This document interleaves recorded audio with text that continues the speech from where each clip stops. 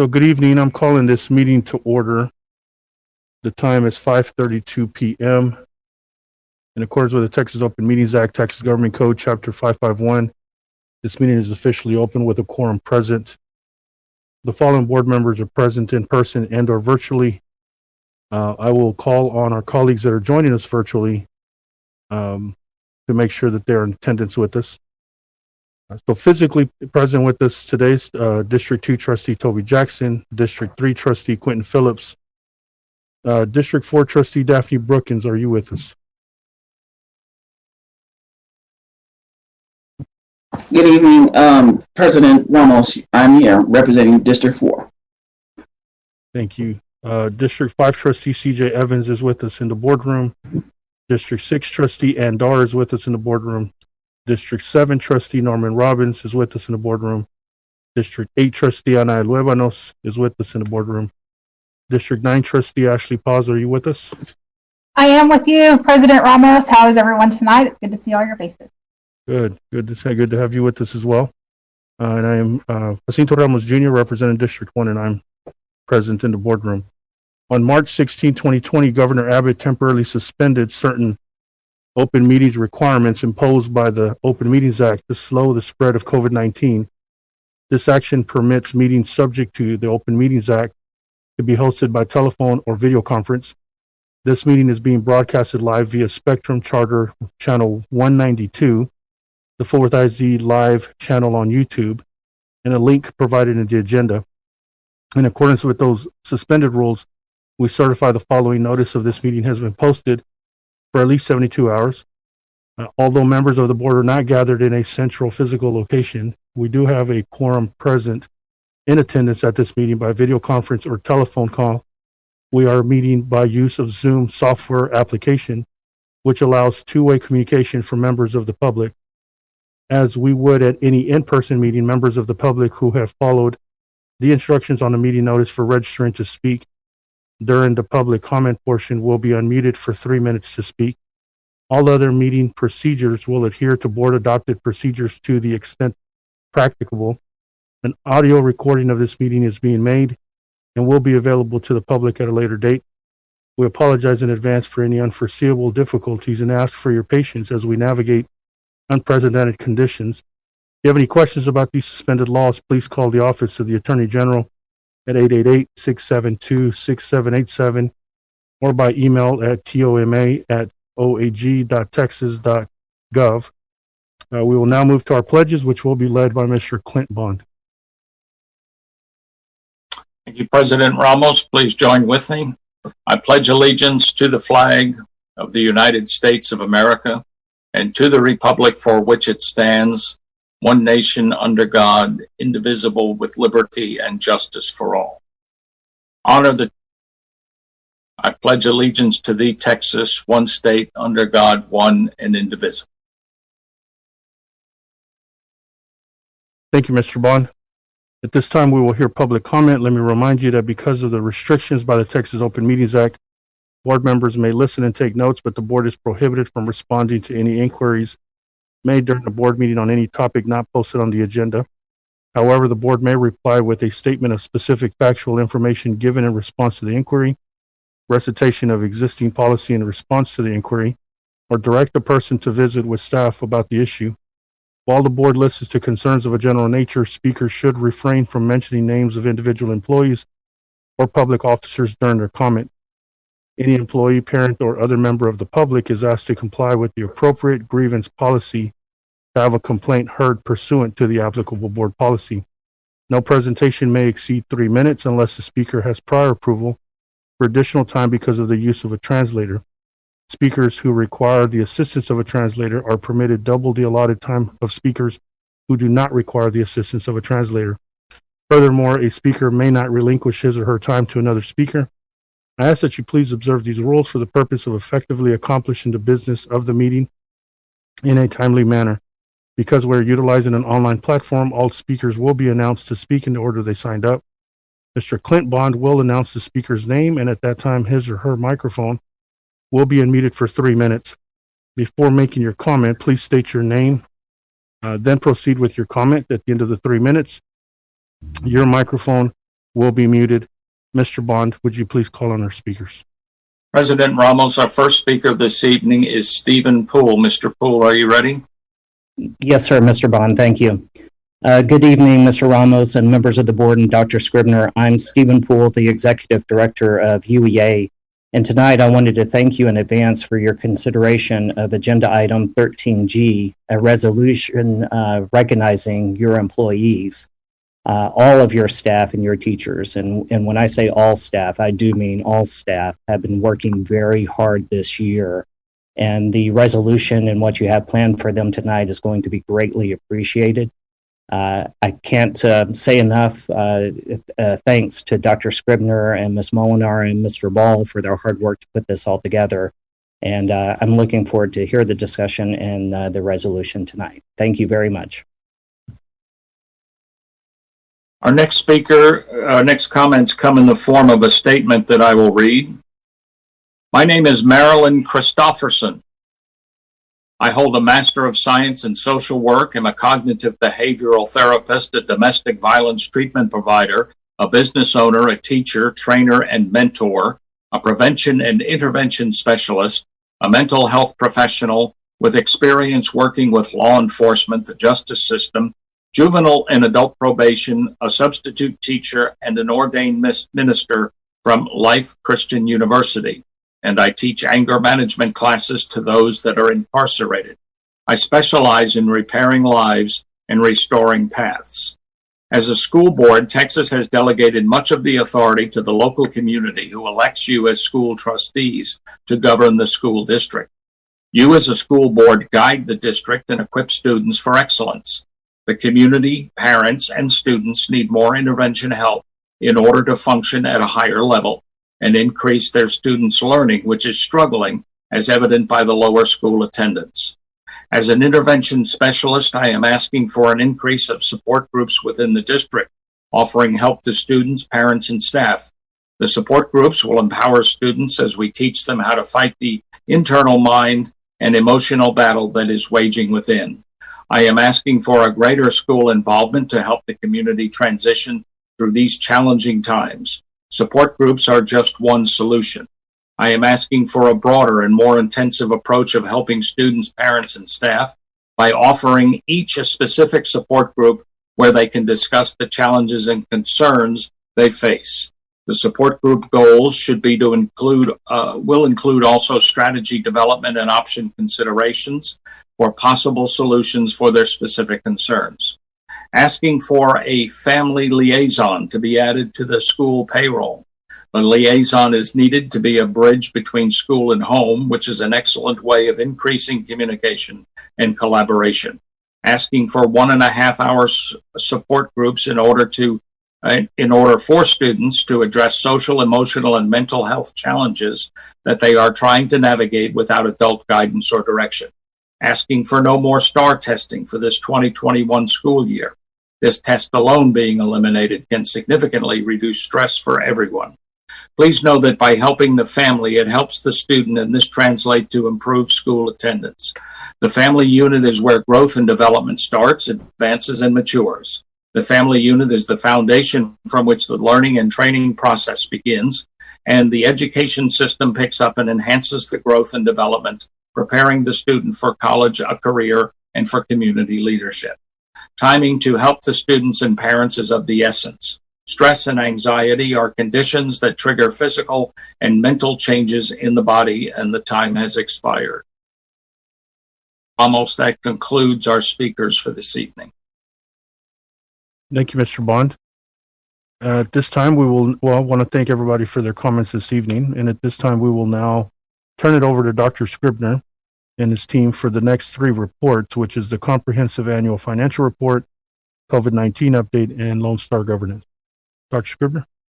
Thank you very much, President Ramos. Tonight we have 3 reports. First will be presented by our Chief Financial Officer, Mike Ball.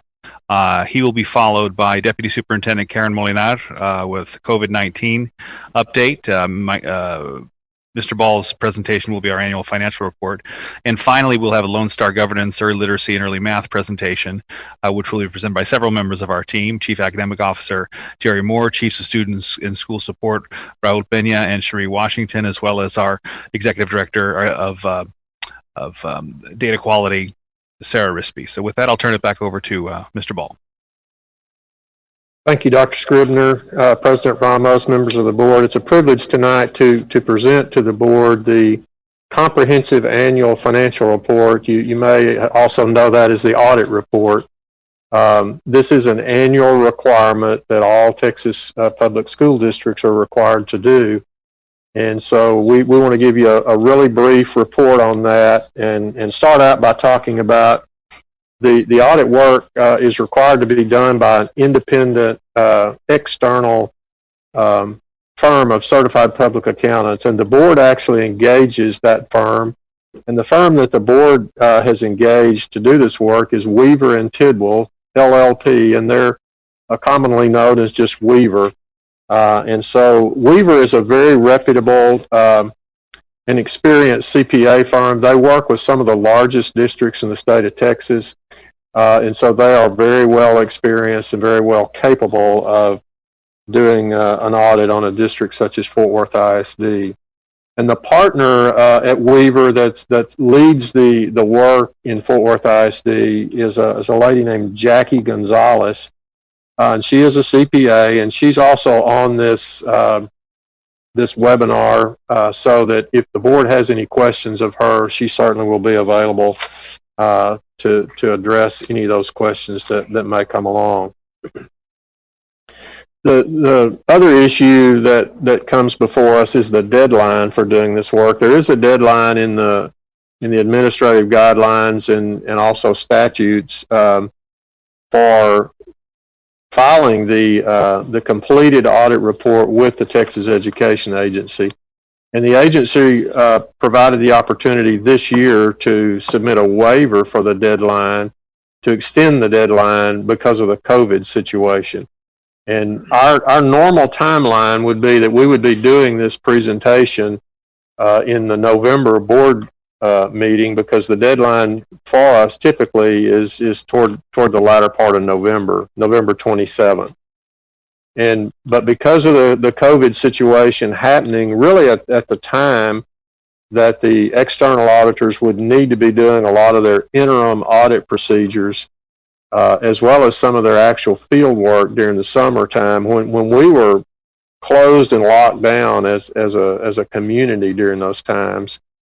And so the board authorized us in September to apply for the waiver. We did so, and TEA has approved that waiver. So now our extended deadline is January the 28th.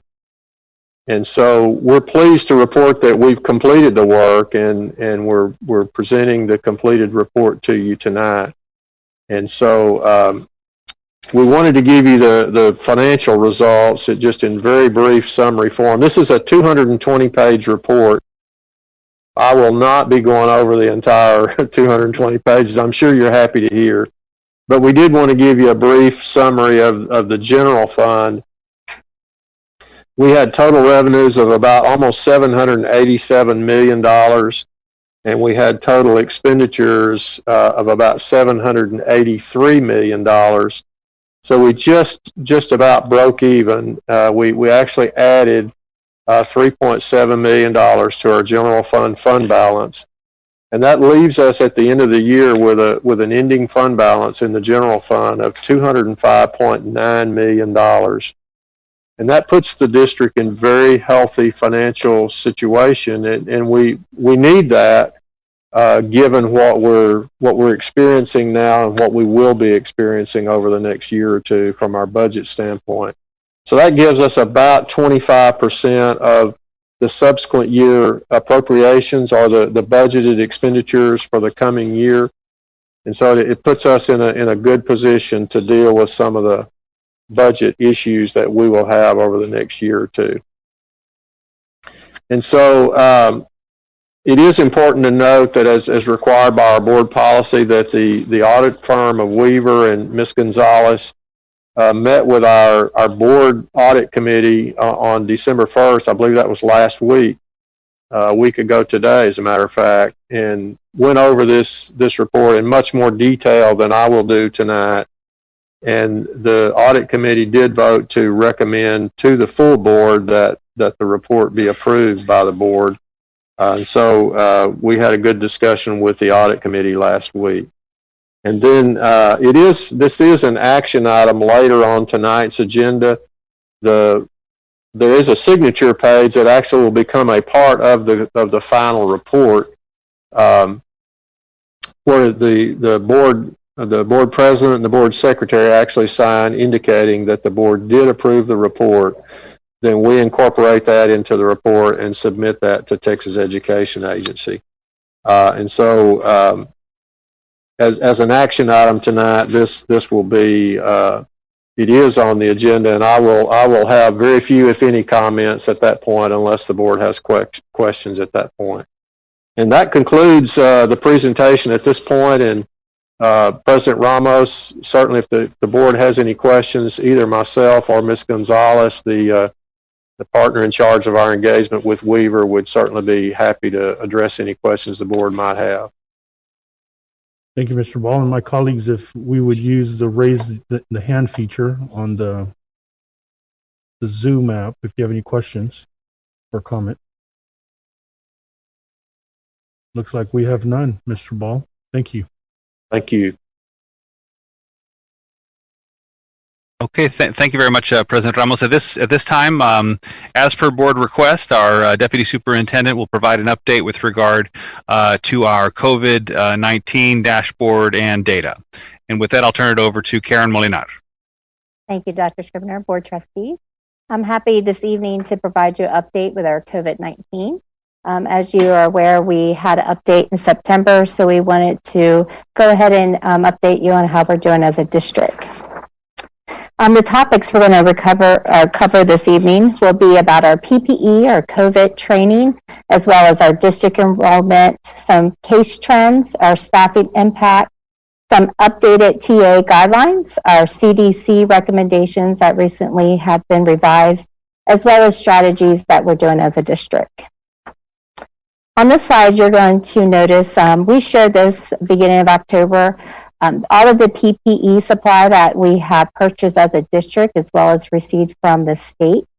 And each campus on a monthly basis is replenished with the following distribution. You can see our disposable masks, reusable masks, and so forth. We want to share with you our numbers and how we're progressing through our PPE.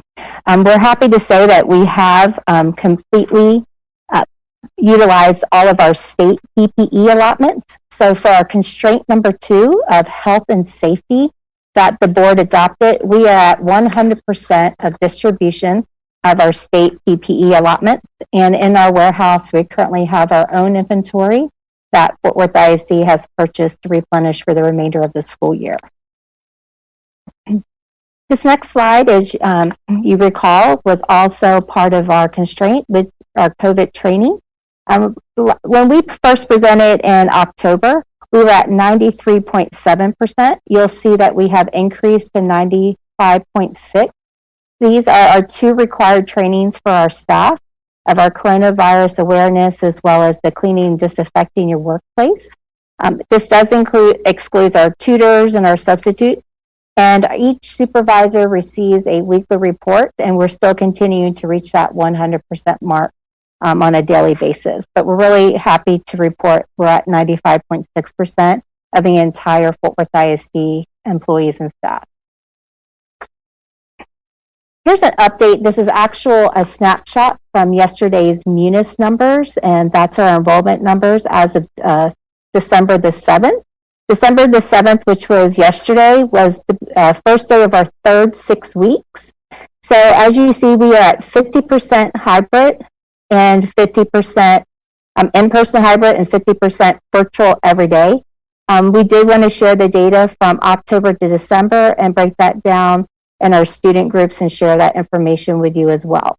So we are sitting currently at 50-50 for our campus instruction. Now we're getting into our COVID trends. This slide you'll see before you, this is about our student data. We've had 4,174 total COVID cases. We have actually broken down this data into 4 categories to share with you this evening. You'll see the red is if a student tested positive. The light blue is if a family member in the household tested positive. And then the greenish blue is exposed to a positive student or employee. And then the gray is if they were exposed off campus outside of a family member. And these are, of course, reported to us by parents as well as family members, and then we receive those results. This data is from October 5th to December 7th, and we broke those down into 4 categories that you'll see the next couple slides mirroring those categories. Here you'll see those 4 same type of categories, but we broke them down by grade level because we thought you'd be interested to see what was high school, middle school, and elementary being within those 4 different categories that we shared on the last slide. Then we also decided to share the data by student group. So these are for all of the 4,100 student cases that we shared 2 slides ago, and you'll see how we've broken it down by our student group, with our Hispanic student group showing at 67% of the 4,174 being our most positive case or fit into the 4 categories. Now we're moving on to our employee trend. 2,830 employees, and this is teachers, this is nutrition services, anyone that's an employee of Fort Worth ISD, you'll see in one of these 4 categories. 3 categories. So we mirrored the same: positive employee, positive household member, or exposed to a confirmed positive. So you'll see the breakdown by percentage. The following slide, go to the next one. We decided to show it to you as if they were quarantined out of the 2,198 or if they were not quarantined. So you'll see on this slide, the yellow means that they had to be quarantined for the 10 of the 14 days, according to our CDC regulations and TEA regulations. And then if they were not quarantined, they would be represented in the green. The very first part of the data is campus. You'll see that as 495 campus employees, how many were quarantined, and non-campus. And you'll see that breakdown by household members as well as the amount by the exposed confirmed positive cases. Here's the staffing impact. If you look here, we gave you a comparison from our teacher and employee total absences from 2019 to 2020. If you look at 2019, our teacher absences at this time last year, and just remember we had 2-week delay on our school year, we were at 21,458. This year, at that same time, we were at 12,884. We actually have a decrease. However, when you look at our fill rate for substitutes, you'll see that our fill rate is less than it was last year. And this is a common problem across the nation because, of course, some substitutes who frequently wanted to substitute in the district are also concerned about COVID. So having substitute coverage has been a challenge for us in our district. You'll see on the green bars, we did a comparison that included all employees. So at this time last year, pre-COVID, we were at 52,984 absences. This year, we are actually at 43,671 absences. So our employees actually have a decrease in total absences in comparison. Tonight, I really wanted to take time to share with you an update on our TEA guidelines. TEA on November the 19th released new guidelines as far as attendance and enrollment. And if you look on the screen here, the district before November 19th, we were only allowed to close a campus or a classroom for 5 days and then still receive funding. TA, as of November the 19th, they did update that to we are allowed to close a campus up to 14 calendar days if we cannot sufficiently staff a campus for instruction. That gives us 14 days, which also mirrored the CDC guideline at that time for a quarantine. However, you look at bullet 2, the campus access restriction. We have to offer, of course, remote instruction, and we're limited to a specific campus being impacted due to staffing. And then bullet 3 is the most important one. This is still to receive the funding during those 14 days. If you implement a campus closure, you still have to have part of your campus remain open to have access to any student who does not have connectivity or use to technology. So this would mean that not all staff could work remotely from home during that 14 days. So this is very important that if we ever need to activate this type of guideline that TA has given us, even if we have to close a campus due to a staffing shortage because of COVID, we still have to keep that campus open, even without students being on there every day. So our staff that's not quarantined would need to report to still receive that funding.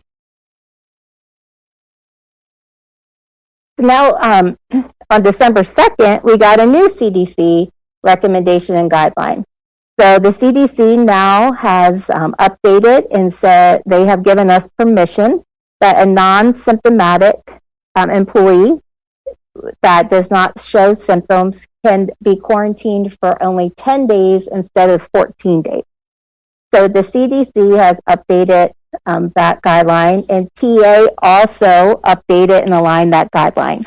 As a district, we have not yet updated our documents and followed that guideline because, as you know, we're under the guideline of 3 different agencies. We do CDC, TEA, as well as Tarrant County Public Health. At this time, Tarrant County Public Health has not changed the guideline for quarantine non-symptomatic from 14 to 10. Dr. Scribner was on a call with Judge Whitley on Monday and specifically asked about this update, and we were promised we would hear something within a couple days. Once we hear that it is changed to 10 days, we are prepared, ready for communication to change our quarantine from 14 to 10 days at that time. So while we're waiting, we're just making sure, as we have in the past, we're aligned with all 3 different agencies with our guidelines. So what strategies have we put in place? And I know, look at these numbers, even if you have 1 positive case for a student or employee, it's 1 too many. However, we are very, very proud of our staff, our custodians, our nurses, our teachers, our parents, and our students wearing their masks, following the guidelines, following the health and safety practices, the cleaning of our campuses, the contact tracing. I cannot do this presentation without recognizing the work of Michael Steiner, Otis Goodwin, Vicki Warren, Raul Perez. We were not staffed to do contact tracing at this magnitude, but they have reallocated resources and they are doing contact tracing literally 24 hours a day, 7 days a week. I get every single email for every contact tracing, and it comes through constantly throughout the night as well as the weekends. So we really must take time to recognize the work that they've done with this as well. And then, of course, we now offer our own free weekly COVID testing to all of our Fort Worth ISD employees to 3 of our sites, our Eastern Hills School-Based Clinic, Western Hills Family Resource Center, and our Riverside Family Resource Center. In addition, we do have certain days of the week that we set up our transportation service and our maintenance and operations to offer free COVID testing for our employees. So that completes my report at this time, and happy to take any questions. Thank you, Ms. Moore. Looks like we have questions, comments from, we'll begin with Trustee Paz, and then Trustee Jackson will follow her. Thank you, President Ramos, and thank you, Ms. Molinar, for that presentation, that update. I just have a quick question. When our staff is quarantined because of a possible exposure, are we requiring a negative test upon return? We do not require a negative test upon return as long as they're non-symptomatic within the quarantine date. They return. We do have our staff, of course, continuously checking in with them or their supervisor, but we do not require a negative test before the return to work. Because some of our, not all of them have tested positive. And some of our quarantines have never tested positive, as you can tell in the numbers. Okay, what about the ones that have tested positive? Do they have to provide a negative? No, ma'am. We follow the guidelines of doing the 14-day quarantine. If they're not showing symptoms and a fever, I believe it's 72 hours, and Mr. Steiner's on here, he can jump in if I'm incorrect, but 72 hours without a fever after the within that 14 days quarantine, they can return to work. Excuse me. I'm going to test myself. I have a spot for you. Okay, that's great. Thank you so much. You're welcome. Trustee Jackson. Thank you, President Ramos. I have a quick question on page 6, Ms. Molinar, if I could. Yes, ma'am. All of the numbers, the percentages stayed static for Hispanic, white, and other. African American shifted on virtual every day and in-person hybrid. Is there a reason for that? Is that one school, multiple schools? And it would be helpful for us to know all of the schools, who has more virtual and who has more in-person, if we could. Sure, we're happy to furnish you that report. We can give it to you by school and actually break it down by student group as well. As long as it doesn't overextend staff right now. That'd be great. No problem. We'll get that to you. Thank you, Ms. Molinar. Next we have Trustee Phillips. Thank you, President Ramos. And thank you, staff. Thank you, Karen. Thank you, all of you who's contributed to this report. This is phenomenal information. I'm very happy that the public is going to be able to have accurate information now, not just speculation, not wondering, not just, a hearsay, but the true numbers, the true data about what's happening here in the district. And so I know this is the, preliminary comprehensive report. And, of course, I would love to, at least be updated as we go along as far as how we look, and maybe not as comprehensively, but just kind of the update of what's happening. The biggest update that I would love to see, given now that we have our baseline pretty much intact, what does our trends look like? Are those spikes happening? Are we on a decline when it comes to student and staff, positive cases confirmed, things like that? That'll be just good, just really great information to be able to see how we're trending when it comes to all those things. But other than that, thank you very much for this. This is a home informative to be able to have this. Thank you. Next we have Trustee Dar. Thank you, President Ramos, and thank you, Ms. Molinar and team, for this very informative report. And to the staff that you mentioned for the contact tracing, I cannot imagine the number of hours and the amount of effort that has been put into contact tracing, and it's something that we've never had to do before, and now we're doing it. And so thank you to the whole team for making that happen. I know that principals across the district are every morning having to creatively problem solve when teachers are out of for quarantining purposes because they are sick, because they have a child that is sick, or for whatever reason it is that the teacher is out. And the ability to fill the position with the sub is challenging. And so I applaud the administrators for their creative problem solving every day. And I wonder if there are any guidelines that the district has as far as what the conditions are on a campus in order to close that campus or for in-person learning because of the number of staff that are out. Thank you, Ms. Starr. That's a great question. And we've been asked that question. It's really hard to have a criteria or guideline to close a campus because every campus is so unique and different in Fort Worth ISD, and we love that. But when it comes to setting a criteria for closure, it makes it difficult. Actually, our two chiefs of student and school support have designed a 4-tier process for campus coverage, which has been great. And so far, we feel is allowing us to keep our campuses open. We always have room to grow. So I'm sure there's some campus employees or principals who would agree with that statement. So we still need to grow in that area.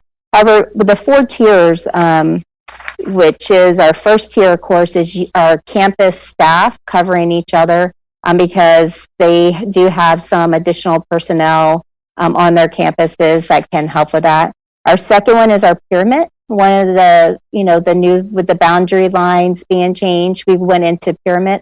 We have identified support within each pyramid with extra instructional coaches, specialists, intervention specialists, a whole group of different employees within that pyramid that we have identified. So if a campus within that pyramid is just having a really spike in a COVID and lack of coverage, we can send employees from within that pyramid to go and assist with that for that campus if we have a shortage of subs.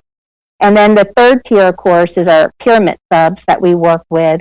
We do have what we call our full-time substitute that were assisting in vacancies. After we did leveling, we were able to fill those vacancies internally. So now we have these additional pyramid subs that we can move around the district. And then the fourth tier is central administration.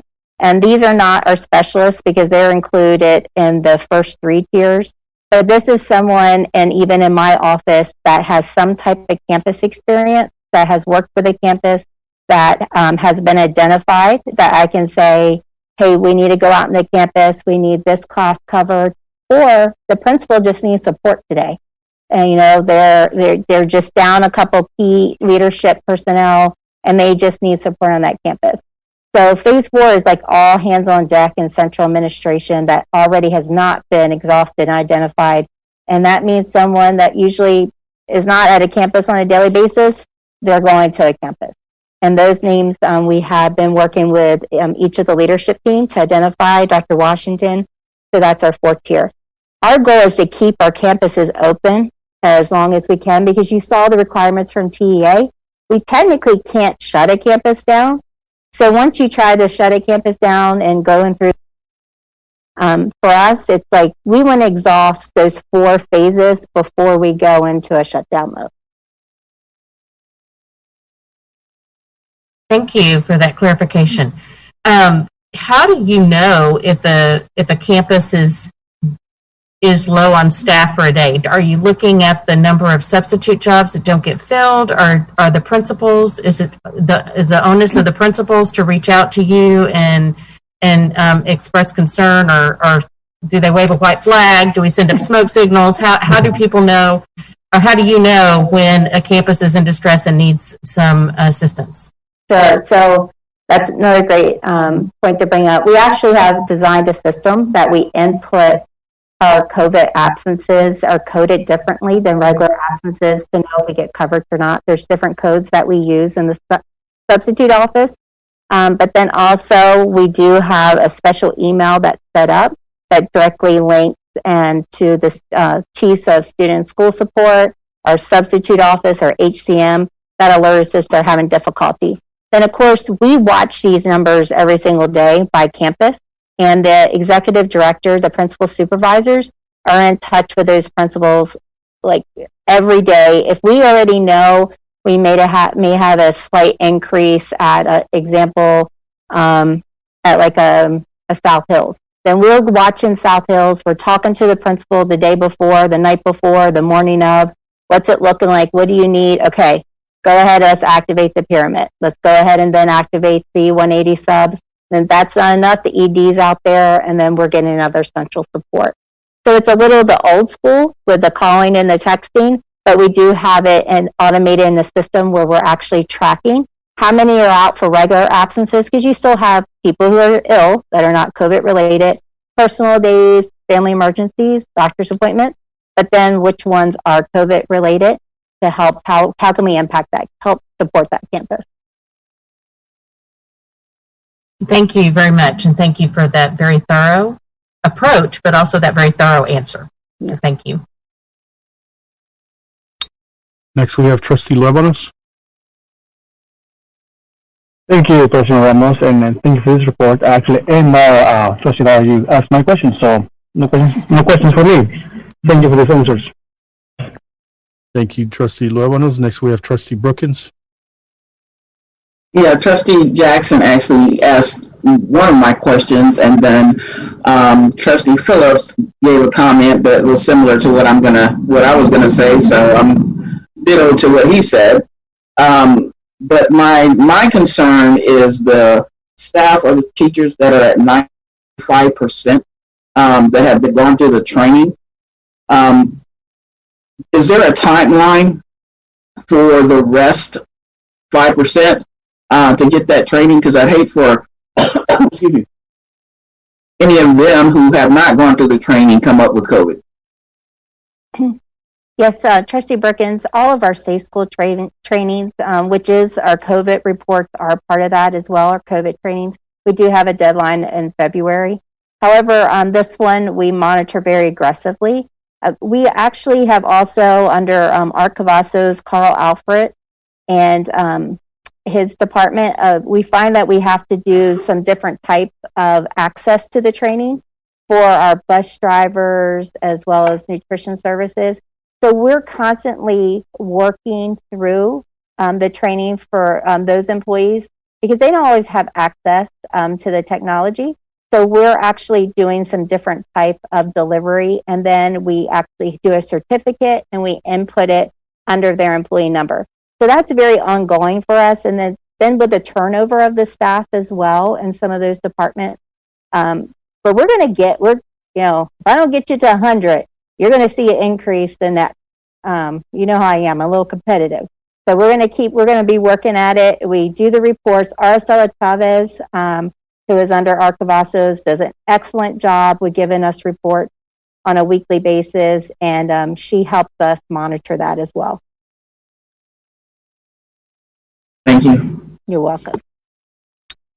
Next, we have trustee Phillips.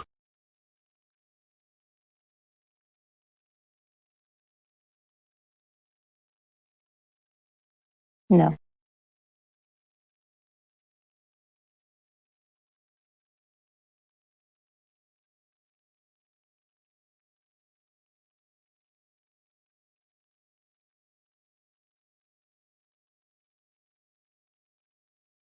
All right. Are y'all able to hear me now?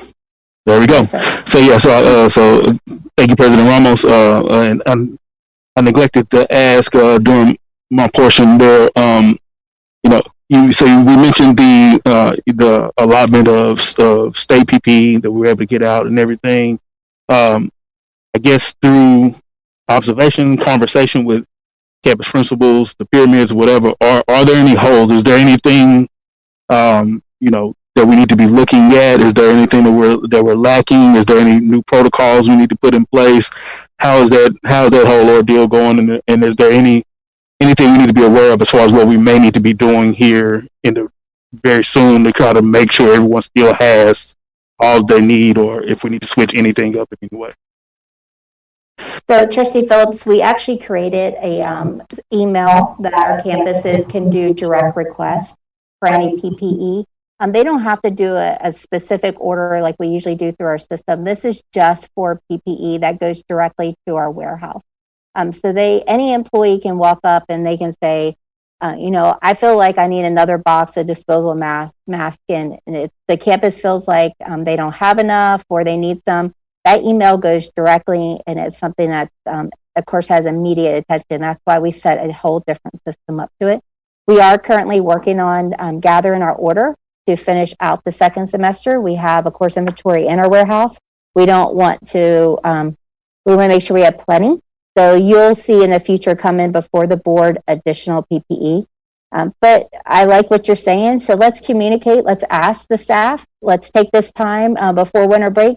What do you feel like you need more of? So when we get back in January after the holidays, every room is ready to receive our staff and our students with appropriate PPE. So great suggestion, and we'll put that in play.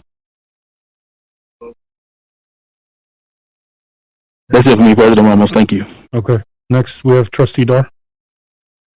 Thank you, President Ramos. Just real quickly, as I have visited campuses this past principals, they have been very complimentary of the process in place to request PPE, but also with the expediency that the order is turned around and the PPE is delivered to the campus. So I wanted to say thank you and commend you on the efficiency of that process. So thank you.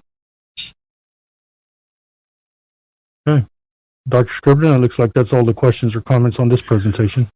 Thank you very much, President Ramos. So our final report is a comprehensive report, Lone Star governance goals on early literacy and early math. Many of you have seen in the national news reporting a common theme that the COVID impact has been significant on our learners, particularly in our large urban districts. The lost learning time is really showing up in our preliminary assessments. So at this time, Drs. Pena and Washington, Mr. Moore, as well as our Associate Superintendent for Assessment and Data Quality, Sarah Arispe, will take us through our next presentation. So I'll turn it over to you, Sarah. Thank you, Dr. Scribner. Want to start off with our scheduled Goal 2 presentation for Lone Star Governance, which was our update on early grades math. Just as a reminder that goal is for us to move from 34% to 45%. And on the next slide, we see that goal broken down by student groups. And I've highlighted the 2021 goals for you to find easily. Under that goal, we have some goal progress measures. So goal progress measure number 2 refers to our CIRCLE and TextKIA, which is the Texas Kindergarten Entry Assessment. And we want to see those early learners raising the number on track from 83 to 88%. And you'll see that broken down by student group, and the 2021 goals are highlighted here. So let's look at what we can related to goal progress measure 2.1. Looking at CIRCLE first. This is an assessment that our pre-K students take 3 times a year. Part of that assessment is observation by the teacher. The other part is actual tasks that the students complete with the teacher. And this includes both our virtual and our in-person learners. So this is combined with both. And here you'll notice that we actually see a 1-point gain from 2019 fall to 2020 fall, which is great. You also notice I've got the number tested there, so not unexpected, but we do have some decrease in the number of students tested there in pre-K. Now we'll look at that same information by student group. You'll see that we have a nice little 3-point gain for Hispanic, a large 10-point gain for our English learners, and then some slight decreases in the other student groups in that percent on track. We also want to look at our TextKIA data. That's the kindergarten entry. Here we see a 6-point decrease, and this is where we start to see some of the impact of unfinished learners. These are students in kindergarten who were pre-K students in spring of 2020 and did not finish in school last year. So we see that decrease from 42% to 36%. Again, a slight decrease in the number of students tested this year in kindergarten. And the next slide shows us those same students in kindergarten by student group, and you'll see that there are fairly consistent decreases across our main student groups with a little larger decrease for our white students. Again, we believe this is the impact of unfinished learning, and we'll be continuing to monitor this and report back to the board on progress throughout the year. Our second goal progress measure for mathematics is MAP growth. Here, here's the progress measure and the goal from going from 61 to 71% of third grade students meeting or exceeding growth on the MAP growth assessment. And the next slide shows us that same information by student group with the goal for each student group for 2021 is highlighted there in green. So right now we have just finished our beginning of year about a few weeks ago before Thanksgiving, our beginning of year MAP assessment for mathematics. The red bars that you see here are the national norms. So we're comparing how our students did to the national norms on their RIT score.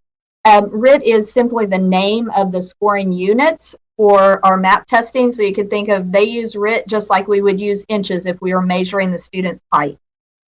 I want to look at that now on the next slide compared to last year. So we have this year in the blue bar, we have last year in the yellow bar, and we kept the national norms on there. You'll see a little variation there in that mean RIT score.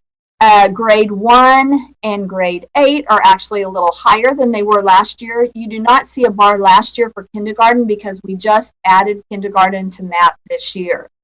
I want to point out that kindergarten is the only area where you see our students performing above the national norm.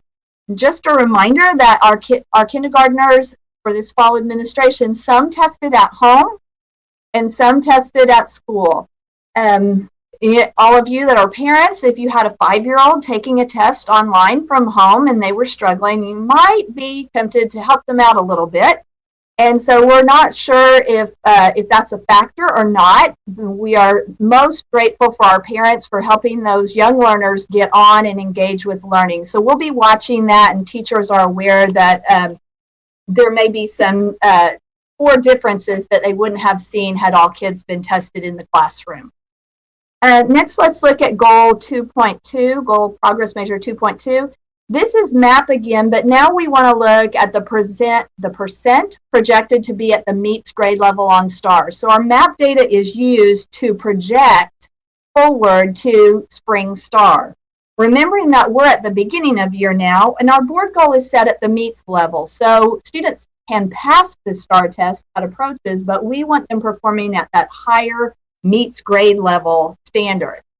So the next slide is going to show us that those projections for STAR 2021 compared to what our projections were last year at beginning of year. The gold bar is the 2019 projected to spring 2020. The blue bar is fall 20 right now projected to spring 21. And you will notice that we are projecting fewer students would pass STAR at the meets grade level.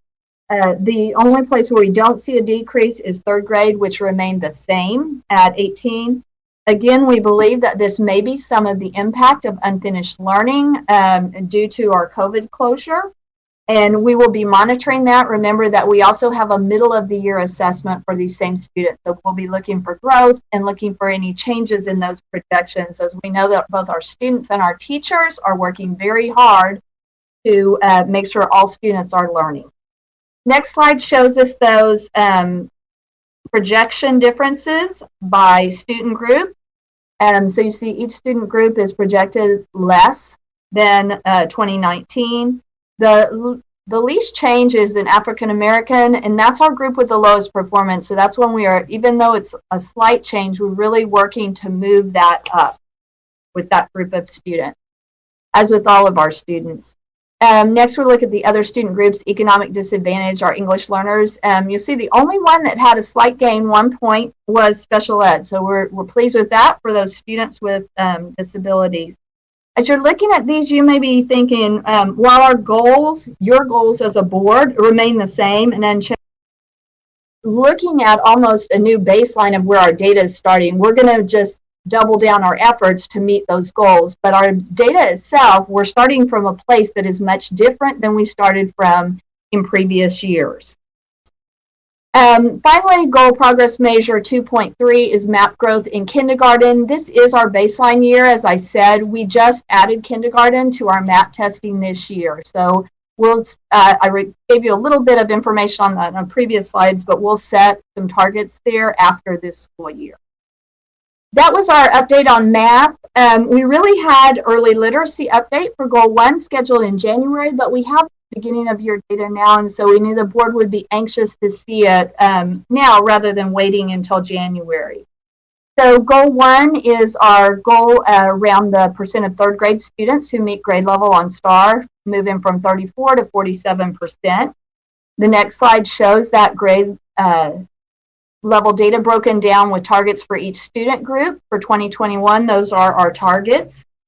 The goal progress measures for Goal 1 include, again, Circle for our pre-K kids, and we want to be sure that they are on track and moving up in the percent of kids who are on track based on phonological awareness, which is a foundation for later success in 3rd grade.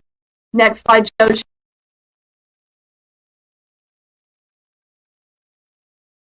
Circle is our pre-K assessment. So let's look, it's given in both Spanish and English.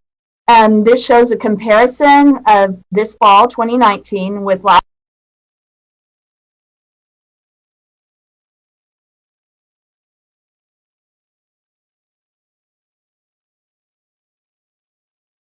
pre-K students. So very excited about that and want to keep those gains going. Let's look at the next slide, and that will break down the English phonological awareness in Circle by student group. And you can see the gains for each student group. The only group that had a decrease was our English learners testing in English, and they were down 3 points from the prior year. We do not have TextKia as one of the goals because kindergartners are participating now in map growth, but I want to bring you that additional information to just balance out with our mathematics. So on track for phonological awareness in TextKia, much like math, we have decreases here. Again, these are our students that were pre-K students in spring of 2020 and may have unfinished learning from last spring. And we see a large decrease in phonological awareness in the group tested in English. Slight increase in Spanish. That is less students, but it's a great increase for those students. This is an area that we will definitely be watching and anxious to report to you at middle of year and give you an update to let you know how those gaps are closing. Same information on this slide with English broken down by student group, and you can see the differences there by race, ethnicity. The largest decline was in our African American students at 34 points, Hispanic 26, and English learners tested in English is 26 also. The last thing I wanted to share with you, though, a bit of encouragement on TextKia. We see that while the students are performing lower, there is still a huge benefit to our students in kindergarten who attended Fort Worth ISD pre-K versus those who did not. It's a 20-point difference. So that this tells us that students are benefiting from our Fort Worth ISD pre-K, and the impact of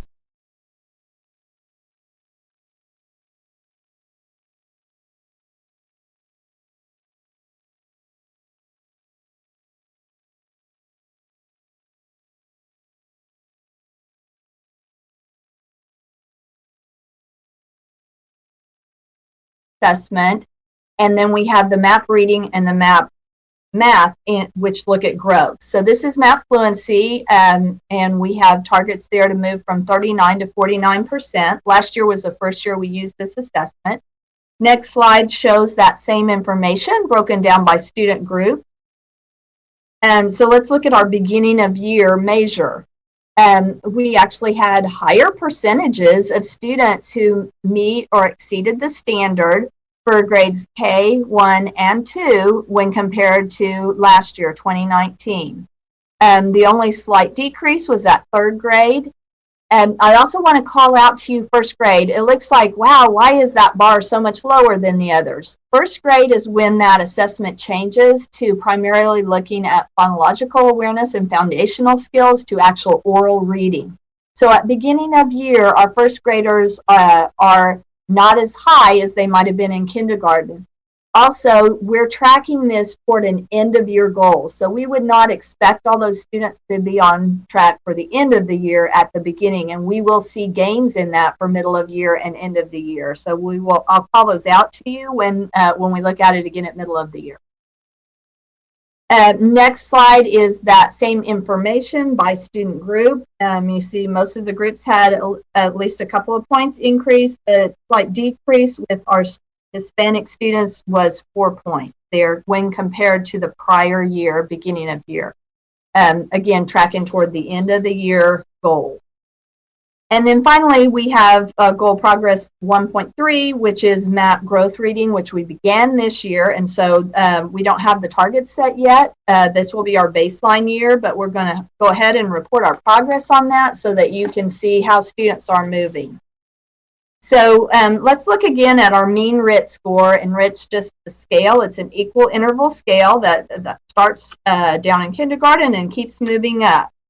And those are each of our mean scores. On the next slide, let's compare those to the national norms. You'll see a similar pattern where, as a large urban district, we run a little bit below the national norms. This is comparable to our colleagues in Council of Great City Schools. A number of large urban districts, as well as some suburban and rural districts, use MAP, but we tend to see that as a pattern. Also call out that same pattern with kindergarten being a little above the national norm. So we're looking forward to seeing if that continues. I'm very hopeful about that. I also want to tell you that the norms for MAP reading growth are set in English. There are not currently national norms available for Spanish. So we're reporting just the English to you, although there is a Spanish test. It only has user norms. Just to call that out, they're working on getting enough data to set some national norms, and we're a part of that along with many of our colleagues in the urban districts nationwide. The next slide shows us the percent of students projected to be at meets grade level compared to STAR of 2019. So if you look at the blue bar, that's this beginning of year data, and we're using it to project about what percent of students would be at meets grade level based on current data in the spring, compared to our actual 2019 STAR data, which is the red bar. So you can see that even with based on projections, we are lower.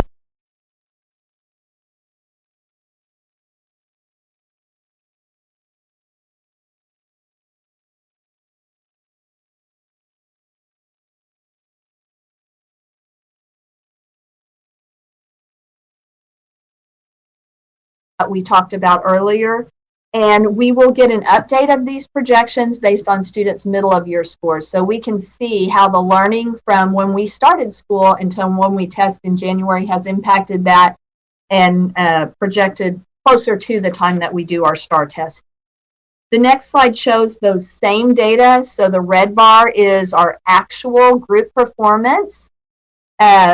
In 2019, the last time we took STAR, because we didn't have the spring 20 test, and then the blue bars again for the groups are the beginning of year performance projection.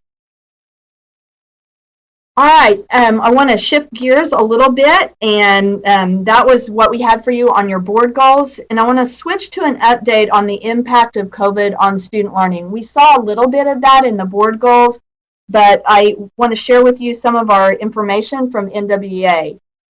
So this slide is not real large, but I think most of you have seen it. In the spring, NWEA produced some projections about how the impact of school closures might impact either the COVID slide or COVID slowdown, they called it, in both mathematics and reading, with a greater impact expected in mathematics.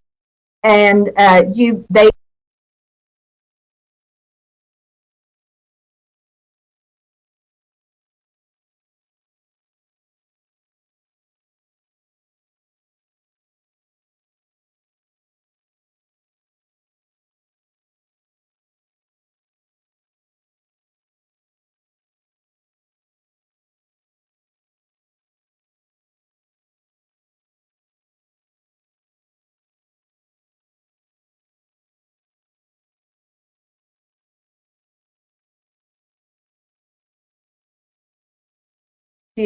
they simply weren't able to attend in person or virtual.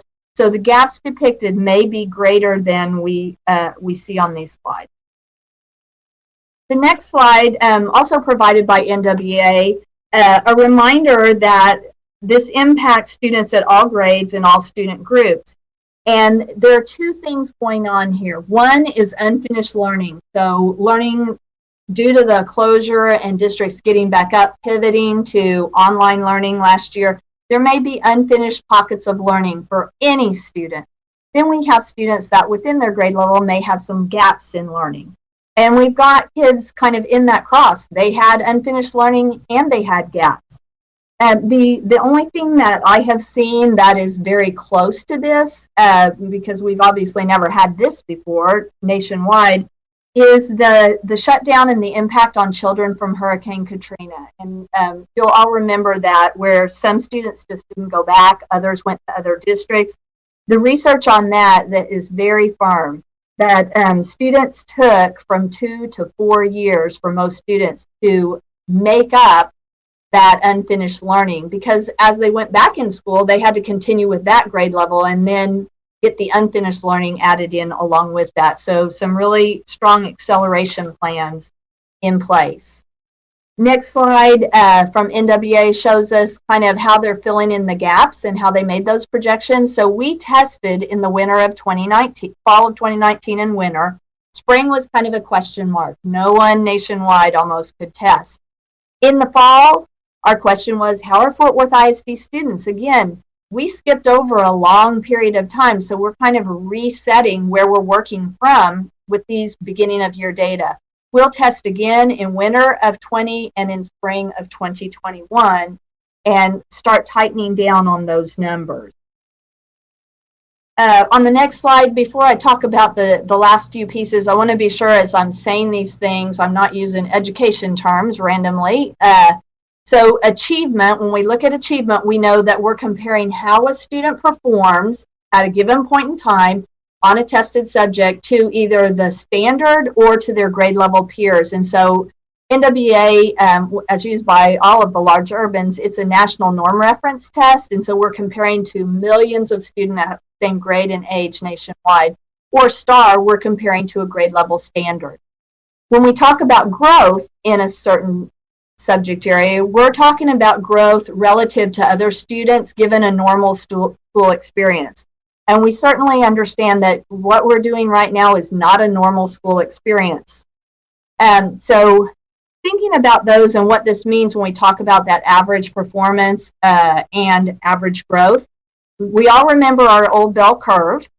Right there in the middle is average performance, and that's higher there because most students fall in the middle in the average. We have low performance on the left and high performance on the right tail. And again, most of the students are right there in the middle of that for average performance. We can also look on the next slide at growth norms using that same curve. So average growth is what most students would expect given a year in school experience. So a year of learning for a year in school.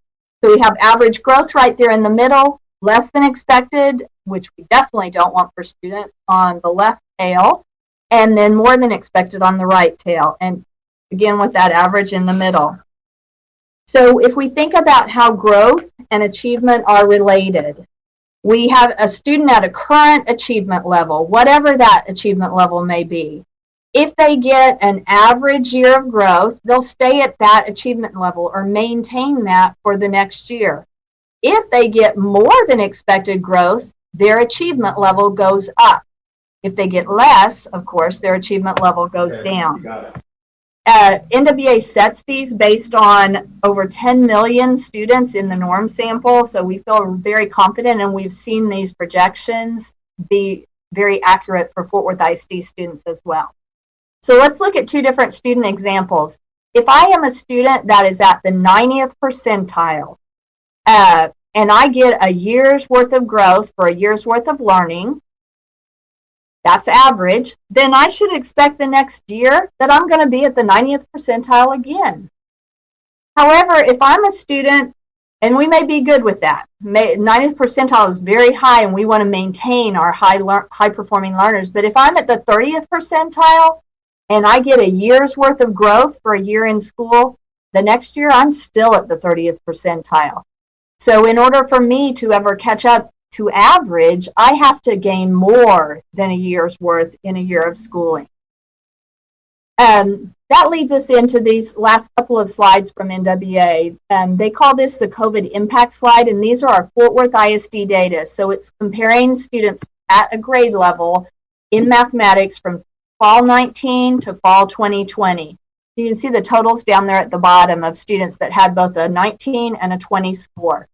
About 5% of students maintained their performance level. So if they were at a 90, they're still at a 90. If they were at a 30, they're still at a 30. 40% of our students, and we may not have expected this increase despite the COVID impact, which is great, and we want to continue to accelerate those. What I want to look more at is the 55% who decreased, meaning that they did not maintain or go up, they went down. So as we look at that 55%, this is broken out by student group. I included this just so that you could see that there wasn't, by a point or so, much different in student group. And to the next slide, here's that 55%. That represents 15,000 students in Fort Worth ISD who decreased in achievement.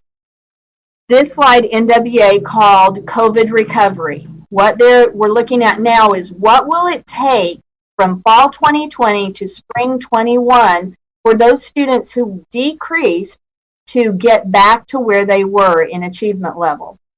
Well, 5% of the students just having an average year should be able to do that. Another 11%, as outlined there in green, with good solid tier 1 instruction and appropriate scaffolds, should also be able to make back where they were. Another 7%, highlighted here in yellow, with a stretch goal and really working hard with our very best teachers, may also be able to recover by spring of 2021. 77% of our students who had a decrease are going to need multiple years with our strongest teachers in order to gain back that achievement level because of the COVID impact, based on our NWA data. These are patterns we have seen. They're consistent with that analogy to Katrina. And it's similar to what you're seeing reported in the news and from our other large urban peers at the council, as well as in Texas.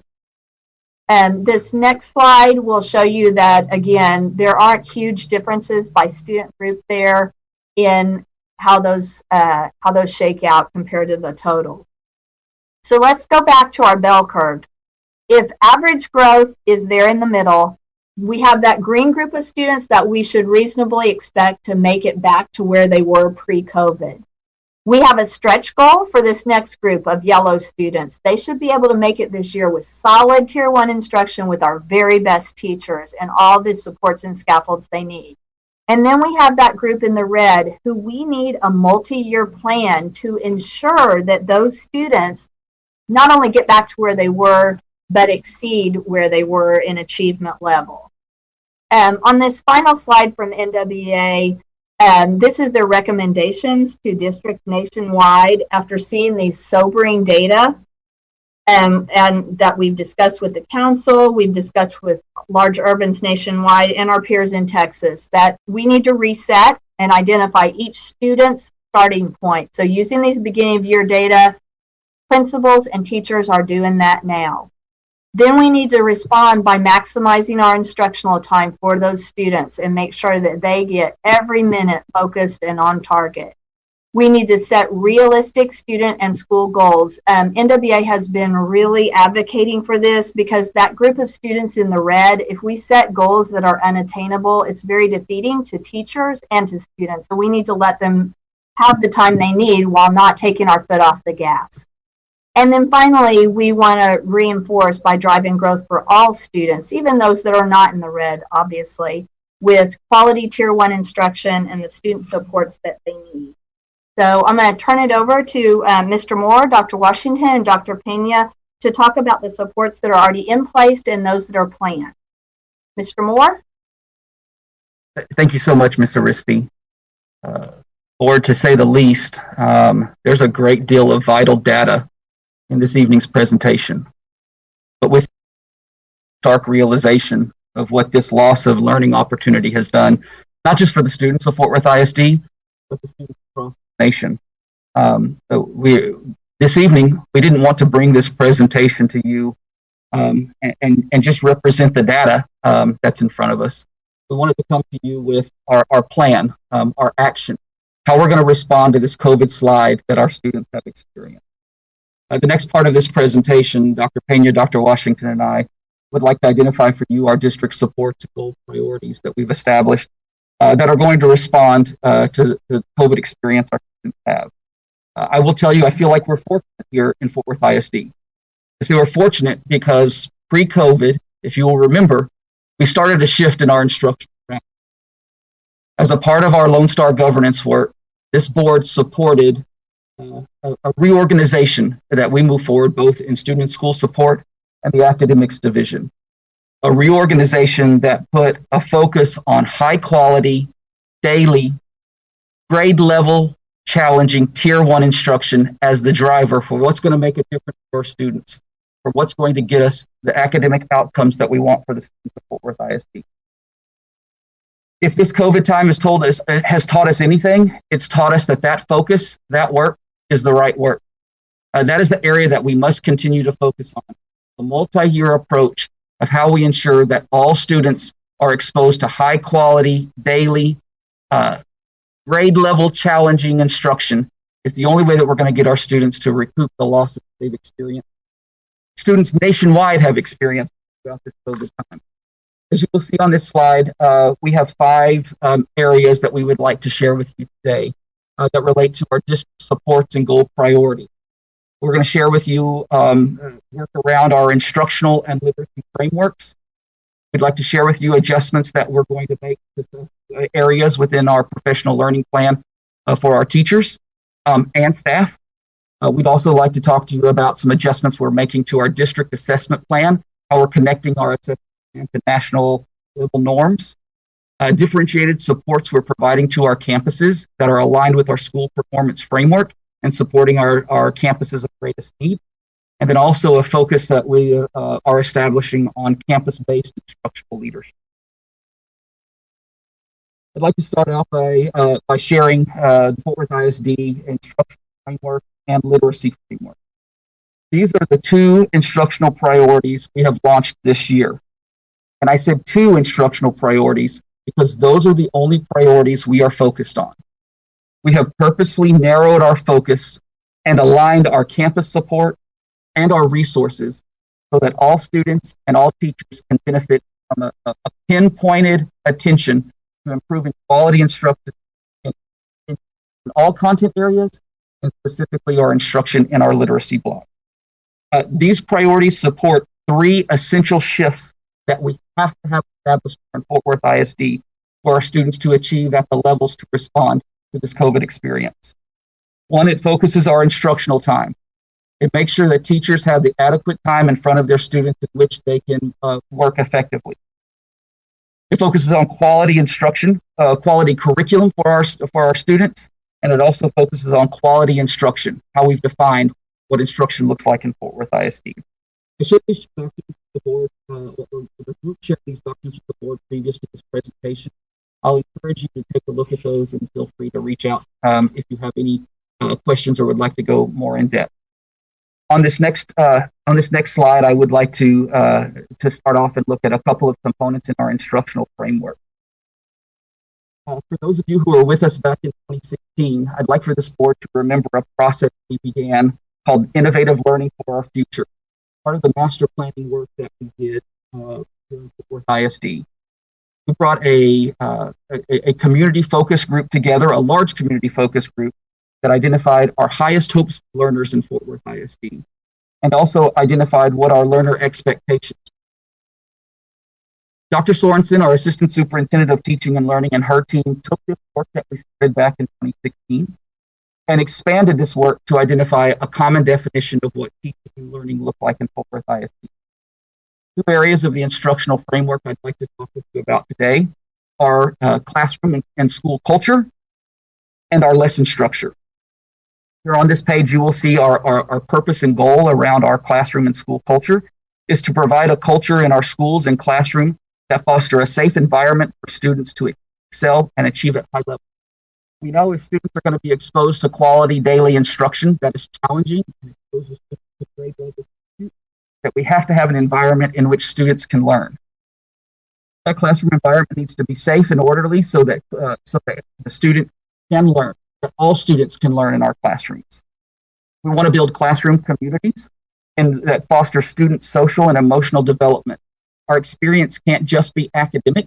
It has to be support for the whole student, social, emotional, and overall student development in our classroom. We're supporting our teachers to provide an equitable learning environment for all students, a classroom environment that establishes a community with high academic expectations, grade level challenging instruction in which all students can be successful, and doing all of this in an environment that is a culturally responsive classroom, a classroom where students can see themselves in their learning, and a classroom in which their learning reflects the students that are in each of our classes.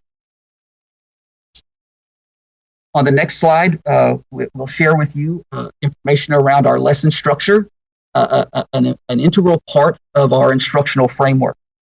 This lesson structure defines our definition of high quality instruction in Fort Worth ISD. I think you all know I've been around Fort Worth ISD for a number of years.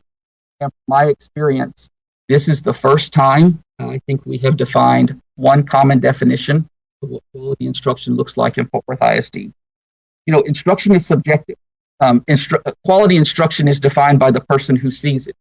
What we wanted to do in Fort Worth ISD is to align what our expectations were, to align what we're supporting in the classroom. The common definition allows us to align not only our professional learning, but our campus supports and our instructional planning and development. So we're bringing all teachers and students back to one structure of support so that we can make what's happening in our classroom is getting the results that we want for our students. I welcome an opportunity to share more of our instructional framework with you if anyone would be interested as we move. We'd like to touch base on our literacy framework as well. Our literacy framework is not just a foundational framework. It's a framework that spans from elementary all the way to our secondary education. This piece, the Fundamental Four, speaks to our foundational literacy work, the work that we're doing in our elementary classrooms specifically. Our literacy framework identifies the four fundamental components of a literacy block. A definition that says, in a literacy classroom, in any school, on any day, this is what you should see happening. This is what our teachers are working towards implementing and providing for quality student experiences. You'll see here the first component of our Fundamental Four is the knowledge of words and word. Simply stated, this is a phonics block. This is an opportunity for students to engage in phonics instruction and phonological awareness, that letter sound correlation that helps all of our students become better readers at an early age. The second component supports oral reading fluency of our students, providing our students the opportunity to read out loud, the opportunity to practice their reading to become more accurate in their reading, to have greater automaticity, and to have greater prosody so that they're actually reading like readers in their classroom. The third Fundamental Four component that we have is work on student comprehension of their reading on a daily basis. We want students to know what they're reading and know reading and be able to tell us what they've actually learned from text that they're reading. Can't just be able to call words. We have to make sure that students are able to understand the information that they're getting from the text. And then our final component that we expect to see on a daily basis is a connected writing block.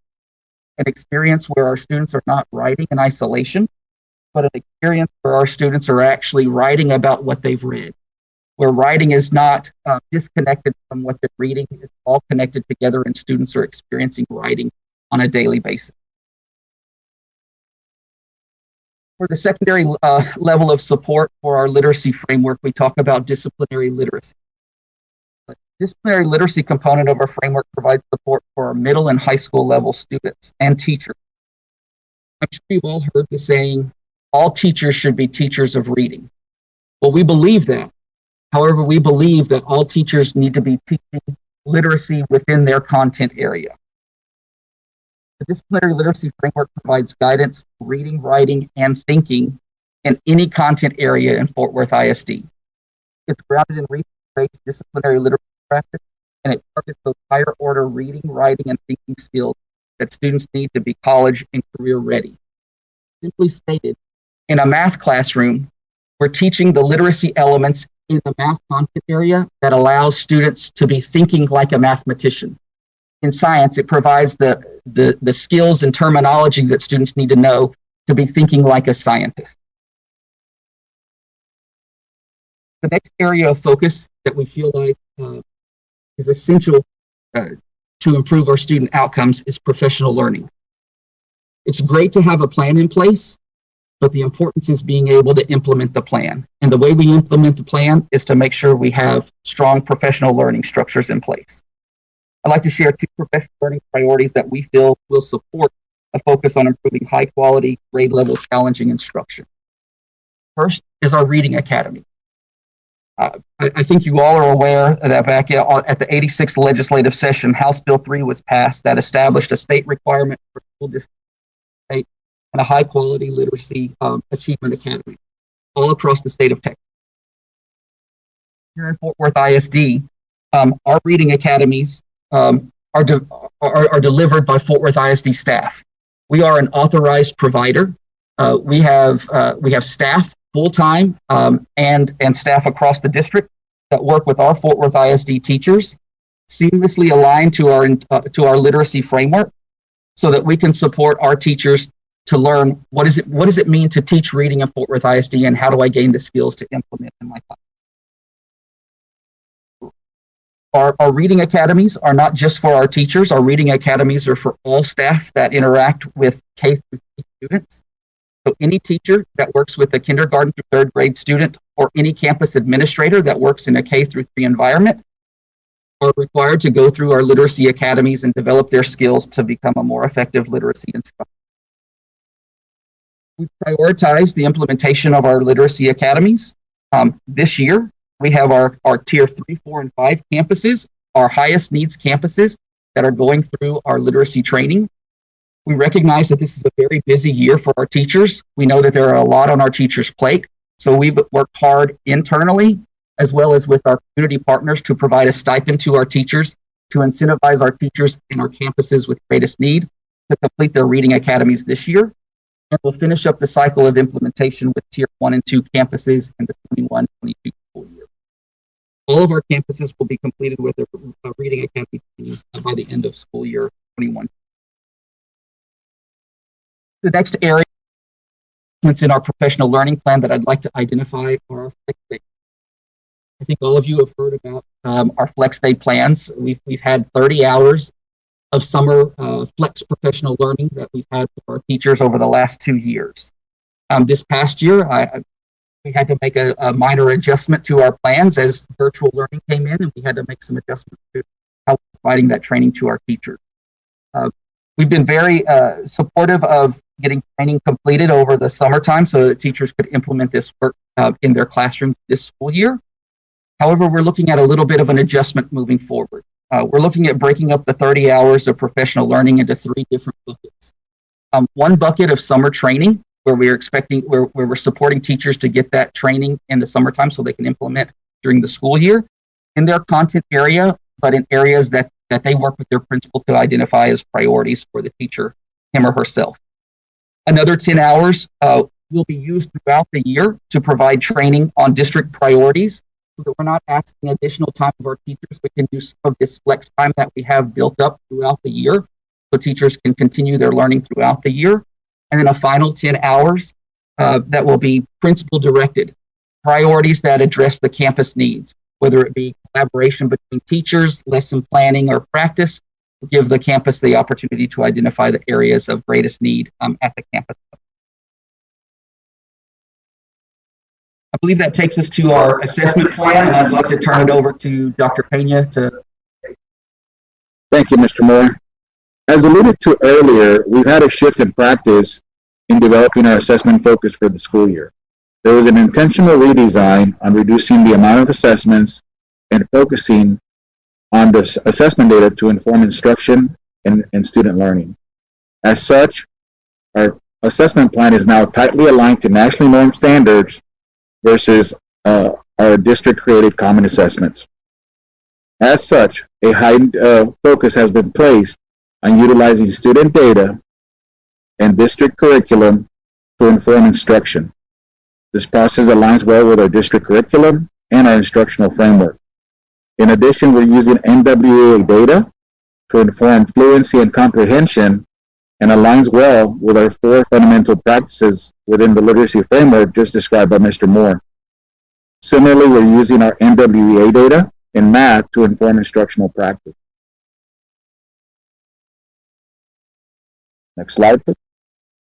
Thanks to the realignment of the school boundaries and pyramids approved by the board, we have realigned our school pyramids to streamline instructional programming and support. One such high-impact strategy is the reallocation of district personnel to support campus needs based on our school performance framework. For example, we have prioritized and appropriated instructional coaches at our highest need campuses. Another example is that Tier 4 and 5 campuses have an additional 150 personnel to support with instructional coaching, student interventions, social emotional learning, and student attendance. As Mr. Moore mentioned, our Reading Academy training will be completed around year 2022. In the meanwhile, student and school support and academics are working jointly together to provide differentiated support to our campuses as follows. Tier 4 and 5 schools have already met with both departments to discuss their campus-specific plans and articulate any other critical support that may be needed. Similarly, Tier 2 and 3 schools have instructional teams observing the implementation of our district's curriculum and its frameworks at each campus. After each visit, these instructional teams meet with the principal and the campus teams to discuss any trends observed and potential additional supports that may be needed.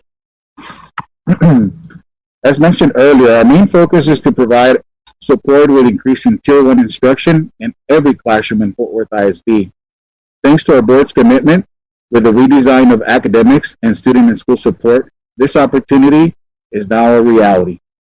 In the midst of our COVID and gaps in learning as a result of COVID, we have channeled funds to provide additional supports for our campuses, such as Pathblazer, MyPath, and Lexia. These are student software programs specifically designed to provide individualized, differentiated support based on specific student need. Ongoing training is being provided to our campus leaders, our instructional staff, and teachers to ensure that these interventions are implemented with fidelity. As we continue to support our kids academically, we know with the impact of COVID, they also need support with their social emotional learning in a safe and supportive environment. As such, Panorama provides teachers and schools with additional tools and resources to provide additional lesson plans and additional resources to support kids with these challenges. We're truly excited to see the impact that these tools have on our kids and our campuses as we move forward. Dr. Washington? Thank you, Dr. Pena. As mentioned before, professional learning is a top priority and key to our students' success. This year, we've been very intentional about including instructional leadership teams at all of our professional learnings provided to principals so that we have campus teams that are trained and are able to assist with implementation and learning. Instructional leadership teams include our principals, assistant principals, data analysts, and instructional coaches. But we've also asked principals to identify lead content teachers and teacher leaders who support teams of teachers and are able to support with implementation. Our campus-based professional learning teams are also specific to the needs of individual campuses. I believe you heard earlier, Mr. Moore identified 10 hours of flex time, where teachers are able to provide ongoing learning that support their own professional growth. This also provides opportunity for teacher-to-teacher peer sessions with input from the campus staff. And then based on the trends from campus walks and observations, feedback can drive professional learning, again, specific to individual campus needs. Finally, we have our professional learning communities that are specific set times on each campus. They allow for teachers to collaborate on lesson design. Teachers can also take opportunities to practice lesson delivery and get feedback from peers. PLCs also allow teams time to review data such as the MAP data that was shared earlier, and also to respond to data that will plan and support campuses, such as college and career and community data, college career and CCMR data, discuss campus climate and culture opportunities, and when needed, provide one-on-one small group support for individual students. Supporting and re-engaging students also is an ongoing top priority. I believe you saw the numbers of students in our previous presentation. We have multiple strategies that are being utilized to support our students and parents and campuses. At the campus level, principals and teachers are assigned to cohorts of students in which they track students that they see there's a need and a drop in participation, and in some cases, students have disengaged. Campuses have identified staff to conduct home visits. They make calls. They work to determine the why of the students missing. If it is because of family needs or technology or academics, they work with the family resource centers to provide specific resources for those students. Campuses also have a stay-in-school coordinator to support with re-engaging students. They work with these students as well in conducting home visits. They engage in team outreach activities with campuses such as our district walks to share information about registration, graduation, and campus initiatives. Stay-in-school coordinators also continue the work of addressing truancy concerns. And then they are also nationally certified in dropout prevention. They attend our restorative practice trainings, as well as they are trained in social emotional supports. They also work along with our family resource centers to advocate for students and family needs. At the district level for support, and thanks to the board's approval of Panorama, as Dr. Pena mentioned, this is a platform to support students where we're able to measure the social, emotional, and academic needs of students. Panorama allows us to capture the voice of our students and topics like diversity, belonging, and engagement in school. As campuses collect these data, results will equip our school leaders and our teachers with a better understanding of the students' needs and their experiences. And it also provides SEL interventions that respond. Additionally, at the district level, and with the addition of our newly formed parent partnership department, headed by Ms. Marta Prata, we've been able to engage families and community partners on multiple levels. Parents as teachers have partnered with Read Fort Worth, and they've identified over 300 of our pre-K no-shows. They've conducted porch visits to determine where students are being schooled and what additional supports are needed for our parents of our pre-K students. They've also partnered with the World Relief and Catholic Charities. We found that many of our students, there's a need to assist our children who are in our refugee population, where we found that they not only struggle with low attendance and grades, but also the language barriers, including the language barrier of learning to use technology. Because of this department, they offer now after-school tutorial sessions that have been established in the clubhouses at these locations, and they are supported by the parents as teachers. Additionally, and our previously established Parent University just completed a 4-week technology class serving parents in 4 schools in the Poly and Morningside communities, which is a space that is heavily located with our populated with our refugee students, to assist parents on utilizing technology and how to engage with their campuses, understanding attendance and grades, and being able to communicate with the campus principals and their teachers.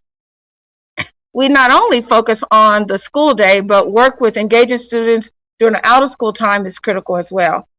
The Fort Worth After School program consists of 80 Fort Worth After School sites that serves approximately 100 students virtually and 1,600 students in person in grades 3 through 12.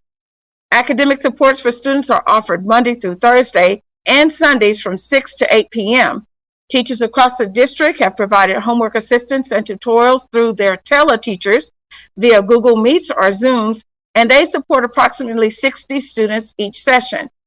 This plan is working to extend in more high schools, and we look to support approximately 300 high school students daily. That is our next step, and our team is working very diligently to implement that. Virtual programming for the Fort Worth After School includes fine arts, performing arts, health, wellness, yoga, cooking classes, and sports that's offered as well, Monday through Thursday from 4:30 to 6 p.m. Finally, the Fort Worth After School program serves approximately 2,500 meals per day, and they not only serve students in the Fort Worth After School program, they also serve the students even if they're not in the program. We understand this is, we still have a challenge to re-engage our students, but we are constantly working to modify our plans and strategies to reach as many kids as possible. This concludes our presentation, and we are happy to answer any questions that the board may have. Thank you, everyone. Looking at first person with their hand up is Trustee Evans.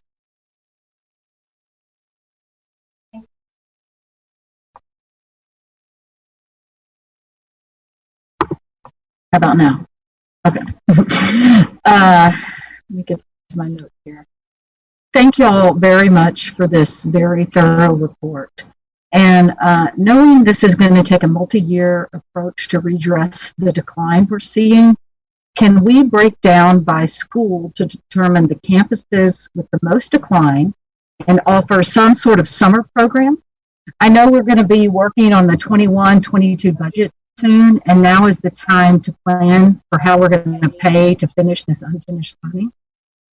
And if the greater overall negative impact is in mathematics, could the summer programs be more math focused? And knowing it's going to take, I think the data was 77% of our students will take multiple years. What are our HR retention and recruitment efforts for these world-class math educators that we're going to need?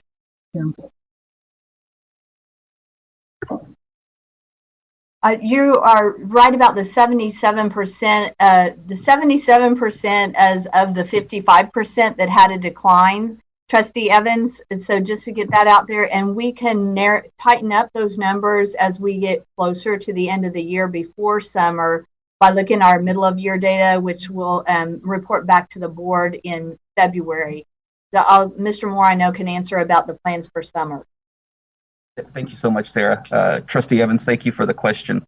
A couple of thoughts I'd like to share with you right now. One, I think we need to recognize and remember that we started school late this year.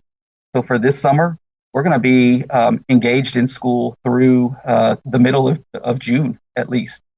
And so one of the things that we're working on right now from an academics perspective is what does school look like in the month of June? So while we have students captured, so we can really be focused on, but doing that focus in the areas at those campuses that, yes. Can you hear me? Okay, thanks. So yes, we can look at information and data split up by campus, and we'll be glad to share that information with the board. I would like to summarize my points from the presentation. Just make sure we understand this multi-year approach has got to, what are we doing on a daily instructional basis with our teachers? What are we doing to make sure our teachers are improving the quality of instruction that's delivered? That doesn't mean we're not going to have interventions in place for students.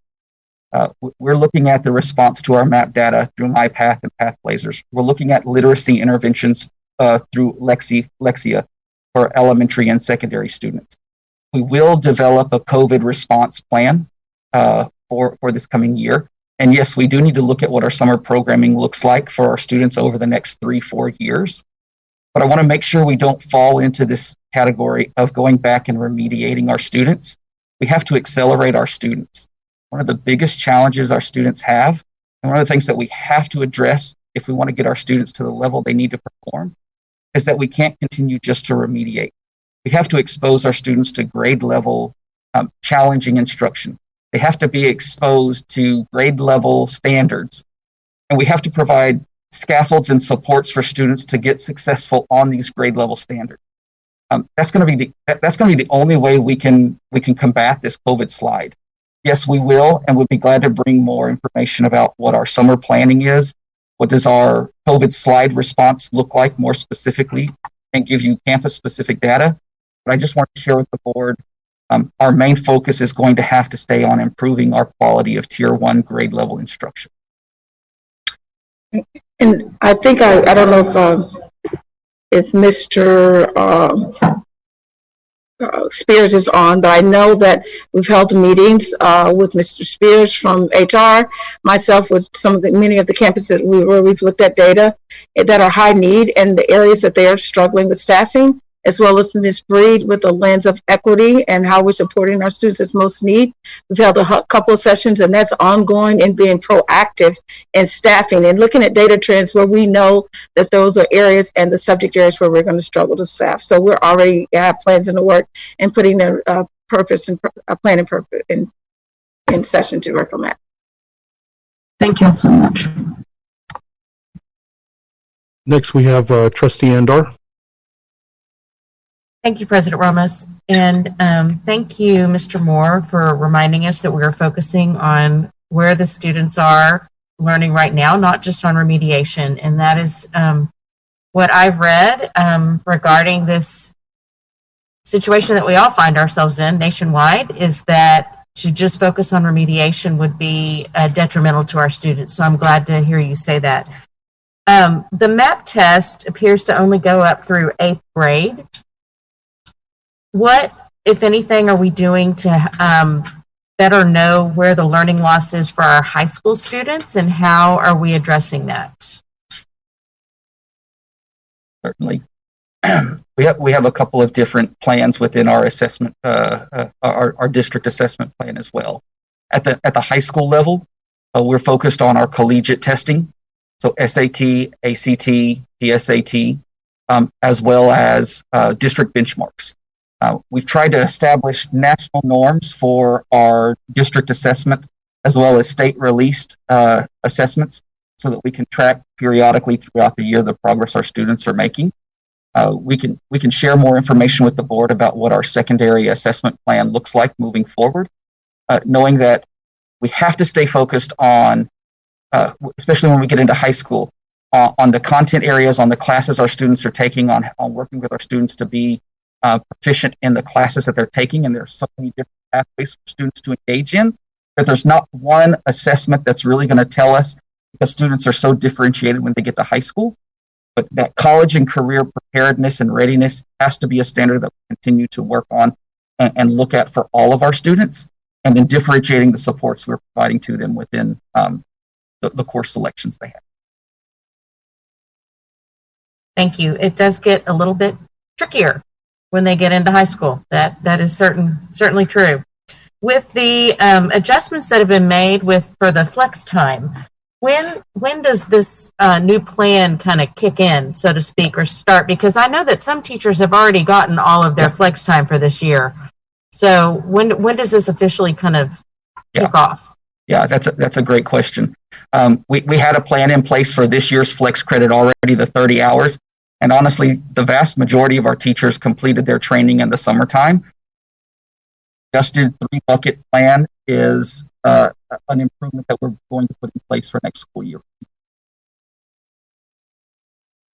I love seeing that there's some principal-directed professional learning that's incorporated, because the principals are the ones that know their campuses best and know what the needs of their students are. So I appreciate you including that in there. Does that include things like campus retreats or full-day campus planning type activities? Does it include that as well? Well, I will add that we spoke earlier about the campus plans and the principals. That's one thing that we created the instructional leadership team, is they're able to work with their campus and design specifically what they need. And we are leaving that completely to principals to design that with their specific staff. If it is a retreat, if it's a specific, not retreat, I will say that given COVID, it may look more like grade levels of teachers and contents, where we're providing substitutes so that they can have that professional time to do their professional planning or review data or look at how they're going to implement lessons. So that is at the campus level specific to them, but those are also days that we've set aside for them to have the whole day. So that's worked into the schedule as well, as we look at waiver days and such that are scheduled throughout the year. But specific to each campus needs, that's not something we're trying to design district-wide, but that's left at the level of for the campus principal and their teams. Ms. Starr, just to piggyback on that, we are being cautious of pull-out days because of the substitute coverage, the lack of substitutes, and of course the need to keep our teachers in front of our students. So in the past, we've been very just giving, and we appreciate the pullout days and the planning, and sometimes it's necessary to do that to move forward. But right now in the situation we're in, we're really watching any pullout because we're at a very just at a scary point for impact for lack of substitute coverage. So we're being very creative when we can find time from the plan. So and they're doing it, and the teachers are willing, and we appreciate how much they're giving up in their PLC time to move forward with that. I fully support that. I hear you, and I think you're spot on. And I guess when I was thinking of that, I was also thinking more in terms of like back to school in the 2021 school year, before school starts, before students return, and the learning that campuses can do together at that time. So no, I applaud you for keeping those teachers in front of the students. Last question. With some of the new programs, the Pathblazers, MyPath, Lexia, and Panorama, I know that those are things that the board supported, and I think somebody has their mic open, and I can hear myself through the, thank you, sorry, I'm not sure who that was. So with the Pathblazer, MyPath, Lexia, and Panorama programs, those are things that we've invested in as a school district. How are we soliciting teacher feedback regarding the implementation of these programs and the information that they're getting from these programs in order to better provide instruction for students? I can share with Panorama, we have that process open right now that started on the 30th and it goes through the 18th, and it does solicit feedback from students and from teachers. So that's one avenue that we're utilizing, and principals are working with their campuses to share that information and ensure that they are engaging in that feedback with Panorama, with the survey data. So, Mrs. Dar, if I can address more of the specific academic programming interventions, MyPath, Pathblazers, and Lexia, we're actually building a cohort, a professional learning community around the implementation of Lexia specifically.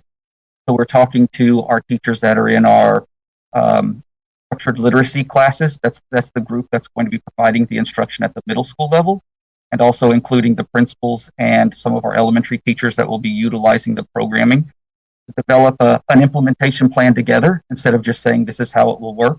And so giving them the opportunity to develop the program along with us as we can. When it comes to MyPath and Pathblazer, we started with an expectation of amount of time that students participate. You remember MyPath and Pathblazer is directly tied to MAP assessment, and it creates an online pathway for students to practice on the skills that they have deficits in as a result of their MAP assessments. We did not tell teachers how they had to do that. We did not say that had to happen in classroom time. Teachers can do that outside of the classroom. They can carve out 15 minutes a day in the classroom. We've given some flexibility for teachers to do that the way that it best makes sense in their class.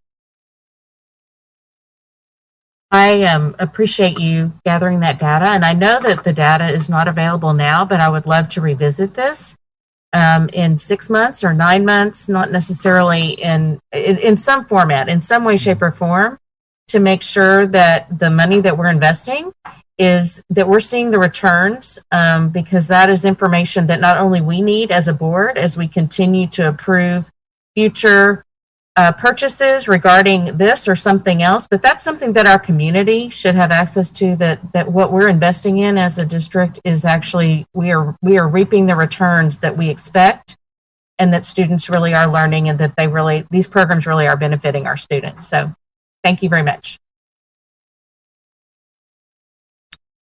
Next, we have Trustee Jackson.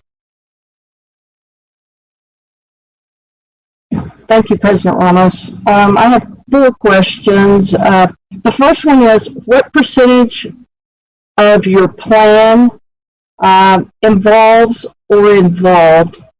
teacher input? And I guess also, what is your ongoing plan for input? Because we all know these plans are fluid, and you have to make course correction. Certainly. The core piece of our plan is built within our literacy framework and our instructional framework. And I'll take us back to the stakeholder group that we put together back in 2016 that created the foundation of this work that it was built on through our master planning process. And I don't remember the exact breakdown, but a vast majority of that group was were teachers here in Fort Worth ISD. I can get you that group so that you can see how we split that group up as we created the priorities that we established for academics in Fort Worth ISD. And then the move forward piece of that is, how do we continue to look at the implementation of our literacy and instructional frameworks and get feedback on an ongoing basis? We're doing that now as we make campus walks and have conversations with principals and with teachers. We do that when we have community conversations, and we're building content-specific trainings where it's not a specific training, it's an opportunity to invite teachers and give us feedback on how are things implemented, is it being successful, what's not being successful, and what are some adjustments to make. So we'll continue to have those opportunities throughout the coming year, this year and the coming years. Okay, thank you. We talked about the multi-year plan that there are students that are behind. It'd be great, as Trustee Evans suggested, that we know which schools those are, but also what are the mobility rates. It's hugely important, and we have to address that. And perhaps we need to rip a few attendance zones and open them up and run a bus in a 10-mile circle. It doesn't bother me what you all do, but we need to keep kids in the same school, especially after the insult of this slippery virus we call COVID. It's hurt kids and it's hurt families, and we're going to have to do something to slow mobility. And I understand it's a national problem, but we can do something to slow that down. Do we have any plans to address mobility any differently than we have prior?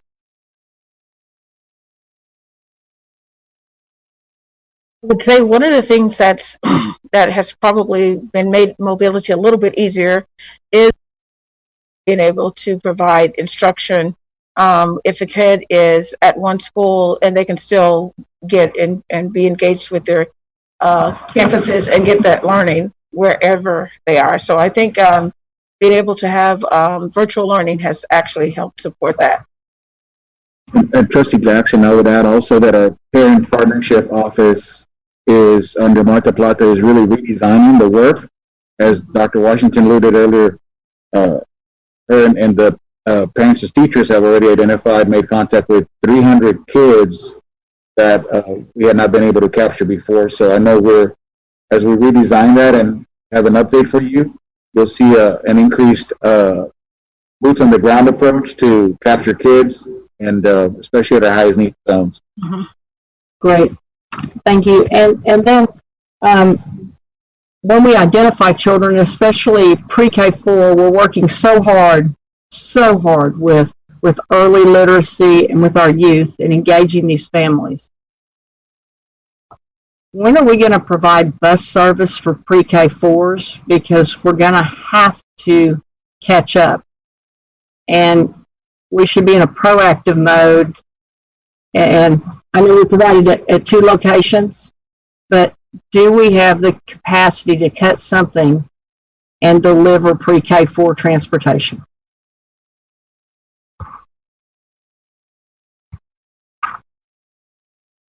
That sounds to me like that's something we're going to have to look into, Trustee Jackson. I know that with budgets being tight, you're right, it may have to be in a situation in which we are looking at the opportunity cost and cutting parts of our budget to enhance others. But that certainly will be something that we can come back to the board with as we build our budget. Thank you, Dr. Scribner. And I would ask them too, we have a policy that says pre-K4 cannot ride on a bus with kindergartners and above. So perhaps we could look at that policy or see what other urbans are doing. Just the thought from the cheap seats up there. Thank you guys so much, and thank you for this presentation. You all are doing a yeoman's job, you know it, but I don't think that this board can thank you enough for what you do and for what all our employees do, so thank you. Thank you, Trustee Jackson. Next, we have Trustee Ashley Paz.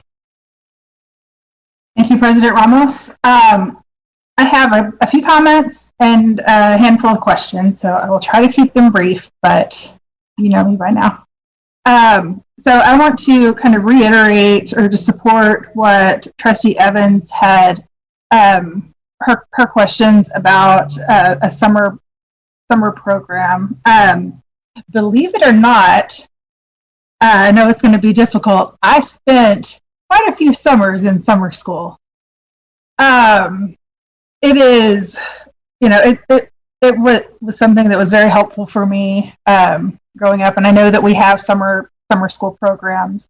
But I would love to see, possibly some things that we could do to expand that for the next couple of years as we're trying to help get our students caught up. And I know that this year is going to be even more difficult, but I know that that's something that y'all are looking into.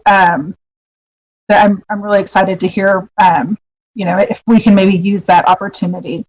And then expanding on that, when I was in high school, I spent every single summer in summer school. And then the year that I graduated, or the year after I graduated, they changed and they made school year round.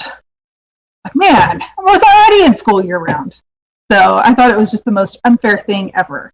But I know that, there are different theories on whether that works or not. And I know that we kind of sort of looked at that over the summer, but it kind of died with the teacher survey. I would hope that we could maybe use this opportunity to re-explore that. I won't be here in future school years, so it's not. I won't be part of that discussion, but I think that it's an opportunity. As a district of innovation, we have an opportunity to do innovative things, and this is, with the fluctuations in our calendar, now might be the time to rip off the Band-Aid. But hopefully we can have that conversation in the future. And also, I love what you presented with the Flex Day redesign. I think it's really great to, sorry, pizza guy's here. I could never speak without having dogs go off in the background. I'm all over the place. But the Flex Day redesign, I think it's great to be able to fit the needs of the teacher, the needs of the campus, and district priorities. This is wonderful, and I hope that it's well received as well. So now we'll kind of turn to my questions, and I'm going to go back to the beginning of the presentation with Sarah. So, we talked. You talked about the MAP test and how some of our virtual learners might have gotten some help from home. I know that when my own daughter was taking or both of mine took the MAP test, but when my youngest was here taking it, she was in a full-on freak out until I sat down and explained to her, this is a benchmark. It's not a big deal. You can, if you're not going to know all of the answers, you're not supposed to know all of the answers. And then she was fine. But I definitely wouldn't help her like she wanted me to. So then fast forward to today, when she took her benchmark, and I didn't come downstairs until 9:30, and was expecting her to be in the middle of taking her test, and she's sitting in the kitchen just playing around. I was like, what are you doing? And she's like, oh, I finished it, we're done. So I think that having the MAP gave her a lot less anxiety about the benchmark. So that was a great thing, and I hope that that's the experience of other families as well. So the questions that I have about the report that you gave us, Ms. Arispe, is those numbers include both virtual and in-person students, correct? We're not? Yes, they do. Okay. I figured I just needed to ask to make sure. So do we have what percentage of the students didn't take the test, or incomplete, or that we just didn't capture with the MAP test? We can get that information for you. Be happy to do that. Okay. And so the reason I'm asking, I'm wondering if there would be any anomalies, and I'm sure that this is something that you've looked at, just in student groups that possibly did not complete the MAP test, and if we have any student groups that had a higher percentage that of incompletes or of not tested than others. And I don't need that answer right now, but I would be interested in knowing that for the future. And then finally, my last question for you. So I know that TEA is still saying, we're administering the STAR, and they still haven't told us whether or not they're going to actually count the STAR, if they're, if we're going to be penalized for the STAR, or how what they're going to do with that data. But I'm glad that we're going to actually collect the information. So, do you know how the STAR will be administered? I do know that if we give the STAR, the expectation will be that it would be for students who tested on campus. The board is aware that we're giving the December end of course this week, actually, as we speak. We started today with our English 1 testers, and that is for students on campus. Not punitive to a student that has a health concern and perhaps can't come on campus. We certainly understand that that may be the case for a few of our students, but schools have been doing a great job of planning a safe administration for all students who are able and want to come to campus, where they're doing social distancing, using all teachers and putting less students in the room. And they're also working to separate our hybrid in-person students from virtual learners who may not need to be mixed with the general population if they have a health concern. So they are very conscientious about that and being sure that they have all their PPE that Ms. Molinar talked about in stock and ready for both students and teachers to have a safe testing experience. Great, thank you so much. And then I've got one last question, and this is probably going to be for Jerry. So, and if it's not, then somebody else, whoever is best, can chime in. Sure. So last year, or it was this year, when we had our team retreat at the Women's Club and we're discussing our priorities and all of that, there was a moment where you spoke very passionately about the need for our writing instruction and how the literacy is, we have focused on literacy, but we need to do better at focusing on writing. And, I haven't really, if I've seen it, I've missed it. So I was, just because this is the kind of the content for today, where are we on writing instruction? And is that going to continue to be a priority moving forward with this kind of shift in priorities? Yes, ma'am. Actually, Trustee Paz, thank you for that question. We are not going to waver in our view that being connected between reading and writing is a fundamental component of our literacy instruction. Yes, the way that we are establishing that work right now is incorporating daily writing instruction in our literacy blocks at all levels. One of the things that I think I shared back at that retreat is the way that the state assessed writing. We almost waited till it was 4th grade to really start focusing on writing. And there's no way to recoup the learning that should have happened in those primary grades leading up to 4th grade. Our Fundamental 4, with that establishment of writing being connected to the work they're doing in their reading block, is really one of the first steps. We're redeveloping curriculum that supports that work, and all of our professional learning for our teachers around our Fundamental 4, around our literacy approach and our literacy framework, is going to be establishing a focus on writing, daily writing instruction, and building those writers every year, not just waiting for the years that they're tested. Great, thank you so much. I'm glad to hear you say that about the 4th graders. I have a 4th grader and she can't write, so hopefully she'll catch on soon. Thank you all for all of your questions. This was a fantastic, very informative presentation, and I'm excited about the direction we're going. So next we have Trustee Luevanos. Thank you, President Ramos. Thank you for this report. I have a few questions on this report, and I want to second Trustee Jackson and Trustee CJ on the comments on how can we close the gap on the 77% that it will take a few years to close, but a few years is too long. So if we can elaborate more besides summer school, and what else can we do to close that 77% gap?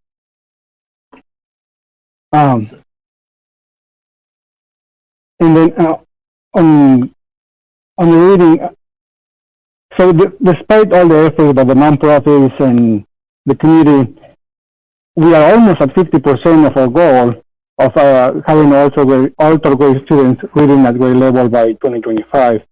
I believe we show 49%. So what else should we be doing to have to achieve our goal that was back then to have also grades reading by 2025? So, Mr. Luevanos, these questions are kind of at the heart of our plan. It's almost a shift in philosophy right now that we're talking about. Are we going to continue to put Band-Aids on our students and say, we'll see this incremental improvement every year? Excuse me, I hope you can hear me. Or are we going to address the underlying issue, which is students every year have to be exposed to quality tier 1 instruction. And I say tier 1 instruction, that's daily instruction on grade level, that's challenging, that's high quality. That's the piece that's going to make the difference. That's the piece that's actually going to get us from a couple of points increase in our reading performance every year to actually getting these targets that we're looking for. If we want to get our students at the level of performance that they deserve to be at, we have to focus on what are we doing in the classroom. That's where we maximize time. We can't be wasting time in the classroom and having a teacher work with small groups of students and the majority of the students being in centers where they're self-directed. We have to take advantage of our experts in our classroom, our teachers, and say the time that you have in front of the kids, we want you to be teaching. One of the reasons why we define this instructional framework, so we can say, what does teaching look like in your classroom? And so when we train, when we develop, when we support, it's all to this one common definition. And everyone in every classroom every day is providing this high quality tier 1 instruction. We'll continue to intervene and do programs that address individual needs, but that's not going to get us where we need to be. Only tier 1 instruction is really going to get the end result. Thank you. And then one more question. We talked about it in previous years. We have programs in place, but some of those programs are only in English. So what are we doing for Spanish-speaking students who it's taking too long for these students to be in these programs that are only specific addressed for the ones that can speak English. So I feel like we're not doing enough for these Spanish-speaking students. Because I asked this question a few years ago, and here we are, 2020, and we still haven't addressed the program. There's that need to have a program for the students that speak Spanish, and not only pre-K, first grade, second grade students. Yeah. So I want to show you a copy of this document. This is our literacy framework, and it says literacy and bilingual framework. And we called it out specifically because we have changed our dual language model. And we've moved to more of a 50-50 model for our students, where no longer are we trying to deliver instruction in English and to deliver the same instruction in Spanish so kids get the experience in both languages. What we're saying is building students that are fluent in both of their languages, that can learn in both languages. Our interventions that we have in place, if there's an intervention in English, our students are doing that intervention during their English block. So regardless of the language that you speak, the expectations in your reading block, in the work that you're doing, is going to be the same. You learn some content in English, you learn other content in your home language, and then we bridge that learning so that it doesn't matter which language you're learning in, you're benefiting from the content in both languages. It's a shift from a bilingual model to a biliteracy model. And that's really the focus and the support we're providing to our teachers, changing that whole dual language model altogether. I think you'll start to see some positive results as we move forward in this literacy framework that are really going to get the results that you're seeking. Great. Thank you so much. Yep. Thank you. Next, we have Trustee Brookins.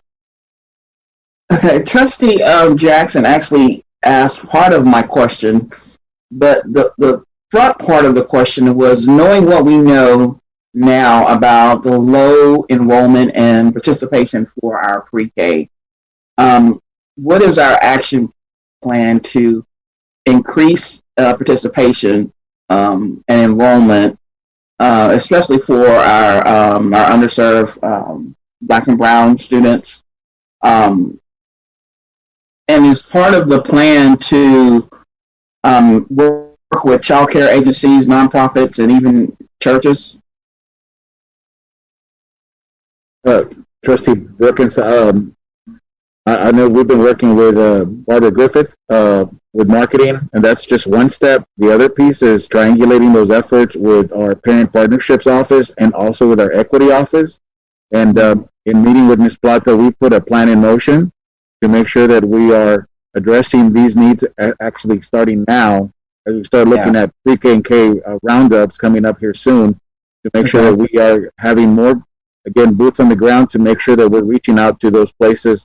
We've been in close contact with Reed Fort Worth as well to continue to focus on student, recapturing student strategies.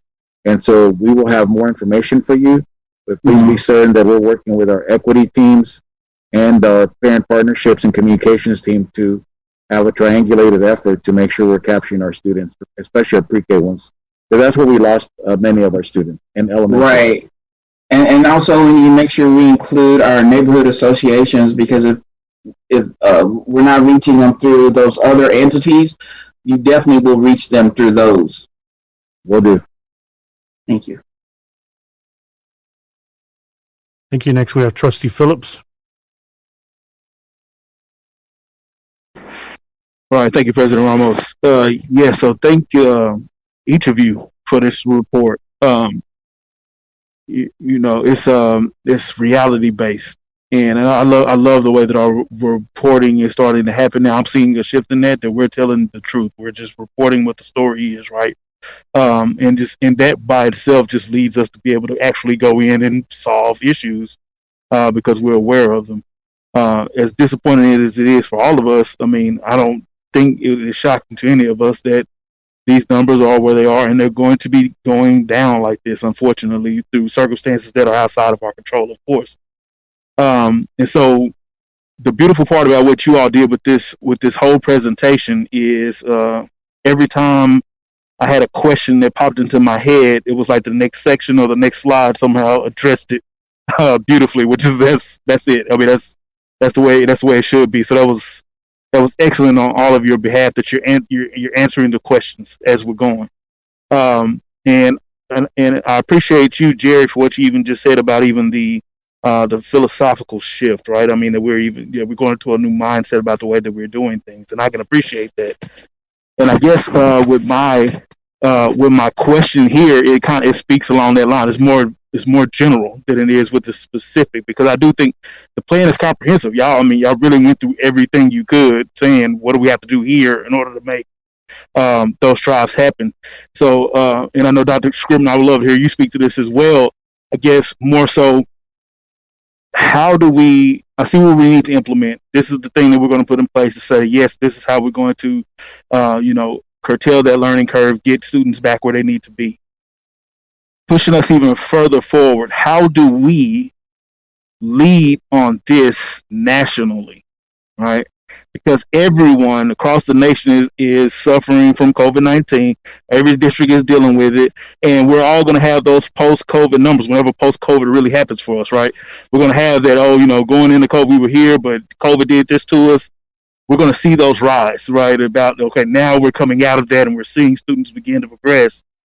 And the thing is, I guess more than anything, I don't want to hear, that, well, see, Fort Worth, now that we're out of this, we're right around the national average, or we're right below the national average when it comes to these things.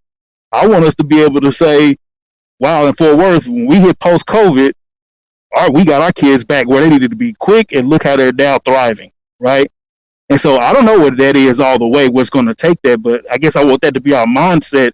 And how do we do that? How do we do it to where we're not just going to pat ourselves on the back because we got back somewhere eventually, but how can we be at the very forefront? What is it that we need to be doing to make sure that we're leading on that Fort Worth can be a model for this is how you overcome a pandemic of learning, right?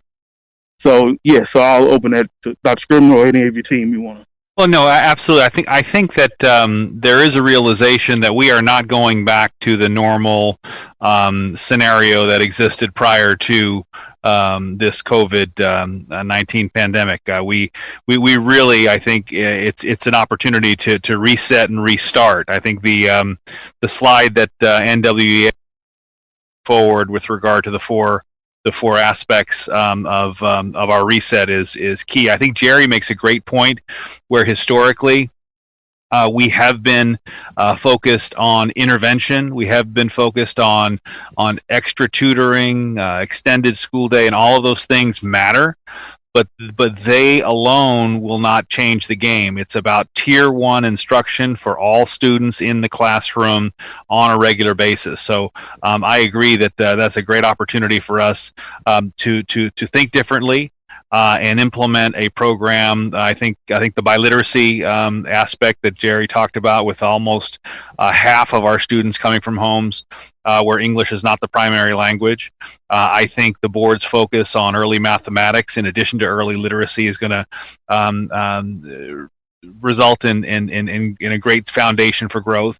And I think working with our partners, particularly with our college, career, and military readiness work with Tarrant to and through, preparing students not only for high school graduation but for success beyond, is a great opportunity for us to incorporate all of those things. So long question, big deep dive into what we need to do, and please expect us to be coming back to you with reports in each one of those areas of the board's goals of early literacy, early mathematics, and college, career, and military readiness.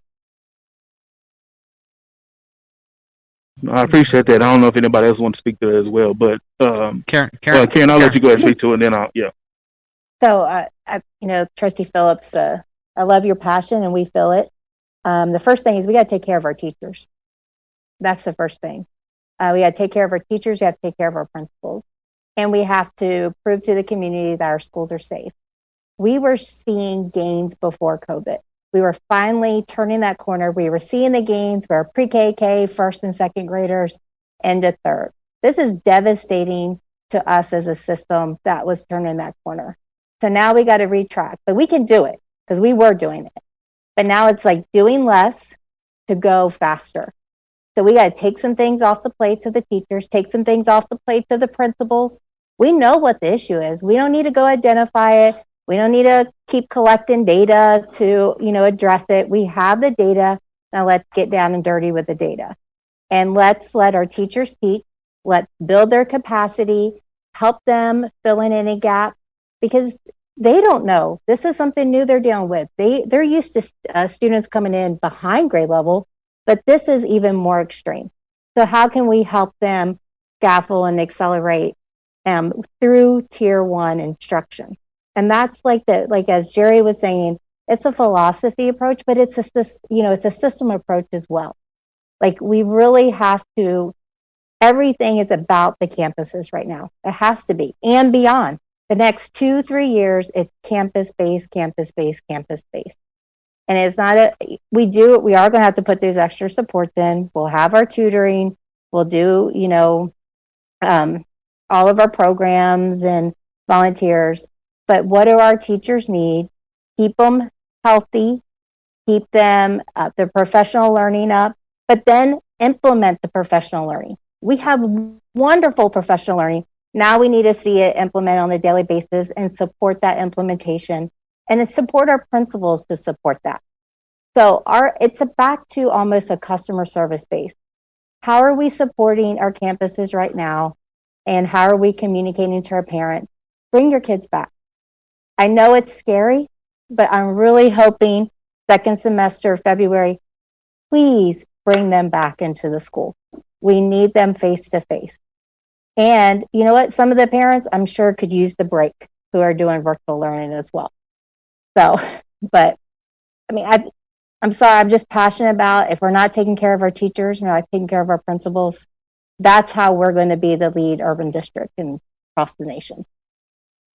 I love it. Thank you for that. Thank you for the answers. I think you're 100% right. I'm glad we've said that now. And of course, we got to do it. But you're right. I think that's exactly it.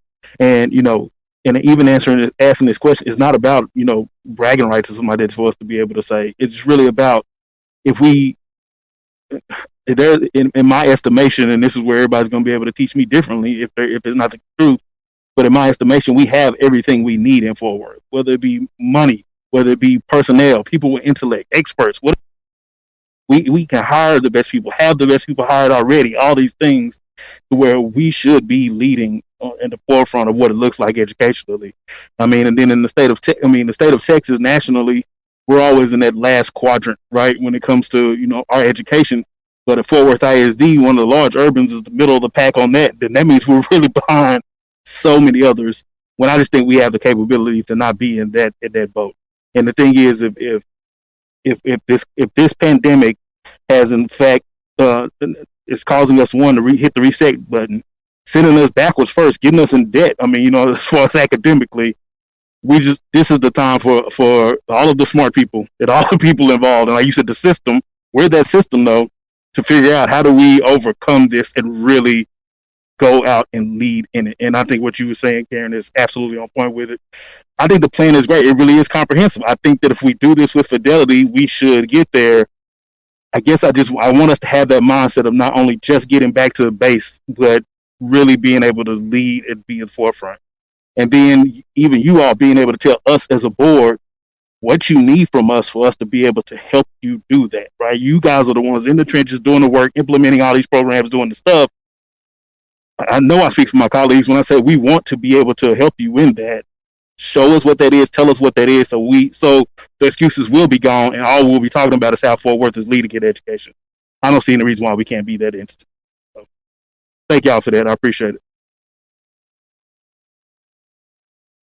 Next, we have Trustee Jackson.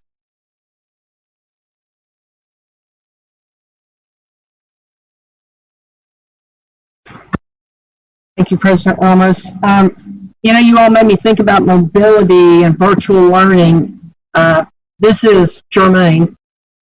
Where are we on Wi-Fi for Fort Worth ISD? And it doesn't have to be tonight, but can we get an update on that? Trustee Jackson, we will give you an update. We have been collaborating with a couple different agencies, including the city, the county, as well as some of our private partners. So we'll give you an update on that. But I do want to throw it to Jerry Moore because we were hoping someone would ask us about devices tonight. So we have some exciting news we want to share with you this evening. So good setup. Thanks. Did you read my text? No, I'm just kidding. Good setup. No, I didn't read that text. Behind, man. So, Trustee Jackson, thank you.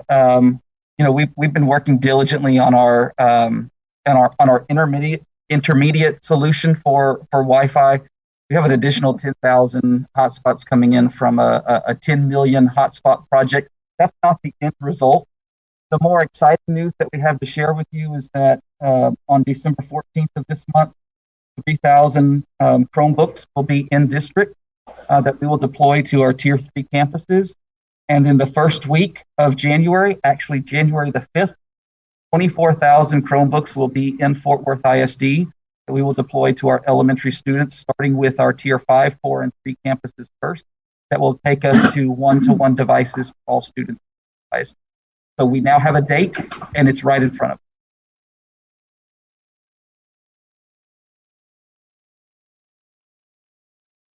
That's awesome news, Jerry Moore. Thank you. I have one more question. We have kids that are virtually learning and they're not engaging. And teachers are chasing them down and calling them and calling parents. Listen, I've got one of them at my house, the one class she likes to miss. So what are we doing with these students that have potential, but it's resting potential right now at home? Are we encouraging them to come back into school? Is there a process? So as you know, Monday started our first day for our high school. Our high schoolers have 3 options currently. They can stay virtual. We want to honor that option for this school year. They can remain the hybrid where they come 2 days a week, every other Friday. And now we open on Monday that we're asking our in-person learners to come every single day, to come back. And we have not told any parent, and we have asked Sheree and Raul, Dr. Benny, and Dr. Washington, with the principal's support. If any parent at any time that's a virtual learner that wants to start in person, we welcome them to come. You know, we're supposed to do at the beginning of each 6 week. We don't care. If you want to come on a Wednesday, you decide Tuesday night. If you decide tonight that you want to be an in-person student, you're virtual, show up tomorrow morning and we're going to get you in your classroom.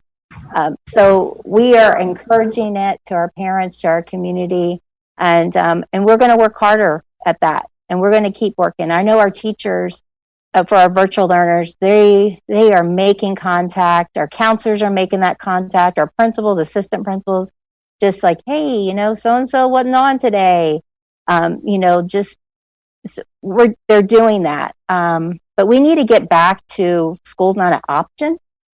And and it's not us, it's not Fort Worth ISD, but across the nation, it's like school's an option right now. It's not an option. It's our future.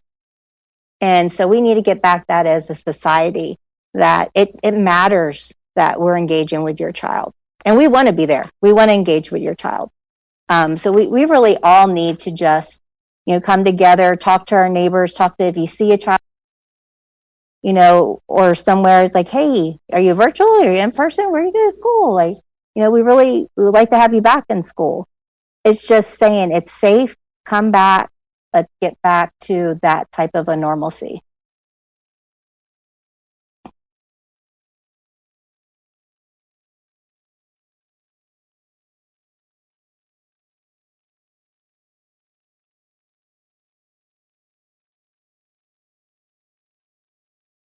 Thank you, Trustee Jackson. Next, we have Trustee Robbins. Thank you, President Ramos.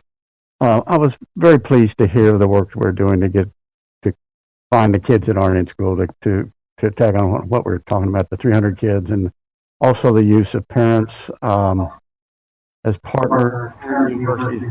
I wish there was some way we could scale that up somehow so that we could get more kids back, because there's a lot more than 300 kids that are missing.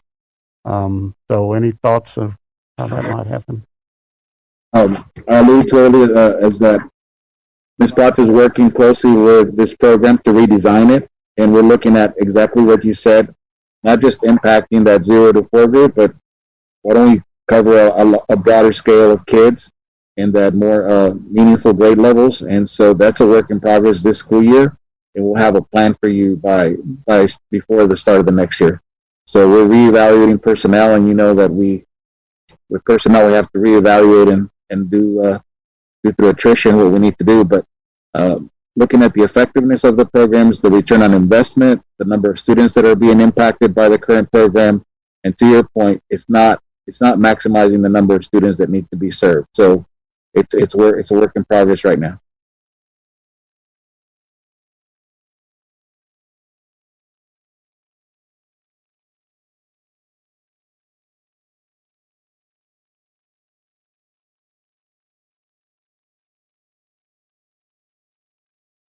If there's any way that we could expedite that, it would be wonderful.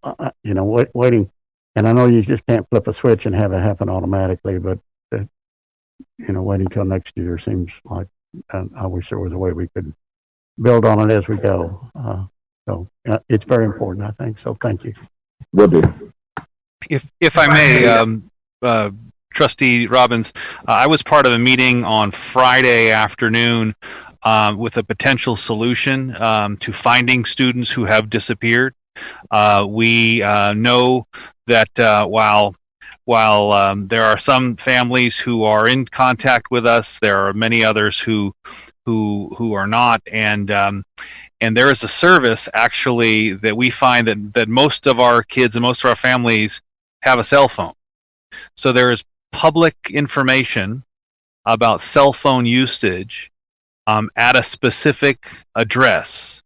So the thought is, obviously we need to go through all the legal ramifications, but looking at cell phone usage at X address in the months January through March prior to COVID, and then you can, public information, track where that cell phone is today, and send someone out and say, hey, you know, your child has not been coming back to school. So that's a short-term, high-tech conversation that we're having not only here in Fort Worth but in several districts across the state, and we want to certainly investigate that. But we think that could also be very promising in terms of kind of the child find perspective.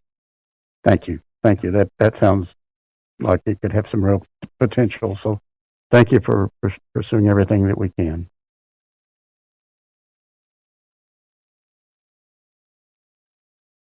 Thank you. Next, we have Trustee Luevanos. Thank you, President Ramos. I would like to echo what Trustee Phillips said. Let us know what we can do to support our teachers and our principals to achieve this new goal or this strategic plan. So let us know what we can do, and we'll support it.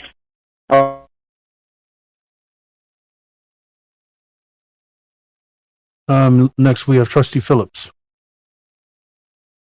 Thank you, President Ramos. So yeah, just quickly, Karen, I know you mentioned that, you know, that if a family decides that they want to come back in person, now there's no longer the wait for the 6-week period or the semester period or whatever to be able to do that.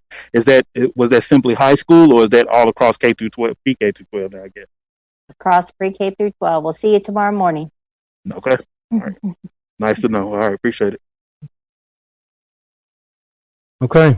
Looks like those are all the questions or comments from the board in this section. So I'm correct. We're moving on to number 5, discussion and action agenda item.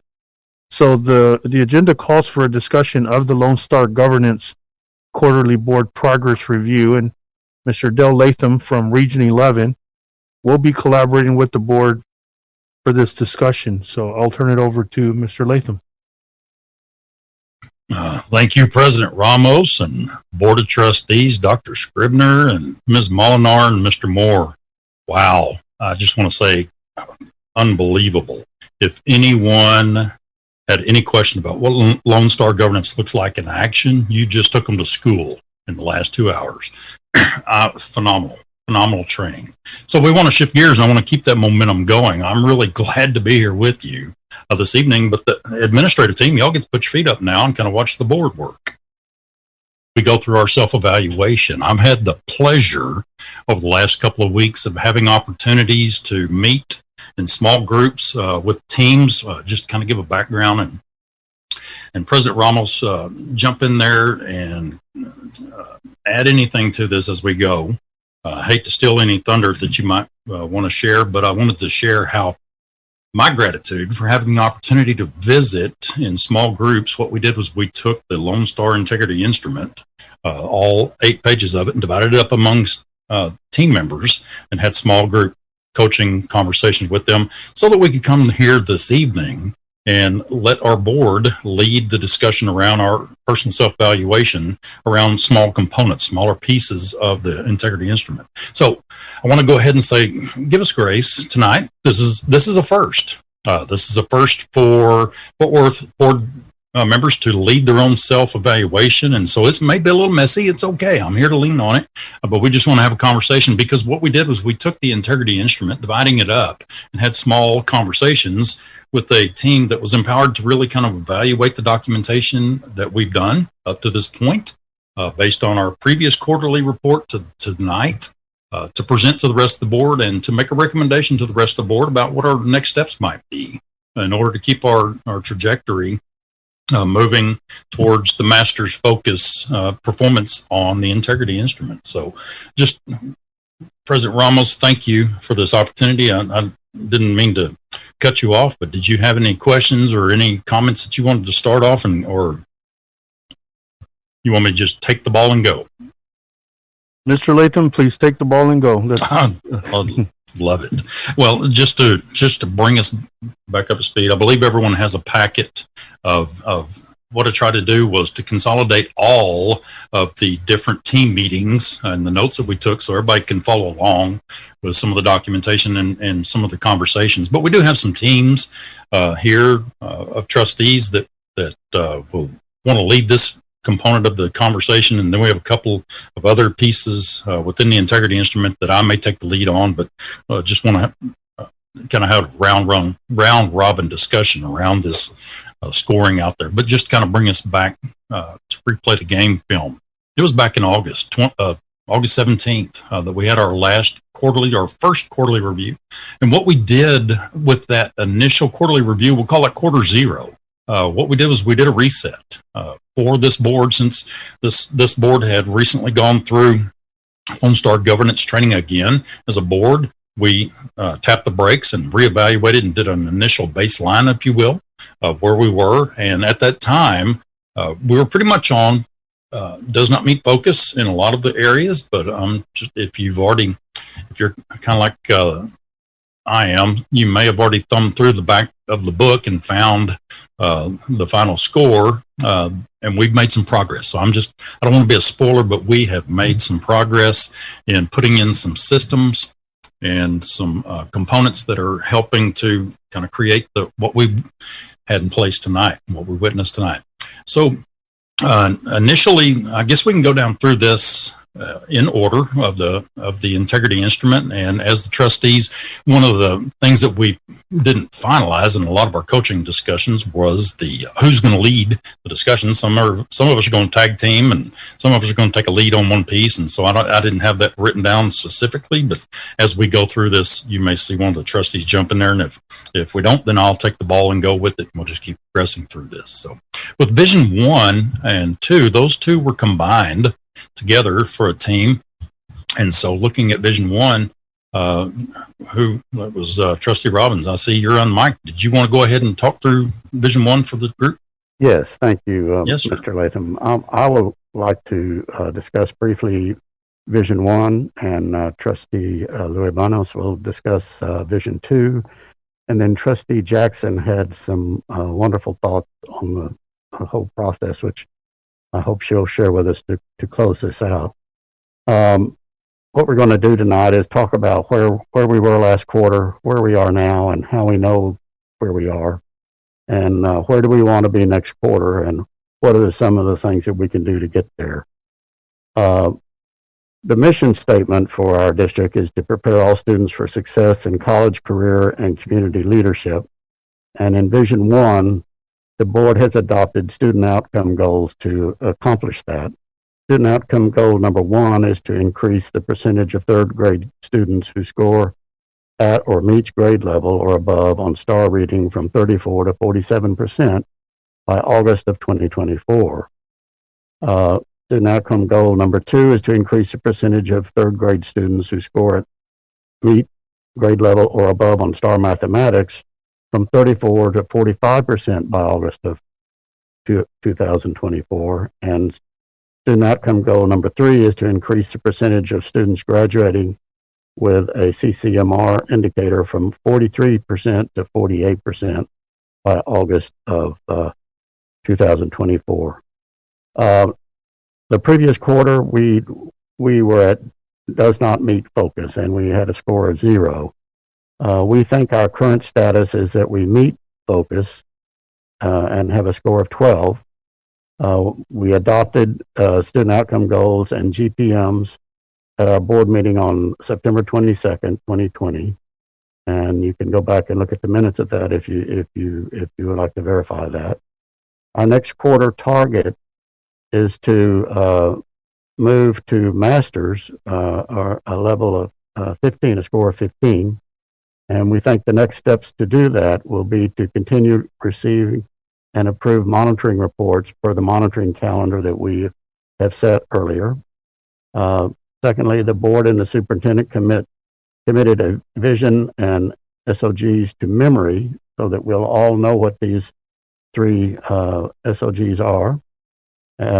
Next, we want the board to know the status of each SOG at any given point in time. And then finally, to engage the community to seek broad community ownership of the student outcome goals, which is what we're doing this evening. We think we have a this quarter goal, but we'd like for the board to feel that same way. And so, if you do, we'd like to know that.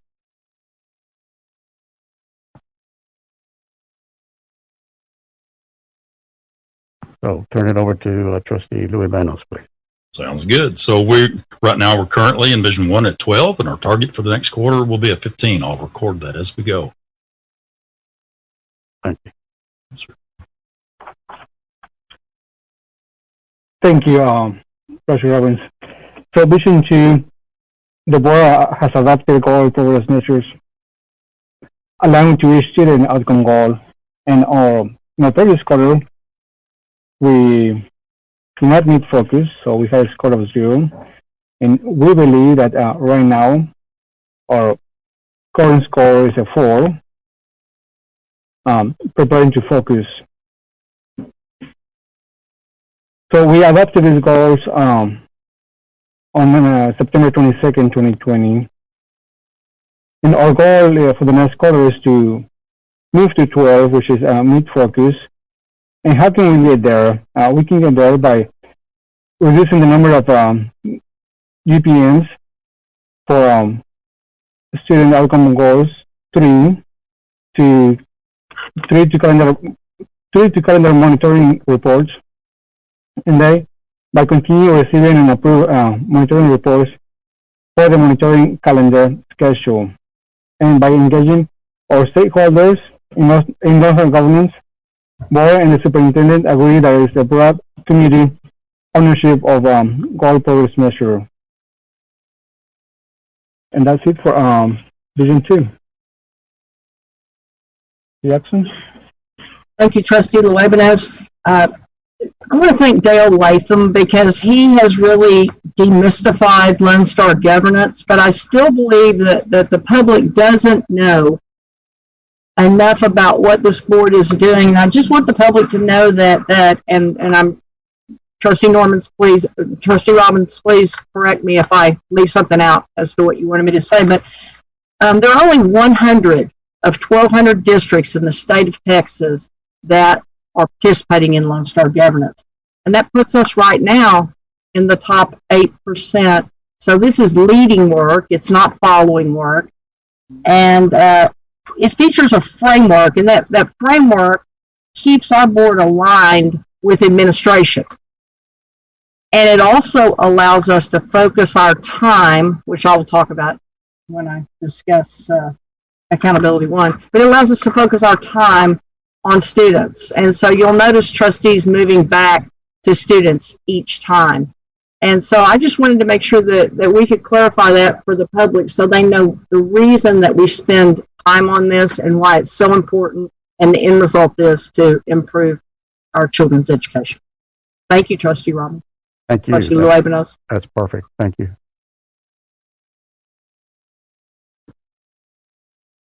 Wow, y'all are making my heart smile. It's kind of hard to follow. How do you follow up that? Great work just to make sure that I captured what Trustee Luebanos scored, said we were currently at a 4. What we need to do is to trim down one of the goal progress measures off of student outcome goal 3. We had 4 of those. We pared that down. Not that it's not going to be monitored, but to really kind of hone in on 3 goal progress measures that are really going to be predictive of that student outcome goal. Then we'll potentially the next target be at meets level focus at a 9. So thank you for sharing that. Any other questions about that one before we move on? Thank you. So with Vision 3, not sure anybody want to take the ball on 3, or do you want me to take it? Yeah. No, that's myself and Trustee Brookins. Trustee Yes, sir. Brookins, you have anything you want to lead off with, or did you want me to take it? You can go ahead and I'll chime in. Okay. And I'm here too. Sounds good. So Vision 3 is related to board it's related to constraints. And so where we were prior to this, we were at does not meet focus, so we had a score of 0. Current status is that we're preparing to focus.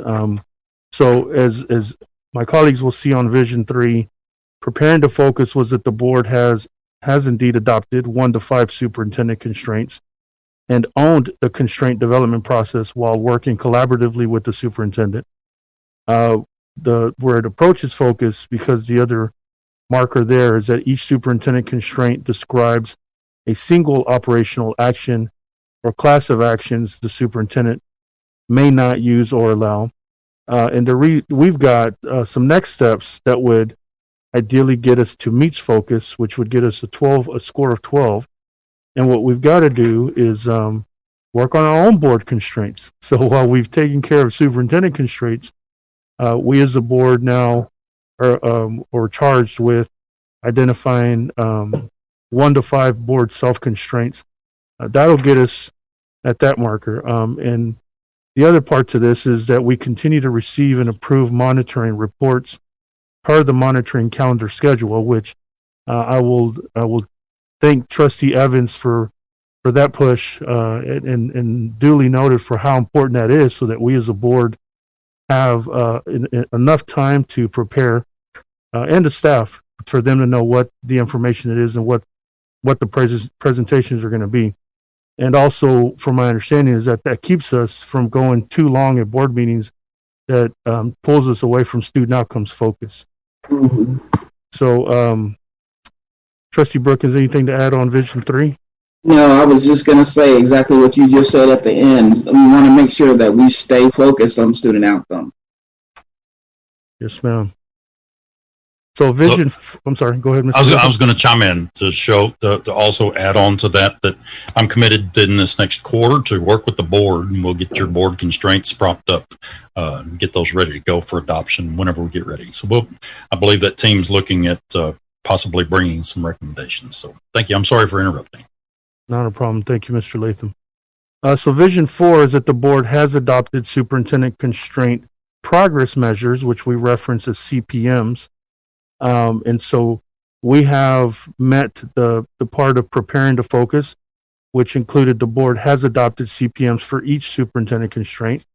Second under there is that the superintendent owned the CPM development process while working collaboratively with the board. And then third, that the status of each adopted CPM is able to be updated multiple times during each school year. We have also met the approaches focus, so that was at least 2, which the points for that is that the board has adopted no more than 3 CPMs for each superintendent constraint. And all CPMs include a 1 to 5 year deadline of a month and a year, a baseline and annual target. And also the meets focus is where we, the meets focus is where we're currently at.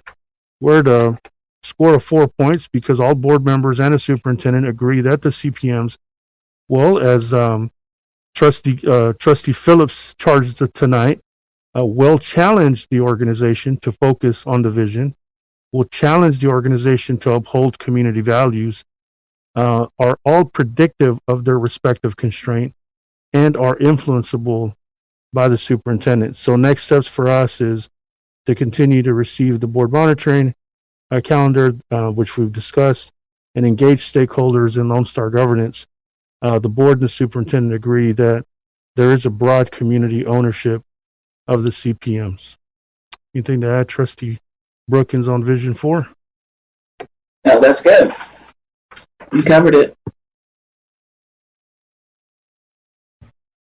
Excellent. Making sure I'm got the correct numbers. We're currently at a 4, and our target proposed to the board to accept is we'll be at master's level focus, which will earn maximum points on that particular criteria under Vision 4. Thank you. So our next component, if we're going in order, is about accountability 1. We had a team meeting on that one, I believe. Trustee Brookins and Trustee Jackson, a couple of others were in there. Did one of y'all want to divide this up, or did you want me to take it? Accountability 1. I can take it, Dale, if Yes, it's okay with you. Yeah, absolutely. I want to thank Dale for taking Daphne and I through this. We talked again about features and benefits, and this is the place where the rubber meets the road. We began on August 17th of 2020 with the workshop, and our last meeting that we recorded was November 16th of 2020. And our first meeting, we had 81% of our minutes spent on focus children. And throughout this, we've had 81 all the way down to 0, and our average is 44%. 25% meets expectations, but we are 88% of the way to hitting the master's focus, which is 50%.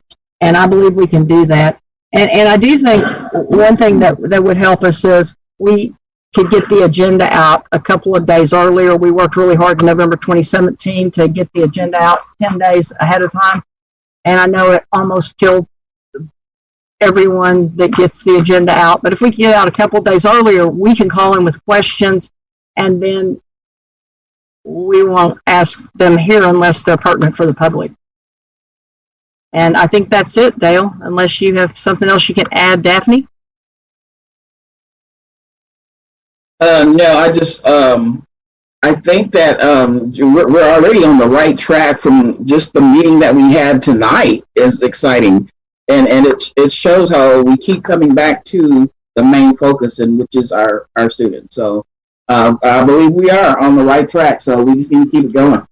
You're absolutely true. Absolutely correct with that. One thing that I would add in that packet, that portfolio that I built for you with all of the documentation, at the tail end of it, you're going to see multiple time trackers that have been collected for each one of the board meetings. And so if I wasn't there because I couldn't be there present with you, like I'm at home tonight with you, what I've done is I've gone back and watched all of the videos for every one of your board meetings, and that's how we did the time tracker. Moving forward, I believe I'll be working with a couple of the A-team staff members that they'll be able to provide this in-house for you as we hand this off. But you'll be able to go back and look at all the time trackers. What I tried to do on this one particular page for you was to do a summation of the time spent. You're spot on with 44. I think it's really averaged out to 44.5%. Of your time was spent focused on student outcomes within the meetings. What we do is we pair out the time that you spend in executive session, any time spent for allowing for statutory required public comment and such like that. So that's really the total runtime of business that's being operated, where we could have spent our time looking at student outcomes and how it shook out. I'll go ahead and share that across the state at the moment, I'm only aware of one board in the entire state that has been able to consistently hit 50 for a quarter.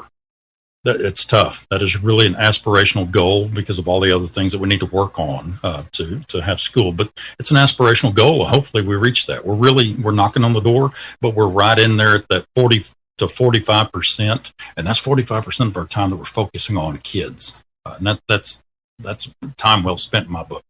But thank you for sharing that. So I've got us at a 12 right now, with really trying to reach 15 at the master's level for the next go around. So accountability 2.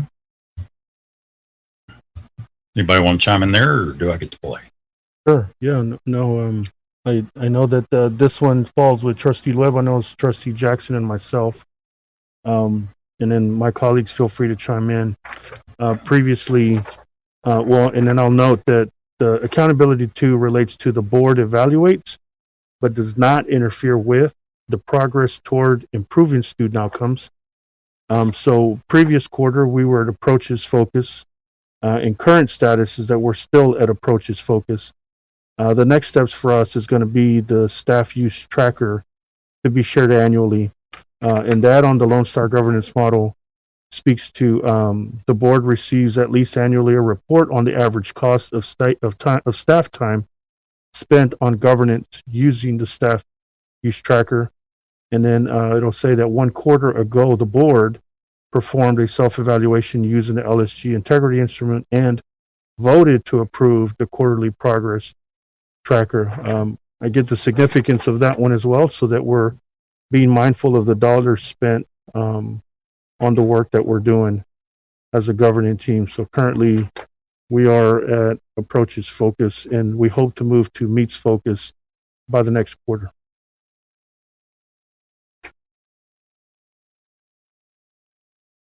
And so once again, this was one of those items that I'm going to take ownership of, is to get with the administrative team.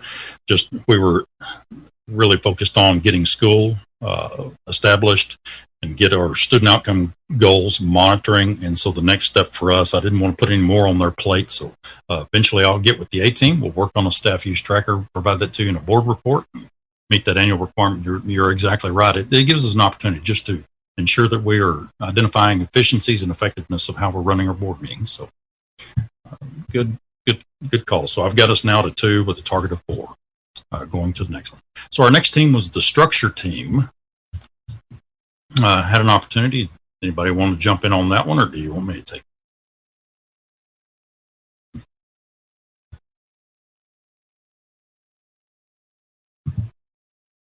Okay. Well, let me go ahead and jump in on it.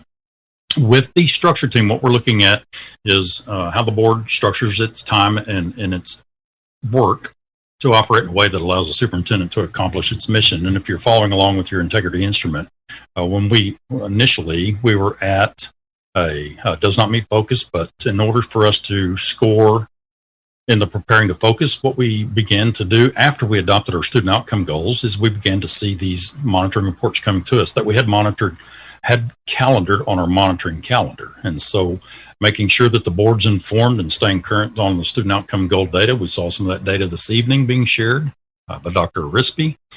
Also within that performance monitoring report that comes to you, having an opportunity for the administrative team, Dr. Scribner, to provide some input into the scores and the information that's shared with you.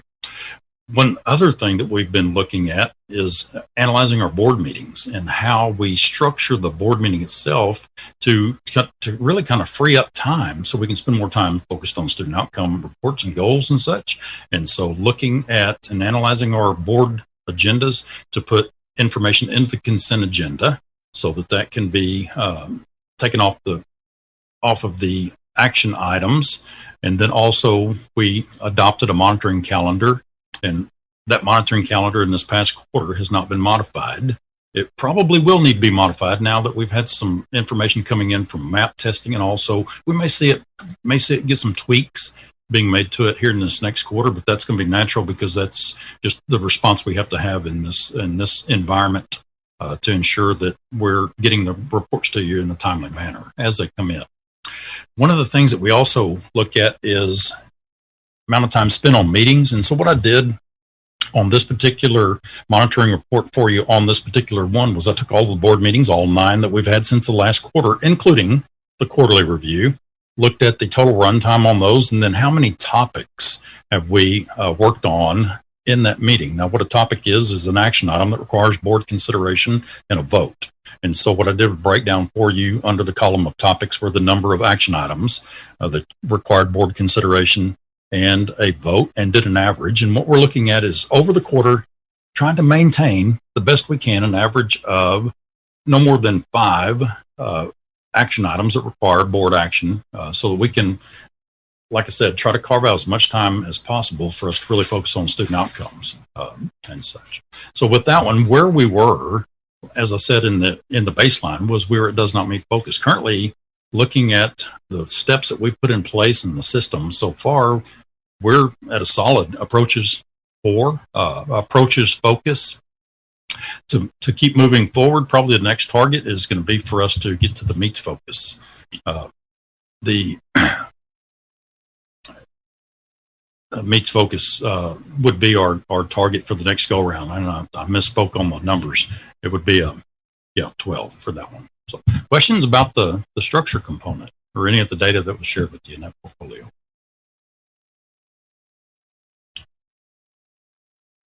Currently at a 4, target of next quarter being a meets focus at a 12. Then we had our advocacy team meeting the other day. Had Trustee Dar, Evans, and Trustee Paz in these.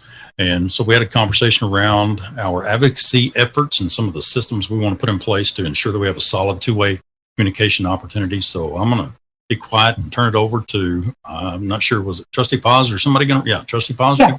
So I'm just gonna kind of review advocacy, and then I'll turn it over to Trustee Dar, and she'll review our conversation, and then Trustee Evans will discuss our next step.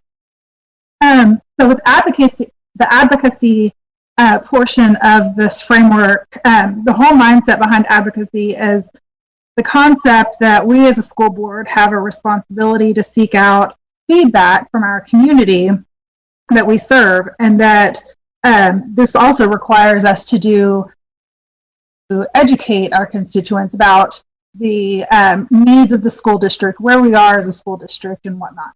So this is what Lone Star Governance calls ownership services. If you remember when we were in our training, they talked about the difference between customer service and owner service. And customer service belongs to the administrative team, and owner service belongs to the school board. So, there are a lot of things that we can be doing. This is one of the areas that we haven't really engaged with a lot with Lone Star Governance, which is why it's the one that I think the most excited about, because we have a lot of opportunities to get some easy wins here. So with that, I will turn it over to Trustee Dar. Thank you, Trustee Paz. We spent a lot of time actually kind of diving into these the criteria for each area of focus, and we decided we definitely were not a zero, because we have had opportunities for the community to engage with the public. We've had quite a few town hall meetings, and this actually is over the last 12 months. So it also includes the town hall meetings that we had regarding the redistricting that happened back in February. So there were town hall meetings at the beginning of school, but then also back in February. With the area one, well, 1 point, which will be preparing to focus, we have mastered both of those objectives. We're listening for and discussing the vision and values for our students, and we're listening for and discussing the vision and values of our staff and community members. Where we think we land, actually we are at a 1 right now. Where we want to move to is a 3. We feel like we've mastered that top one, where we're providing time during regular scheduled board authorized public meetings to recognize the accomplishments of students and staff. But what we do need to do is focus more on hosting some community meetings that focus more on student objectives, the student outcome goals. And I'm going to let Trustee Evans take us into what the next steps would be. Thank you so much. Can everyone hear me? Okay. Our next step is going to be to refine our two-way meetings to continue to focus on our student outcome goals. An ideal sort of setting would be 2 to 4 trustees and senior members of our administrative staff, maybe doing a virtual meeting with 3 of our pyramids or so. That second element of approaches focus is meeting with each feeder pattern, but particularly this spring, since virtual is the name of the game for some of this ancillary stuff outside the classroom, maybe we could lump some of those together and meet with the groups, the different campus communities together. If we jump over to meets focus, the first one, that's low-hanging fruit, and we could do that. The displaying and keeping status of all our target goals and progress measures. I would also like to see that one posted virtually, for meeting virtually as well. So we really think that we can get to approaches focus by next quarter. One of those things, like I said, is perhaps like a town hall with some of our different groups. That goes right back to what Trustees Robin and Lono said in Vision 1 and 2 about continuing to dialogue with our parent stakeholders about our student outcome goals. So that those kind of just play right together. And then a last tidbit would be to Lone Star Governance training for the community and the pyramids. Yeah. So Dale, before you go, I'd like to just say one more quick little piece that I didn't say when I started, but then when CJ was speaking, I was like, oh, I forgot this really important piece. So as Toby had said when she was giving her report, the community really doesn't know what Lone Star Governance is. They don't know what the work that our board is doing and how much progress that we have made along the way. And this is really where the rubber hits the road and where we as a board can, have the opportunity to go out and to be the ones speaking to our constituents, to our stakeholders, and letting them know how important governance is in us achieving our goals as a district. And, it's not only a matter of just letting them know, but it's also, as people have more faith in an organization when they know that it's being led and that it has the oversight being given to these decisions that we're making. And, I think that we can only gather good from, these activities with going out into the community or hosting virtual events and having, me going into a district that isn't the one where I'm elected, or, having CENTO come to my district and Daphne come to my district, or, me going to Norman's or Q's. But really having board members show that they care about all of Fort Worth ISD, not just the people who elect them. I think that there's a lot of power in that. And this is where we can build some credibility as a board and show them just how strong this team is.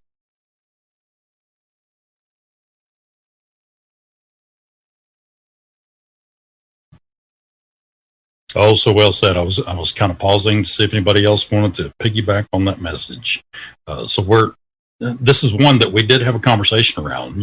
Initially when we did our baseline, we had ourselves at the approaches focus based on previous town hall meetings, but the team got together the other day when we were talking on this and pushing back. And that's what I loved about this conversation. They pushed back on each other to say, what we want to do is push back to preparing to focus. So we're not chasing the points on this one, but what we want to do is truly build a systemic two-way communication system that's going to outlast us all. So that no matter who's in these seats leading the school district, this will just be a standard by which we operate as a board in this governance model called Lone Star Governance. So I love that they pushed back. So what we really did was we pushed back and lost some points in this one with a target to let's really establish a good two-way communication system. Go ahead and plan this out strategically, roll this out, and get us back up there to the approaches focus and really beyond moving forward. So currently,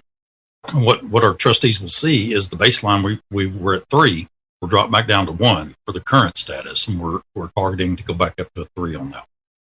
So the last section that we have on here was the unity piece, and I believe that was Trustee Phillips and a couple of others. Anybody want to jump in there on that one on the unity? Yes, Dale, really appreciate you, man. Appreciate you. Yeah, I'll take that one. I love what Trustee Paz was just saying. It just leads right into what we're talking about as far as the unity aspect of what we're doing. So when it comes to this one, we in the previous quarter we were approaches focus with at 3 points for that, and so we were we were maintaining our attendance rate. We know we show up to the board meetings and do everything that we need to do as far as that is concerned, and we understand that every member is responsible for the outcomes of all students. And so what we want for our current status right now, it is our estimation that we're at meets focus. That will be the 9-point marker that we have here. Again, it's talking about our attendance with board meetings, which we are all showing up and we're doing those jobs very well. It's also agreeing that we have adhered to the board policies and that every member has completed the training. So as far as the training goes, I believe, Dale, and you can chime in here if you would like, as far as the trainings that we have mandated, we have somewhat of an extension there, I think, to the end of January to make sure we're in compliance with all of our trainings. And so, again, it's just something that we can definitely do individually, is make sure that we're on top of what those hours and what those trainings look like, have those knocked out by the end of January. But so far, it looks like we're tracking well there. So it looks like we are at Beats Focus 9 there as far as our next steps in order to be able to go to the next level in which we want to, which is the maximum amount of points of Master Focus for 10. Instead, develop those board constraints like we were talking about a little earlier. I think President Ramos alluded to that in one of his presentations. Complete those training requirements that we just spoke about by the end of January of 2021.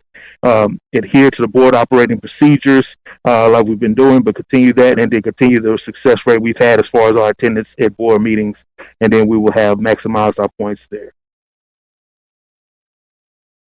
Spot on. And so in that graphic, or in that portfolio of documentation there, I did a summary of all the attendance rates, and this board maintains a solid 95% attendance rate in all board meetings. And so not having to chase down enough board members to have a quorum. So well done on that one. So with that, Dale, yes, ma'am. May I make a request? Because part of getting up to that Meets Focus is that every member on this board has completed all statutory required trainings. And it would help me, because I don't want to be that missing link, to know that to have that data, to know that I think I have completed all those trainings. I would love confirmation from the leadership team to make sure that I have, so that if I haven't, I can get it taken care of. Absolutely. And as Trustee Phillips had mentioned, because of this COVID waivers that the commissioners put up for trustees, that you really actually do have until January 31st to make up any trainings that you needed to get during the 1920 school year. Now, of course, we still could begin working on our 2021 training requirements, but you have some time, some hold harmless time here to get that done. So we can work on that. Be happy to help.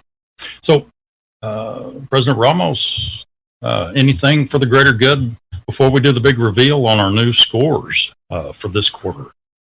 No, I mean, just wanting the sense of pride in our board and our team of 10, and appreciate. I know a lot of us have given you appreciation, and really, because that's the importance of what we have learned the hard way of, and the significance of having a Lone Star governance coach, to have someone that can walk us through the framework. And I think the part that I really appreciate about what's happening is we're demonstrating that we can have the technical pieces, we can have a framework, but the adaptive approach that is coming to play with the board that is working together, that is focusing on student outcomes, and the accountability piece now, this I think is going to enhance that we monitor ourselves. That not having to be the role of the A team or the superintendent, but that's the role that we have. Because I think I'll speak for what's true for me. I understand the significance of that there are certain characteristics and certain behaviors of high functioning boards, and on the opposite end of that, there are characteristics and behaviors of low functioning boards. And the parallels that run, as we talk about Lone Star governance, the parallel processing, that can be positive or that can be negative. And what I think I get to witness tonight is that upward trajectory with that mindset of what my colleagues are talking about. We don't want mediocrity. We want absolute excellence, and that's absolutely what our young people deserve. So those are my notes. Back to you, Mr. Latham. I just have to reiterate what you said. Every interaction I've had with these trustees, I am so appreciative of the way that this whole team of 10 shows up with their heart in the right place for what we saw tonight, 77,108 students of Fort Worth ISD. And every interaction I've had, I have come to realize that you do have every one of those kids in your heart, the best interest in your heart. And so as long as I can, my goal is to ask the right questions, to keep pushing you and propelling you, I call them propelling questions, to propel you on that trajectory to become a master level performing board, and then hopefully coach myself out of work. You know, it's my goal to eventually y'all tell me to leave because you've got this. And we have built a systemic system of governance for Fort Worth ISD that outlives us all. And this is just the way that we do things. So I'm in it for the long haul. Like I've told you many times, it sounds like a broken record, but I'm with you until you tell me to leave, because you can do this. You can do this work, and you did it tonight. So I hope it wasn't too scary, wasn't too messy. This first time for us to do this. What we're going to see moving forward with these quarterly reviews, as you put these up in your board meetings, they're going to go faster and faster and faster, because we're eventually going to get to a point as we move through accomplishing these tasks, these behaviors, that we're just going to be confirming that we stayed at the meets level or master's level focus and didn't lose any points, and what we need to do to maintain that momentum and keep it going. So they'll go quicker. This one really right now has clocked in right at 40 minutes. So time well spent. Every bit of it counts, because we're focused on board self-evaluations. We're good with that. So the big reveal, if you haven't already turned to the back of the book to look at your scores, what I would propose to the board, if it meets the approval of the board, that our quarterly progress tracker for this quarter has realized that we have moved from our previous score of 8 at a baseline to a current score of 51. If we maintain this trajectory and hit our targets for the next go round and do achieve 85 points, what that will do is put you on the Lone Star Governance Leaderboard that the Texas Education Agency props up. So we've got you on a trajectory to do that. But as Trustee Paz mentioned earlier, the advocacy piece is one of those that we're probably going to see. It's going to take us a little while to get all the systems in place. So that we're not, bear in mind, we're trying to build systemic systems of board governance here. And so let's keep pushing back on each other. I appreciate how you showed up to the table. And so with that, President Ramos, I would propose that the board consider 51 as your current score for this quarter. And if it meets approval, then you can approve this at this board meeting or a later board meeting. Just let me know, and I'll turn it in to the Texas Education Agency Lone Star Governance Office. So thank you for your time. I appreciate it. All right. Thank you, Mr. Latham. So the grand total of 51 is what we as a collective board have come up with. This will require a vote. So I will be looking for a motion to accept.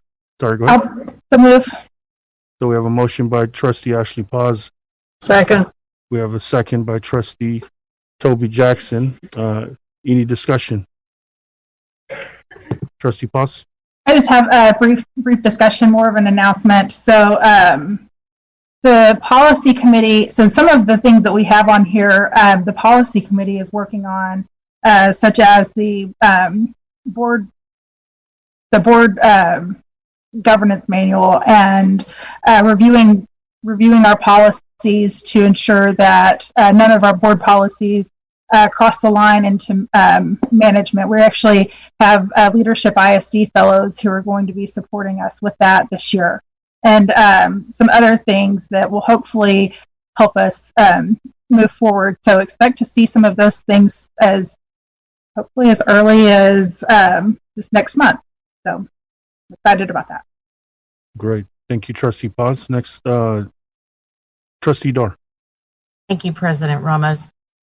Just very quickly, in the spirit of advocacy, for those who are watching this video or watching live right now, you can very easily access the Lone Star Governance Manual by Googling or using whatever search engine you choose, Lone Star Governance. It'll take you to the TEA website. And on the right-hand side, it says Participant Manual. If you'll click on that, you can see the documents that we've been looking at and begin to familiarize yourself with this particular process. It's really quite, it's fairly self-explanatory. It's worth the read.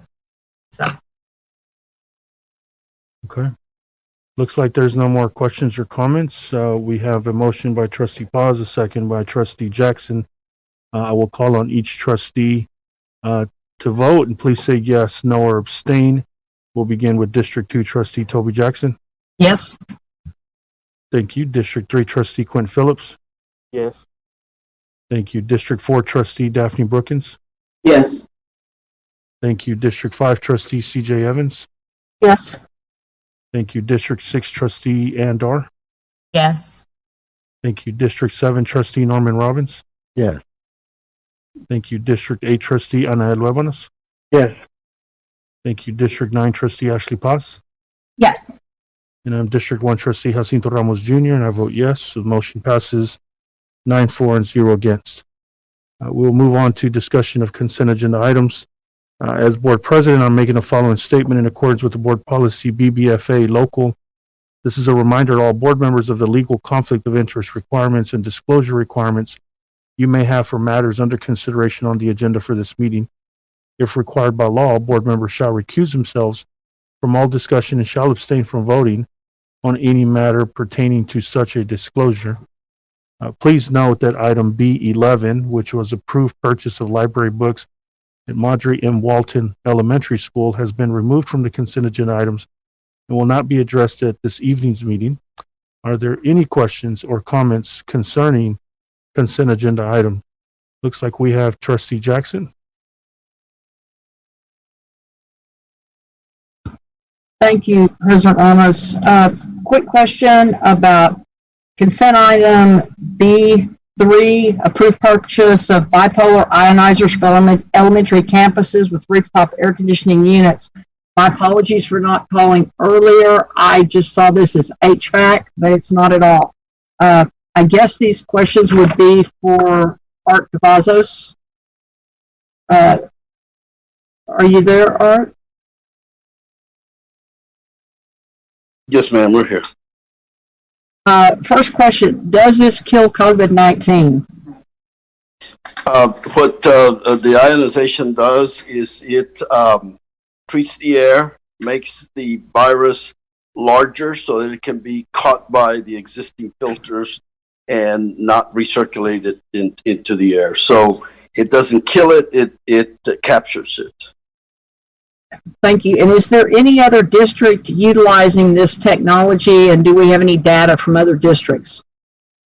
Across the nation, it's been used in different applications. Districts across Texas, like Austin and Klein and some other Houston districts, are moving towards this technology. We are doing so only in our elementaries and for those systems that have rooftop air units, and this will continue to work even after COVID in helping us keep our buildings free of other viruses and germs and bacteria.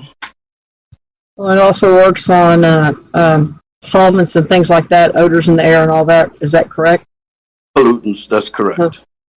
And then I guess the question I would have is, how will we keep these certified or know that they are indeed functioning as they should? Do we have somebody that monitors the air, or how does that work? Yes, we have an environmental department that oversees all the air type qualities, and we test the air as needed.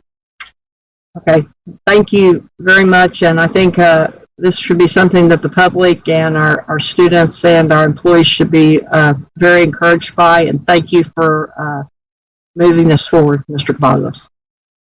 We certainly recommend it, and the whole team supports it. Thank you. Okay, thank you. Next, Trustee Evans. Thank you, President Ramos. Can y'all tell me a little bit more about item B1? And I thought we were getting a dollar for dollar offset for all CARES money received. And I just want to make sure, is this money going to be deducted or offset from next year's budget? I'm happy to address that, Trustee Evans. The answer is, and I probably should turn my camera on as well. The answer is there is a set aside, if you will, in the CARES funding that's required to what's called equitable services to provide the federal funding to nonprofit schools within the boundaries of Fort Worth ISD. And our grants department has reached out, and it has quite a system to reach out to all of these schools, gauge their interest, and then this set aside is determined basically based on the ratio of their head count of students to our head count. And the number that's been assigned to us as being the set aside that's for those nonprofit schools is about $1.9 million. And as you may know, there's been some litigation in the federal courts about that. The state of Michigan and some other plaintiffs sued Secretary DeVos about this how this amount was calculated. That was back in August, and so there's been some controversy about this. But as we sit here tonight, we are required to dedicate that $1.9 million to these private schools within our boundaries. And the constraints that we have on that, we are the recipient of the federal funding. These other schools are the subrecipients, so we maintain the responsibility for compliance. And so these entities are required to get consent from us prior to obligating themselves for these funds. And the two questions we ask really are, is the item legal to use public funds for? And would the expenditure comply with the grant terms? And on this item, the answer to both those questions is yes. And so we are recommending the board approve those on that basis. The question about the one-for-one trade-off is true, except for this set aside for the private schools. So there's been a lot of different categories of CARES funding at the state level. So it might be a little bit say exactly a one-for-one trade-off, but it's approaching one-for-one. Probably is the better way to say that.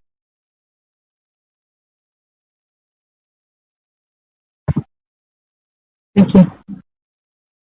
Okay, next we have Trustee Paz. Mr. Ball, I'll come back because I'm asking this question about the same thing or follow up to that. So it's my understanding, and I actually have the letter pulled up here. On September 25th, Secretary DeVos submitted a letter to the essentially in response to the litigation against them because they were ruled essentially a federal court ruled against the Department of Education with the equitable services portion of the CARES Act. And it was my understanding that we were no longer required to distribute these funds to private schools. I think, Trustee Paz, my best understanding is that the federal court action really had to do with the methodology of calculating the set aside, not whether or not it should exist. And so I think, and I'm not schooled up on all the intricacies of the case that the plaintiffs were making with the court, but it's my best understanding that the issue was how the set aside would be calculated. And my current understanding is that's been settled, and TEA is as the cognizant agency, if you will, for us. That's who we are accountable for, we are accountable to TEA, and then they in turn are accountable to U.S. Department of Education on the CARES funding. We are required to use this set aside funding for the private schools in our district. Okay, if we were to table this until the next meeting, what kind of impact would that have? I think it would have significant impact, Trustee Paz, on these entities have in good faith gone out and made their plans, and although in our budget of approaching $850 million, these items are much less significant in our big picture than they are in the big picture of these much smaller entities.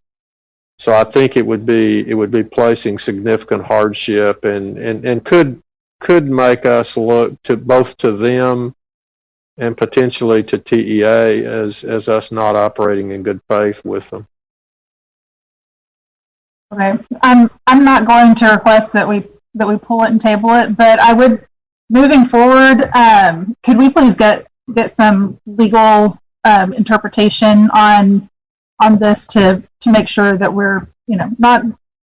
I know that we have a much bigger budget than small private schools, but they're also private schools. They have alternative funding. But it would be really nice if we could get some have some legal interpretation of that, because it's not from the Council of Great City Schools. The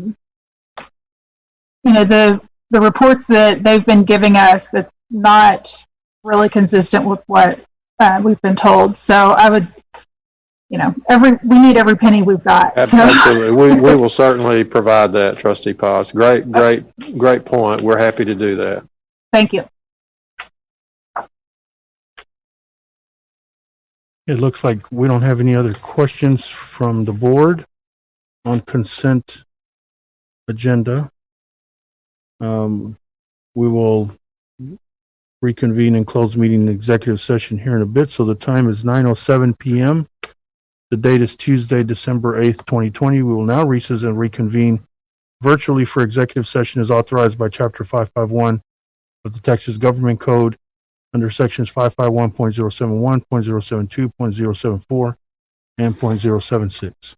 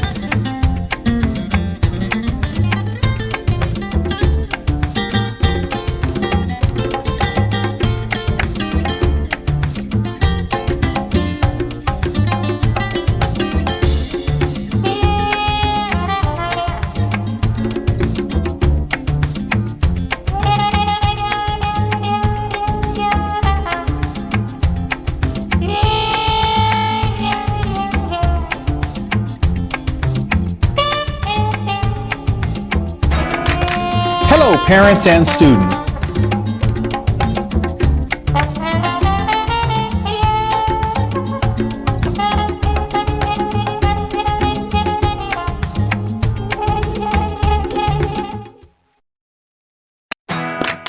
Hello, parents and students. This is Superintendent Kent Scribner. Thank you for watching this short video about two extraordinary Fort Worth ISD Gold Seal choices. They're innovative models of learning that are leading the way in preparing students for college and the modern workforce. Early College High Schools and Pathways in Technology, or P-TECH Early College High Schools. And all are golden. Just watch. Early College High School and P-TECH Early College High Schools offer students opportunities to earn up to an associate degree while in high school, in partnership with colleges, universities, and Fort Worth ISD. All tuition fees, resources, and books are provided for students at no cost, which saves families 2 years' worth of college expenses. Summer Bridge opportunities prepare students for their college courses. Courses are taught by instructors from Fort Worth ISD, Tarrant County College, or Texas Wesleyan University. There's specialized accelerated learning in smaller settings, academic supports, and social-emotional supports for students. So which model works best for your students' goals and dreams? Let's take a closer look. Starting with early college high schools, where students receive college credit up to an associate degree while in high school, accelerated learning, specialized study skills that prepare them for university admission and scholarships, as well as the opportunity to enter the workplace with college credit hours. Our early college high schools include 2 schools of choice on college campuses: Marine Creek Collegiate Academy at Tarrant County College Northwest Campus, and the Texas Academy of Biomedical Sciences at TCC Trinity River. 3 programs of choice early college high school academies are located within traditional high schools: Dunbar High School, partnering with Texas Wesleyan; O.D. Wyatt, a partner with TCC South; and Southwest High School, also a partner with TCC South. P-TECH Early College High Schools provide the same opportunities as early college high schools, plus work-based, hands-on learning. So P-TECH students not only earn college credits, they also build industry skill sets, participate in job shadowing and internships, and earn certifications, industry credentials, their high school diploma, and up to an associate degree. These experiences help students transition onto university campuses or directly into careers where they receive preferential interviews with dynamic industry partners. Our P-TECH early college high schools include a college-based school of choice. It's TCC South Fort Worth ISD Collegiate High School, and Energy and Renewable Resources P-TECH, located at the TCC South campus and partnering with Encore Electric and the City of Fort Worth Water. We also have multiple P-TECH academies at traditional high schools and covering a wide range of industries. They are Carter Riverside High School, Computer Maintenance and Networking P-TECH, partnered with Maytech and Fort Worth ISD. Diamond Hill Jarvis High School, Architecture, Construction, and Logistics P-TECH, partnered with Habitat for Humanity and Magna Technical. Dunbar High School, Manufacturing P-TECH, partnered with Bell Textron, Texas Wesleyan University, and TCC Trinity River. Eastern Hills High School, Cybersecurity P-TECH, partnered with McAfee. Northside High School, Healthcare P-TECH, partnered with the James L. West Center. Polytechnic High School, Education P-TECH, partnered with the University of North Texas and Fort Worth ISD. And South Hills High School, User Experience and Software Development P-TECH, partnered with Maytech. As you can see, both models offer an outstanding high school education and extensive preparation for students to continue their pursuit of excellence in college and the modern workforce, right here in North Texas. Parents and students, you can learn more at fwisd.org/choice, including how to apply to an early college high school or P-TECH Early College High School. Thank you again for your interest.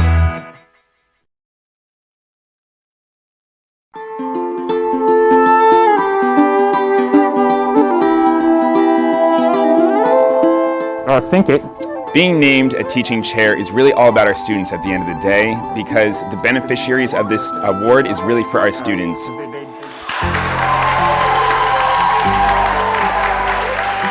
This distinguished honor is on the behalf of the Bayard Freeman Teaching Excellence for Performing Arts. So, Mr. Brendler, thank you for everything.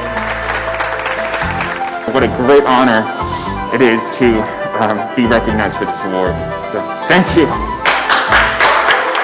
I think all teachers need to have a growth mindset. It's never always going to be easy, and so we have to persevere and constantly look for ways to improve ourselves in our art of teaching. Which actually makes it sound not minor, but... The current pandemic has really opened my eyes to all the things I don't know. No two students are the same, and how we go about teaching has to be molded to fit every student's need.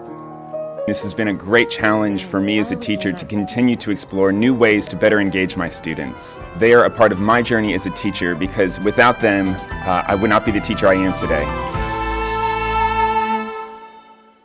We're going to talk a little bit about some growth opportunities. The walk ends with the teams back together for the most challenging part of the process, the debrief. We start with positive observations. And the culturally responsive books was very good. And the kids were engaged, the teacher did an excellent job. Then, the observations we call opportunities for improvement. Who would like to begin the conversation? The geometry class was largely white. There were 2 Latinx students in there, 1 biracial. And there's no glossing over, just a real give and take aimed at finding solutions.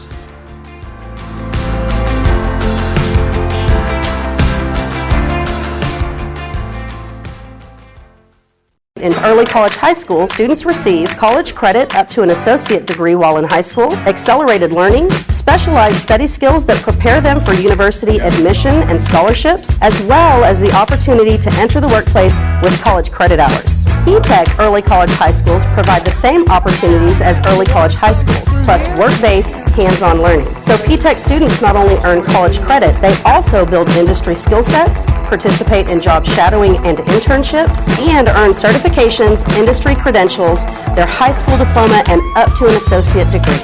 Parents and students, you can learn more at fwisd.org/choice, including how to apply to an early college high school or P-TECH early college high school.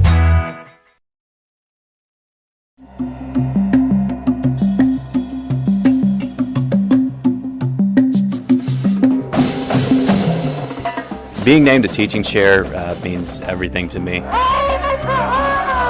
It means that I've been recognized by my peers, and it means that I've done great things in the community.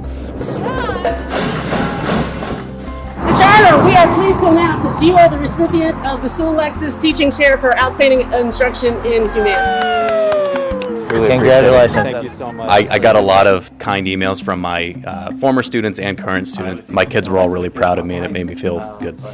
Today we are going to do the trial of Genghis Khan. COVID's really made me look inside, and I'd say it's taught me quite a bit about my students. It's really shown to my kids that they are dedicated and they're brilliant at multitasking and can really handle anything thrown at them. Somebody's going to be the star of the show. Forming relationships with students. For me, that's everything, and I know it's everything for the student. You would be amazed at what these kids will do for you if they know that they care.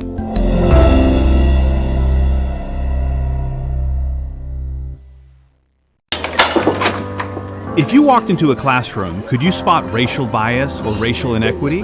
Things like how the students engage in the classroom and how the teacher engages with them, how they interact with each other. Would you see it? I personally really want to see a lot more representation of minorities and underserved communities in classrooms such as AP classrooms. Would you hear it? Sometimes students, any other of my friends and teachers make fun of my accent. Any racially unequal treatment of students, no matter how unintentional, does harm. And that is why we walk.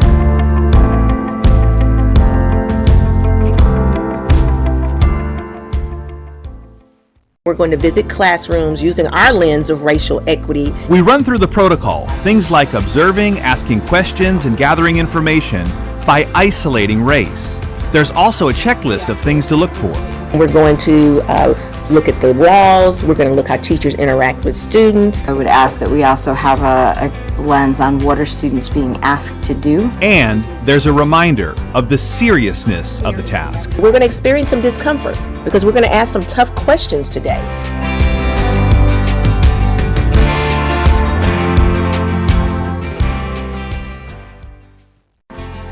This team's first stop is a humanities class. What is moral law? We have given our hearts away, a sordid boon. Good job, thank you. For the next hour, with a lens of racial equity sharply focused, the teams observe classes in almost every subject. English, and then she turned to me. Math, science, social studies, special education, art, and PE.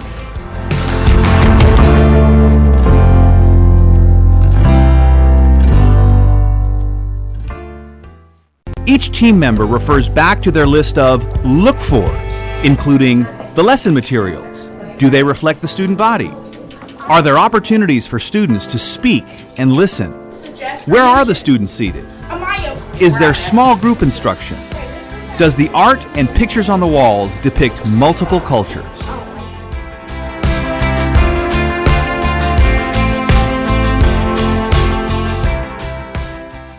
We're going to talk a little bit about some growth opportunities. The walk ends with the teams back together for the most challenging part of the process, the debrief.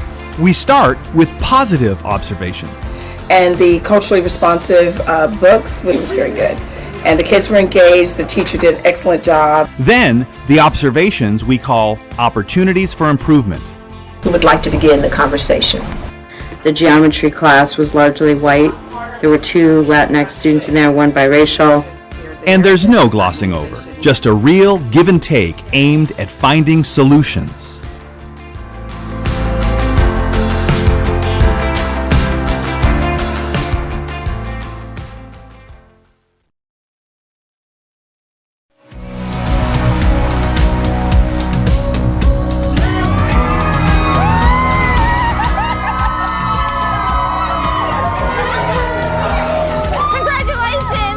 The reason we brought you out here is not to take a picture.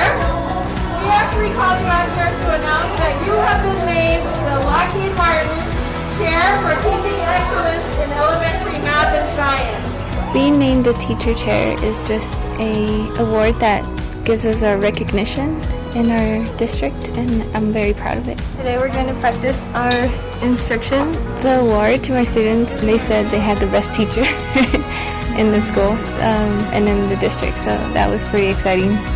We're going to use our journals.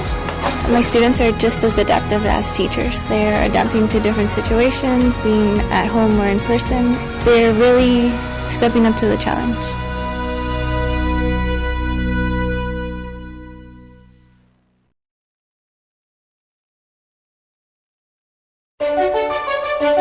Industry-driven Gold Seal programs and schools of choice offer Fort Worth ISD families and students the power of choice, now more than ever, to go beyond the basic, beyond the traditional, to find the pathway that's a match to a student's interest, goals, and learning style. And just look at the programs and schools to choose from.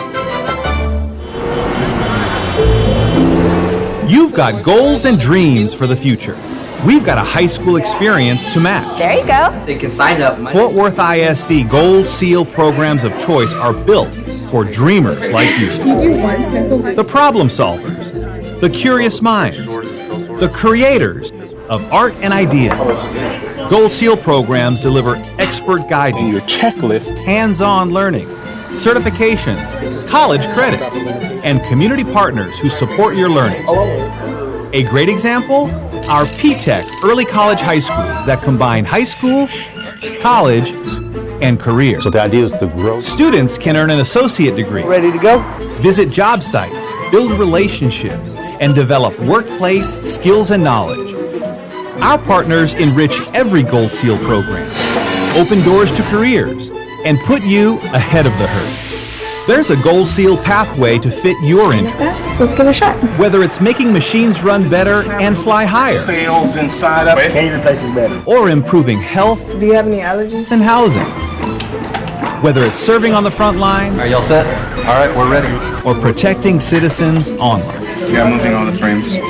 Bring your biggest dreams and determination here, Really great product. where you belong, in a Fort Worth ISD program of choice. Take graphic. Your choice.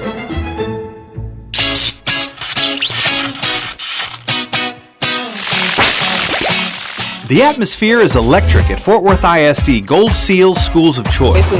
These smaller, well-focused learning communities prepare students for college and careers in the most innovative ways. This combines art and math. Now we know what to do. Every school day hums with activity and empowerment at Young Men's Leadership Academy and Young Women's Leadership Academy. As you come across one, Future leaders are at work here, gaining knowledge, experiences, and character, while developing lifelong strategies for success. Move toward your dreams at the I Am Terrell Academy for STEM and VPA. On the STEM side, students design and problem solve in a high-tech makerspace. In VPA, students train in state-of-the-art studios and perform in a magnificent hall. The school's Cowan Academy in the Humanities elevates the study of literature, history, art, and philosophy. Imagine learning multiple languages, exploring global cultures, and taking academic courses in English and Spanish. The World Languages Institute is perfect for students from Spanish immersion and dual language programs, and anyone else eager to learn Spanish immersion style. Early college high schools merge high school, college, and career. Students go to school on Tarrant County College campuses and can earn an associate degree for free. Marine Creek Collegiate High School focuses on high academic achievement and skills for success. Got a slightly movable The joint. Texas Academy of Biomedical Sciences is a hub of health science studies with hands-on laboratory learning supported by medical industry partners. TCC South Fort Worth ISD Collegiate High takes industry partnerships to a new level. It's the district's first P-TECH early college high school. Partners such as Encore and the Fort Worth Water Department help students build skills that industries want. Schools of choice are not just for older students. Collectively, 4 applied learning academies serve kindergarten through the 8th grade. Students apply their knowledge to solve real-life issues as they investigate the bigger world. 6 taken 2 times. Our Montessori program guides kindergarten through 8th grade students in multi-age classrooms that are safe and respectful. Students work through lessons, interact with others, cultivate self-discipline, and take early ownership of their education. A great start to a lifetime of learning. One-size-fits-all education is so last century. Pick your cutting-edge Gold Seal pathway to college, career, and community leadership.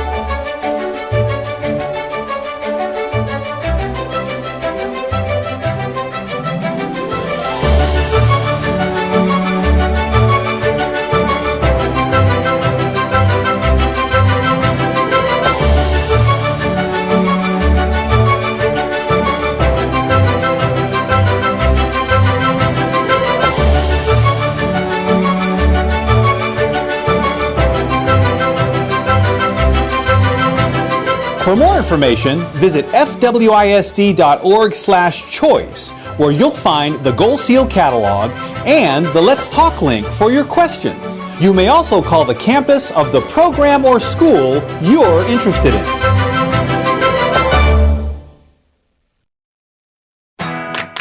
Hello, parents and students. This is Superintendent Kent Scribner. Thank you for watching this short video about 2 extraordinary Fort Worth ISD Gold Seal choices. They're innovative models of learning that are leading the way in preparing students for college and the modern workforce. Early college high schools and pathways in technology, or P-TECH early college high schools. And all are golden. Just watch. Early College High School and P-TECH Early College High Schools offer students opportunities to earn up to an associate degree while in high school, in partnership with colleges, universities, and Fort Worth ISD. All tuition fees, resources, and books are provided for students at no cost, which saves families 2 years' worth of college expenses. Summer Bridge opportunities prepare students for their college courses. Courses are taught by instructors from Fort Worth ISD, Tarrant County College, or Texas Wesleyan University. There's specialized accelerated learning in smaller settings, academic supports, and social-emotional supports for students. So which model works best for your students' goals and dreams? Let's take a closer look. Starting with early college high schools, where students receive college credit up to an associate degree while in high school, accelerated learning, specialized study skills that prepare them for university admission and scholarships, as well as the opportunity to enter the workplace with college credit hours. Our early college high schools include 2 schools of choice on college campuses. Marine Creek Collegiate Academy at Tarrant County College Northwest Campus, and the Texas Academy of Biomedical Sciences at TCC Trinity River. 3 programs of choice, early college high school academies, are located within traditional high schools. Dunbar High School, partnering with Texas Wesleyan, O.D. Wyatt, a partner with TCC South, and Southwest High School, also a partner with TCC South. P-TECH early college high schools provide the same opportunities as early college high schools, plus work-based, hands-on learning. So P-TECH students not only earn college credits, they also build industry skill sets, participate in job shadowing and internships, and earn certifications, industry credentials, their high school diploma, and up to an associate degree. These experiences help students transition onto university campuses or directly into careers where they receive preferential interviews with dynamic industry partners. Our P-TECH early college high schools include a college-based school of choice. It's TCC South Fort Worth ISD Collegiate High School, and Energy and Renewable Resources P-TECH, located at the TCC South campus and partnering with Encore Electric and the City of Fort Worth Water. We also have multiple P-TECH academies at traditional high schools and covering a wide range of industries. They are Carter Riverside High School, Computer Maintenance and Networking P-TECH, partnered with Maytech and Fort Worth ISD. Diamond Hill Jarvis High School, Architecture, Construction, and Logistics P-TECH, partnered with Habitat for Humanity and Magna Technical. Dunbar High School, Manufacturing P-TECH, partnered with Bell Textron, Texas Wesleyan University, and TCC Trinity River. Eastern Hills High School, Cybersecurity P-TECH, partnered with McAfee. Northside High School, Healthcare P-TECH, partnered with the James L. West Center. Polytechnic High School, Education P-TECH, partnered with the University of North Texas and Fort Worth ISD. And South Hills High School, User Experience and Software Development P-TECH, partnered with Maytech. As you can see, both models offer an outstanding high school education and extensive preparation for students to continue their pursuit of excellence in college and the modern workforce, right here in North Texas. Parents and students, you can learn more at fwisd.org/choice, including how to apply to an early college high school or P-TECH early college high school. Thank you again for your interest. Fort Worth ISD is proud to be the first district partner of the Tarrant To and Through, or T3, a countywide coalition dedicated to helping students explore and find their pathway to college, career, and military readiness. As T3 recently said, their success is our success. Learn more at fwisd.org/choice. Forward, march!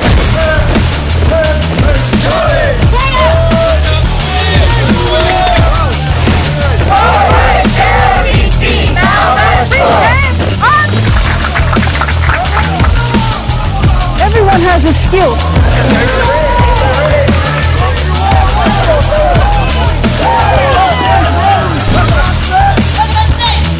You want a challenge? Come join us. And have you heard the buzz about this career readiness launch? It's the new North Central Texas Aerial Robotics Initiative, made up of 11 school districts and these partners: Bell, Tarrant County College, Tarrant County Workforce, and Interlink. Our district led the formation of the program to help students across North Texas land jobs in a growing drone market. Learn more at fwisd.org/choice. Graduating with both a high school diploma and an associate degree is the hallmark of our Gold Seal early college high schools, such as our Texas Academy of Biomedical Sciences at TCC Trinity River. Others are located at our traditional high schools, all of them preparing students to transition smoothly onto college. Learn more at fwisd.org/choice. Our premier opportunities include Gold Seal P-TECH schools and academies. These pathways feature hands-on learning, mentoring, and internships in architecture and construction, energy and renewable resources, cybersecurity, and software development, to name a few. Students earn certifications, visit job sites, and build relationships with industry partners, such as City of Fort Worth Water, Encore Electric, Bell Textron, James L. West Center, and more. Learn more at fwisd.org/choice. This STEM trailer pulls up to elementary and middle schools with enough gadgets, games, and gear to excite every child. I've got some outstanding activities today. There's a 3D printer, solar race cars, The sun hits the solar panel. cutting-edge woodworking machinery, and lots of robotics. I'm a hands-on learner, so this would be good for me. As students try their hand at STEM activities, they're also getting to what's at the heart of this on-campus field trip. Learn more at fwisd.org/choice.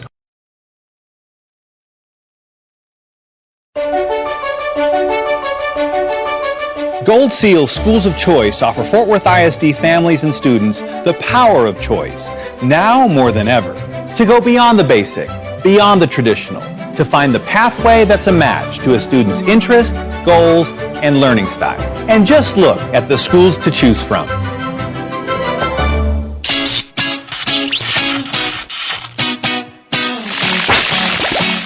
The atmosphere is electric at Fort Worth ISD Gold Seal Schools of Choice. These smaller, well-focused learning communities prepare students for college and careers in the most innovative ways. This combines art and math. Now we know what to do. Every school day hums with activity and empowerment at Young Men's Leadership Academy and Young Women's Leadership Academy. Come across one. Future leaders are at work here, gaining knowledge, experiences, and character, while developing lifelong strategies for success. Move toward your dreams at the I Am Terrell Academy for STEM and VPA. On the STEM side, students design and problem solve in a high-tech makerspace. In VPA, students train in state-of-the-art studios and perform in a magnificent hall. The school's Cowan Academy in the Humanities elevates the study of literature, history, art, and philosophy.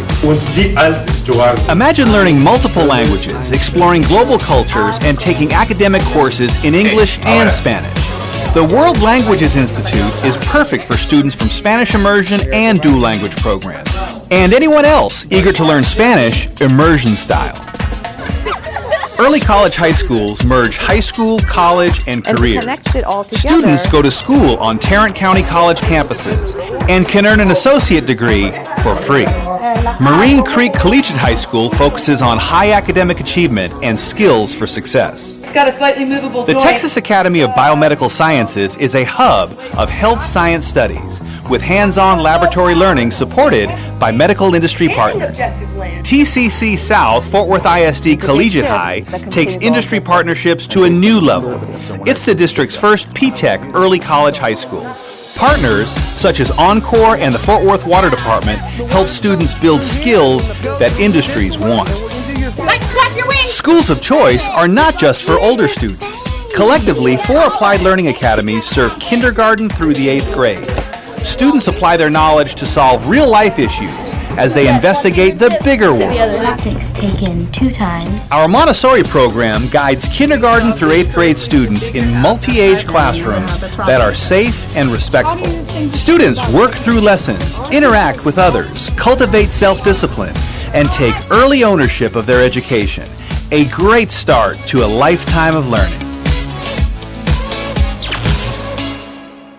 Pick your cutting-edge Gold Seal pathway to college, career, and community leadership.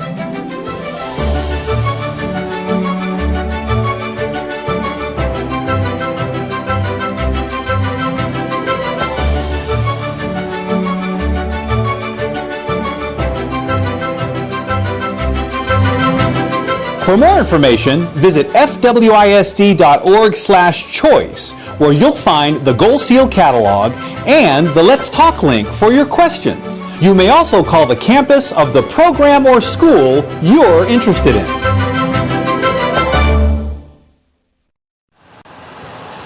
Fort Worth ISD is driving change. Take our new mobile STEM lab, giving young students an interactive introduction to the wonders of science, technology, engineering, and math, and the careers they lead to. But the real game changer? Our community partners, committed more than ever to programs that connect student learning to the modern workforce here in North Texas. Learn more at fwisd.org/choice.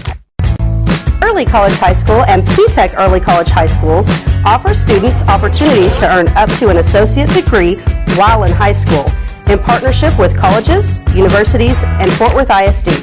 All tuition fees, resources, and books are provided for students at no cost, which saves families 2 years' worth of college expenses.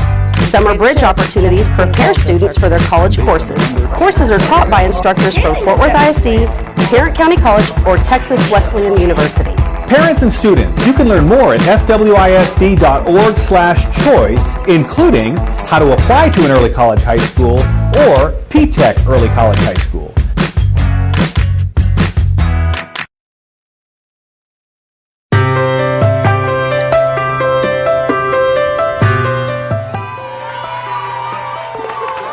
The reason we brought you out here is because we're so happy and so proud to announce that you've been named the Angela D. Palos Chair for Teaching Excellence in Visual Arts. Being named teaching chair to me means that all the little things, the extra hours that I've put in over the years have been recognized, and that feels good. The most amazing art teachers in the world teach in Fort Worth ISD. I agree. Thank you. You have your sketchbook? I think in the COVID environment, it's taught me that our students really enjoy being in class and they miss being around their teachers and their friends. To make a square, if you have a rectangular paper, you can fold it like a triangle. I think the top quality a teacher needs to be successful is flexibility, because things are always changing.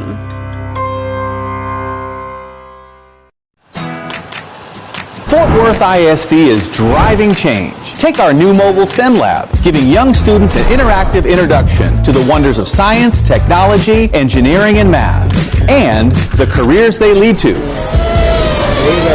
But the real game changer, our community partners, committed more than ever to programs that connect student learning to the modern workforce here in North Texas. This STEM trailer pulls up to elementary and middle schools with enough gadgets, games, and gear to excite every child. I've got some outstanding activities today. There's a 3D printer, solar race cars, The sun hits the solar panel. cutting-edge woodworking machinery, and lots of robotics. I'm a hands-on learner, so this would be good for me. As students try their hand at STEM activities, they're also getting to what's at the heart of this on-campus field trip. STEM-related jobs are extremely critical, and the STEM trailer allows us to take those career exploration activities to our youngest students throughout our community. Our premier opportunities include Gold Seal P-TECH schools and academies. These pathways feature hands-on learning, mentoring, and internships in architecture and construction, energy and renewable resources, cybersecurity, and software development, to name a few. Students earn certifications, visit job sites, and build relationships with industry partners, such as City of Fort Worth Water, Encore Electric, Bell Textron, James L. West Center, and more. And through partnerships with colleges and universities, P-TECH students can earn enough college credits to get their associate degree. Graduating with both a high school diploma and an associate degree is the hallmark of our Gold Seal early college high schools, such as our Texas Academy of Biomedical Sciences at TCC Trinity River. Others are located at our traditional high schools, all of them preparing students to transition smoothly onto college. And have you heard the buzz about this career readiness launch? It's the new North Central Texas Aerial Robotics Initiative, made up of 11 school districts and these partners: Bell, Tarrant County College, Tarrant County Workforce, and Interlink. Our district led the formation of the program to help students across North Texas land jobs in a growing drone market.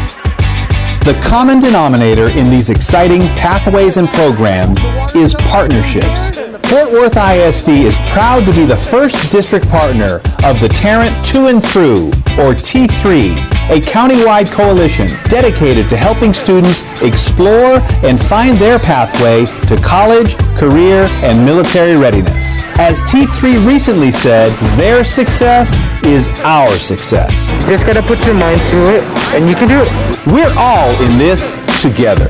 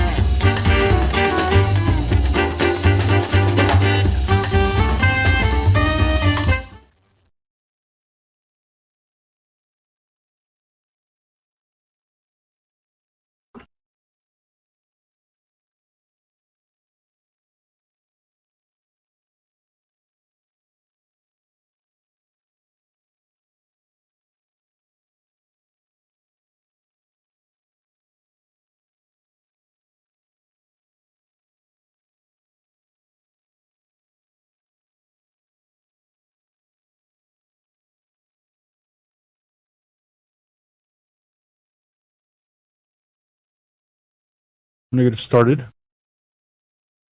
In accordance with the open meetings law, the board opened a meeting at 5:32 p.m. in a private video conference with a quorum present, recessed and reconvened open session virtually, adjourned regular session, convened executive session, and an adjourned executive session is now reconvened in open session at 9:53 p.m. in the public virtual video conference with a quorum present. All trustees are here and accounted for, be it in person or virtual. I will move us on to number 11, which is accepting consent agenda items. Do I have a motion accepting consent agenda item? Moved. We have a motion by trustee Toby Jackson. Do we have a second? Second. We have a second by trustee Norman Robbins. Please use the feature, the raise your hand feature, to save us all time if you have any discussion on consent agenda items. Looks like no hands, no discussion on consent agenda items. We will move to vote. I will call on each trustee. Please say yes or no. Trustee Jackson? Yes. Trustee Phillips? Yes. Trustee Brookins? Yes. Trustee Evans? Yes. Trustee Dar? Yes. Trustee Robbins? Yes. Trustee Luevanos? Yes. Trustee Paz? Yes. And I'm Trustee Ramos, and I vote yes. Motion passes 9-4 and 0 against. No items were removed from consent agenda. So we will move on over to 13A, action agenda item 13A. Assuming this is this one that needs to be voted on, legal counsel? Don't know if. Do we have 13A, discussion and action? No? So no 13A is needed. 13B either? So no 13B is needed either. So we will move on to 13C, which is the discussion and action to approve memorandum of understanding between Fort Worth Independent School District and MyFi LLC. Do I have a motion?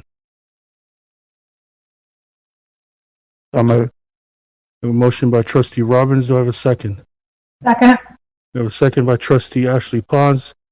Please use the raise your hand feature for anyone that'd like to have any discussion on this item. Looks like no discussion. I've got some. I'm sorry, trustee Jackson.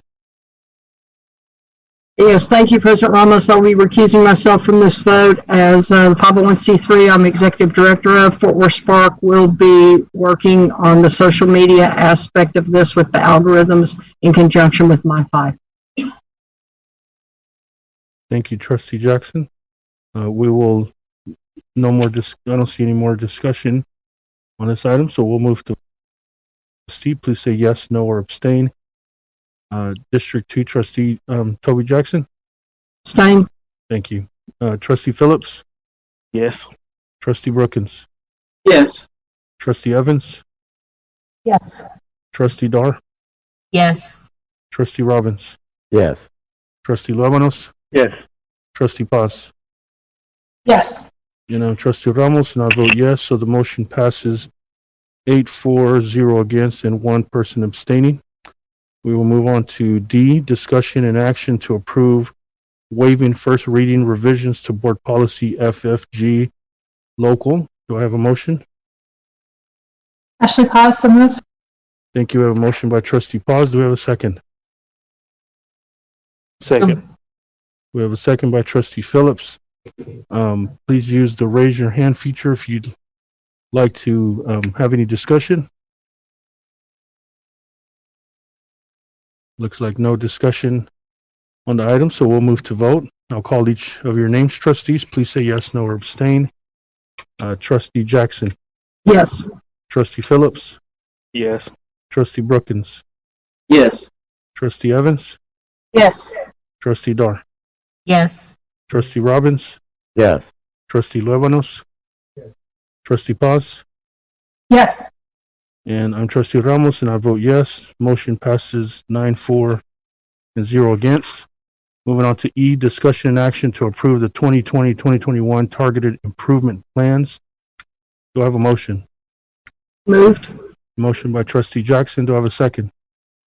Second. I have a second by trustee Brookins. Please use the raise your hand feature if you'd like to have discussion. Looks like no discussion. I will call on each trustee. Please say yes, no, or abstain. Trustee Jackson? Yes. Trustee Phillips? Yes. Trustee Brookins? Yes. Trustee Evans? Yes. Trustee Dar?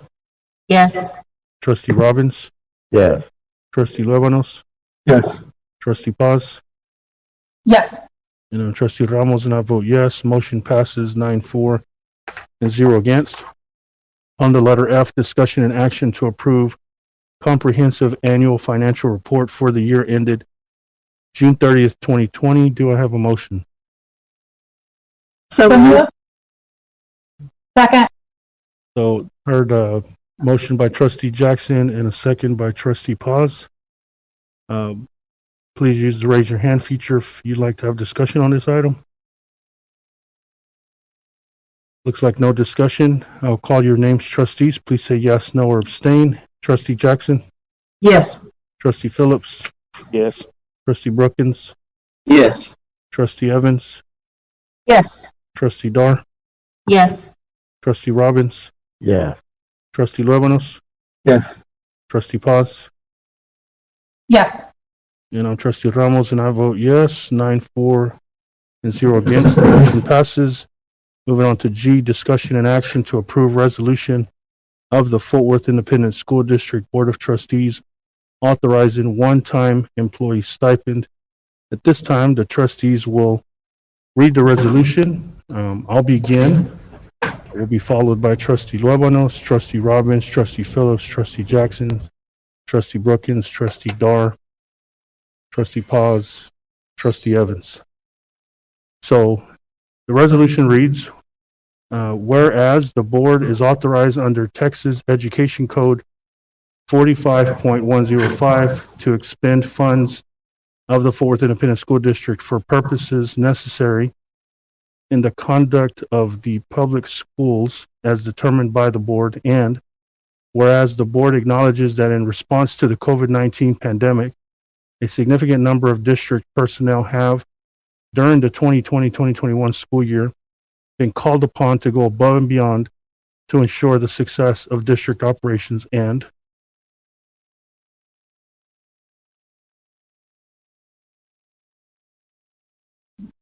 Whereas the board finds that the need to maintain ongoing morale in these trying times requires that the board in some way recognize the courage and sacrifice of its employees, and whereas the board seeks to retain its employees, reduce turnover, increase morale, and help employees focus on work-related matters while at work, and believes that a substantial public purpose exists in doing so. now, therefore, be it resolved by the Board of Trustees of the Fort Worth Independent School District, in furtherance of the public purpose so stated in this resolution, that 1, the recitals set forth above are found by the board to be true and correct. 2, all district employees have gone above and beyond this school year and have all contributed to the success of the district's operation and during the first semester of the 2020-2021 school year.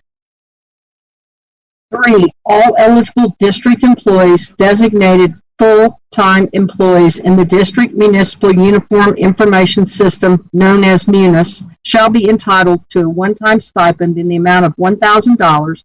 The amount earned under this paragraph shall be distributed to employees in December 2020 or as soon thereafter as practical. The payment of $1,000 shall be made in an amount that would allow individual employees to take home $1,000 after all required state and federal deductions have been made.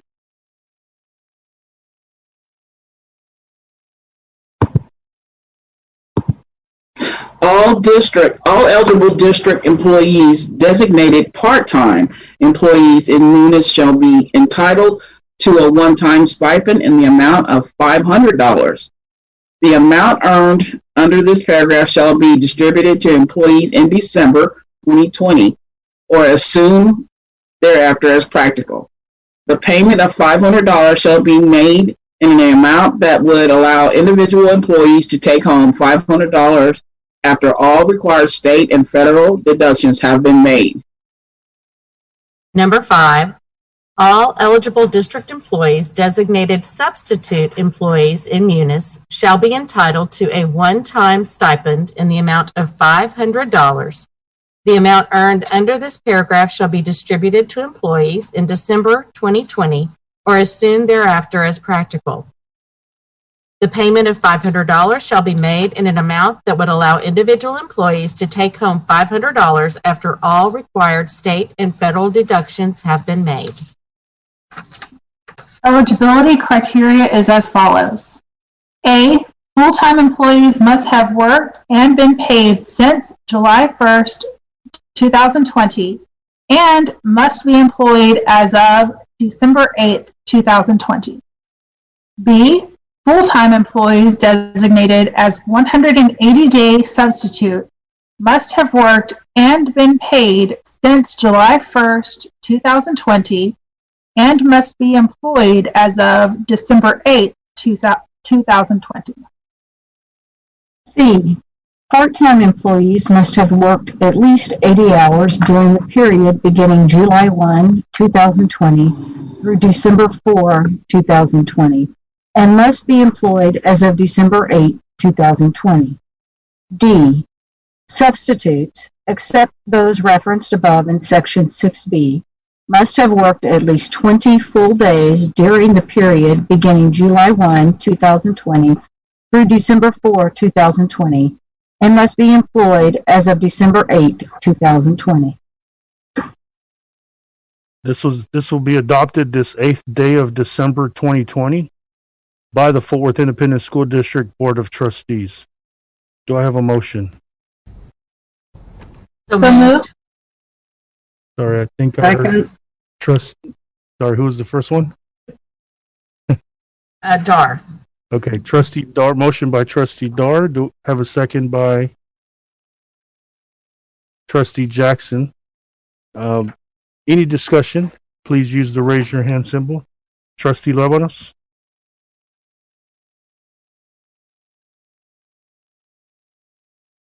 Thank you, President Ramos. I will be abstaining on this motion as my wife is an employee of the district. Okay. Thank you, sir. Trustee Dar. Thank you, President Ramos. As we know, as trustees, my colleagues would probably agree with me when I say that some votes are hard and others may not be so much. This one is not a hard vote for me, and I am thrilled to be able to support this. I would also like to thank Dr. Scribner and his team for making our Chief Financial Officer for making this happen and doing the work that it takes to make this happen, because the work behind the scenes is great, and please know you are appreciated. I'd also like to thank the voters for making this happen, because you supported the TRE in November. The funding is available to recognize the hard work that not only teachers, but everyone in the district does. All of those who are transporting children, feeding children, cleaning up after children, sanitizing, maintaining buildings, providing social and emotional care, providing health services, all of the people that make a district work, and there are many. So thank you very much for making this happen. Thank you, Trustee Dar. Next, Trustee Paz. Ditto. Thank you to our administrative team for bringing this to the board and for pulling this together and allowing us to recognize our staff this way. It's a good day in Fort Worth ISD. Thank you, Trustee Paz. Trustee Brookins. Yeah, I'd just like to thank all the voters who voted for the TRE. So we're able to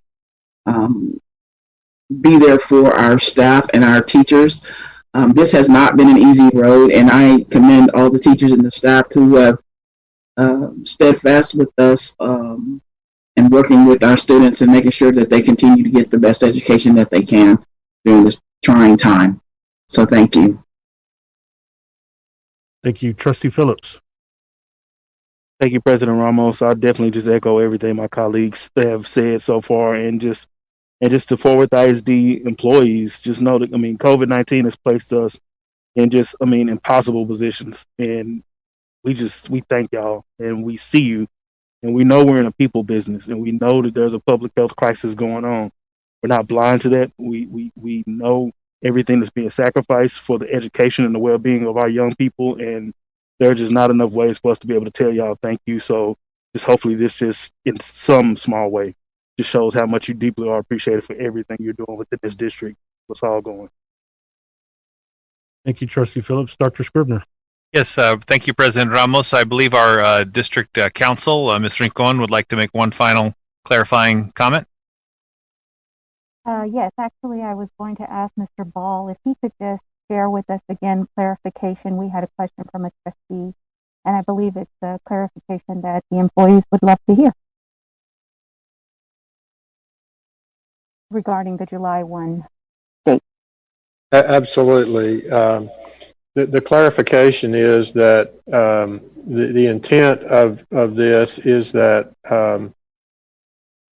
we wanted a date certain so that there would not be any dispute about any of that. July 1 happens to be the beginning of the district's fiscal year. And so any full-time employee who's worked and been paid after that time, regardless of their employment date, would be eligible, as would part-time employees who've actually worked the prescribed number of hours, and substitutes who've substituted the prescribed number of days would be eligible. Because there was some, as the public may know, there were at least two different start dates at one point in time, and so we didn't want any confusion about that, and so we went back to a date certain, which is July 1. Okay. Thank you. Looks like those are all the comments for discussion. We will move to vote. I will call on each trustee. Please say yes, no, or abstain. Trustee Jackson? Yes. Trustee Phillips? Yes. Trustee Brookins? Yes. Trustee Evans? Yes. Trustee Dar? Yes. Trustee Robbins? Yes. Trustee Luevanos? Abstain. Trustee Paz? Heck yeah. And I'm Trustee Ramos, and I vote yes. So the motion passes 8-4, 0 against, and one person abstaining. Thank you, board, for the good work on that. Thank you, staff and administration. Item H requires the meeting to be in closed session, but we will go ahead and have comments from the board and superintendent on current district activities and announcements prior to move into closed session. Call on my colleagues and Dr. Scribner to see if you have any comments. Trustee Jackson? Thank you, President Ramos. Three quick comments. First, I want to thank the Tarrant Regional Water District, specifically Shanna Kate Granger and J.D. Granger. Every year they give Fort Worth ISD students, over 1,000 students, an hour each of ice time on fresh ice that the rest of us can't get, and our kids get it. This year, unfortunately, we don't have field trips, but we're still doing it. We're taking 100 kids instead of 1,000 kids, and it will be over Christmas break. So I'm very excited, and I want to thank them especially because they've provided snacks and they've provided amenities for the parents to skate as well. Secondarily, I want to thank LaDainian Tomlinson, who brought his Team America Foundation over to Poly High School. We fed 875 families that day, and if we would have had more food, we could have fed probably 1,000 families. As many of you know, 76105 is the highest poverty district in Tarrant County and in Fort Worth. It is number 3 in the state of the top 25 and the only Tarrant County zip code in the state's top 25. So I focus most of my time in 76105, and that is where Poly High School resides, and we're very blessed that LT brought his team over, and we were able to feed 2,400 meals to those 875 families. And last but not least, actually the most important thing, the Poly Parrots are going to the football playoffs in Lubbock, and they will be playing Lubbock Cooper. So let's all cheer for them, and thank you. Thank you, Trustee Jackson. Trustee Phillips? Thank you, President Ramos. Simply just a happy holidays to everyone. We are almost there, a little over a week to go for most of the employees, and I know people are looking forward to that time period. I really do hope everyone is able to enjoy safely, really be able to unwind, enjoy family, and just have a really good time. Thank you, everyone, for everything they're doing. You awesome. Thank you, Trustee Phillips. And by the way, congratulations on an award that you recently received and been noted on social media. Congrats. Next, Trustee Brookins, any comments? Yes, I just wanted to commend Dr. Scribner for reaching out to Governor Abbott to petition for our teachers to get on that first list to get the shots. They are on the front line in the battlefield, and they need to be in that first group, and we wouldn't be able to have our kids continue their education without them. So I'm glad that you stepped up to do that, and if you hadn't done it, I was going to ask you to do it, so you beat me to the punch, but that's okay. As long as we make sure that our teachers are safe and healthy so they can continue to teach our kids. Thank you, Trustee Brookins. Trustee Evans? No questions or comments. Trustee Dar? No questions or comments, just happy holidays. Thank you. Trustee Robbins? Just happy holidays to our staff and our constituents and my fellow board members. Hope you all have an opportunity to relax. You've certainly earned it and deserve it, and I wish you well. Thank you. Thank you, Trustee Robbins. Trustee Luevanos? No comments. Just happy holidays. Thank you, sir. Trustee Paz? I'd like to echo all of my colleagues in wishing our teachers and staff and everyone who keeps Fort Worth ISD running a happy holidays. And I hope that when you're able to go home here in a couple of weeks and you're able to take some time for yourselves and take care of yourselves and really just dedicate this winter break to some rest and relaxation because you have deserved it. Thank you, Trustee Paz. Dr. Scribner?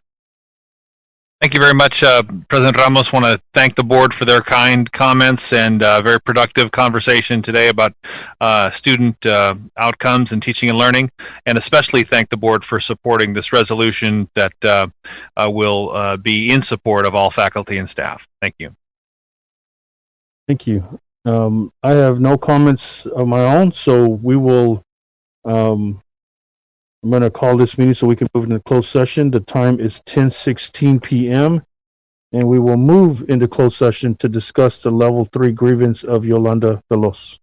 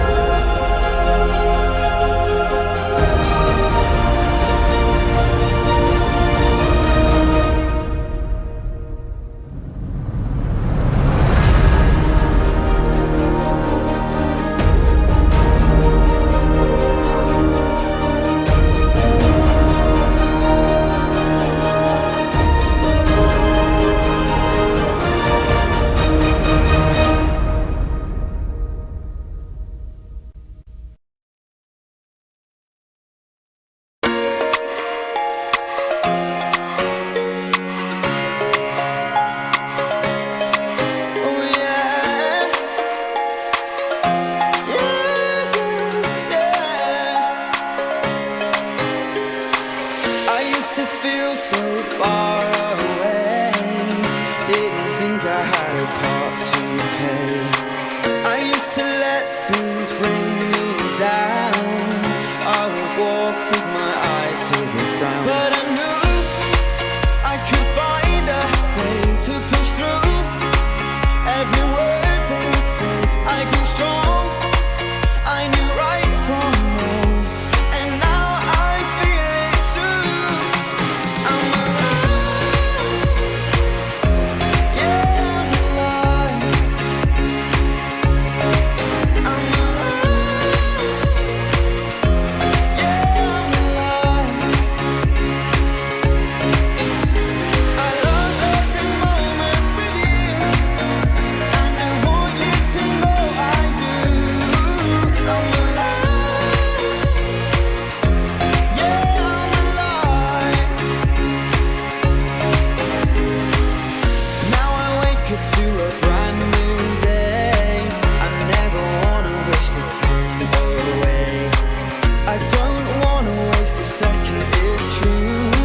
I've got that rhythm, don't you feel it too? I'm alive, yeah, I'm alive. I'm alive,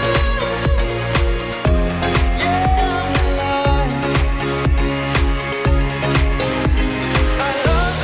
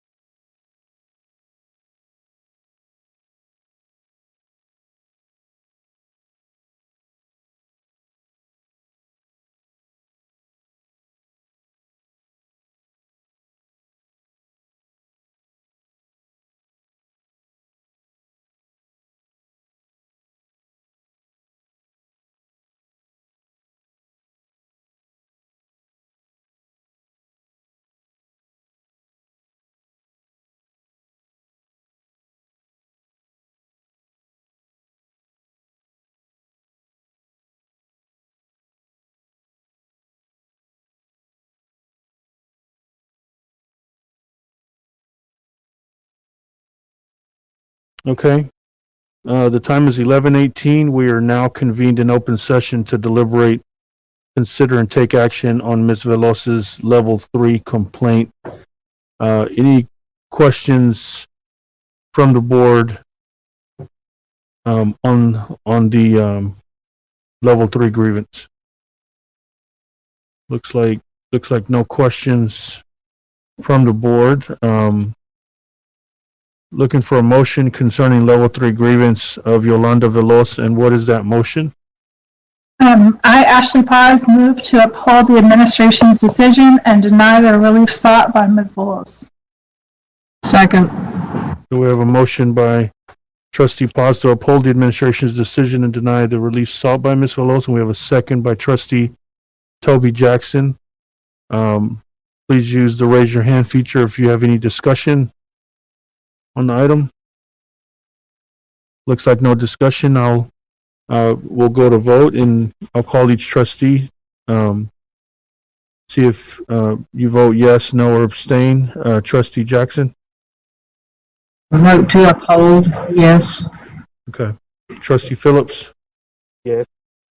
Trustee Brookins? Yes. Trustee Evans? Yes. Trustee Dar? Yes. Trustee Robbins? Yes. Trustee Luébanos? Yes. Trustee Paz? Yes. And I'm Trustee Ramos, and I vote yes. We have voted unanimously to uphold the administration's decision and deny the relief sought by Mrs. Veloz. We have heard all the comments tonight for the board. The time is 11:20 p.m. and this meeting is adjourned.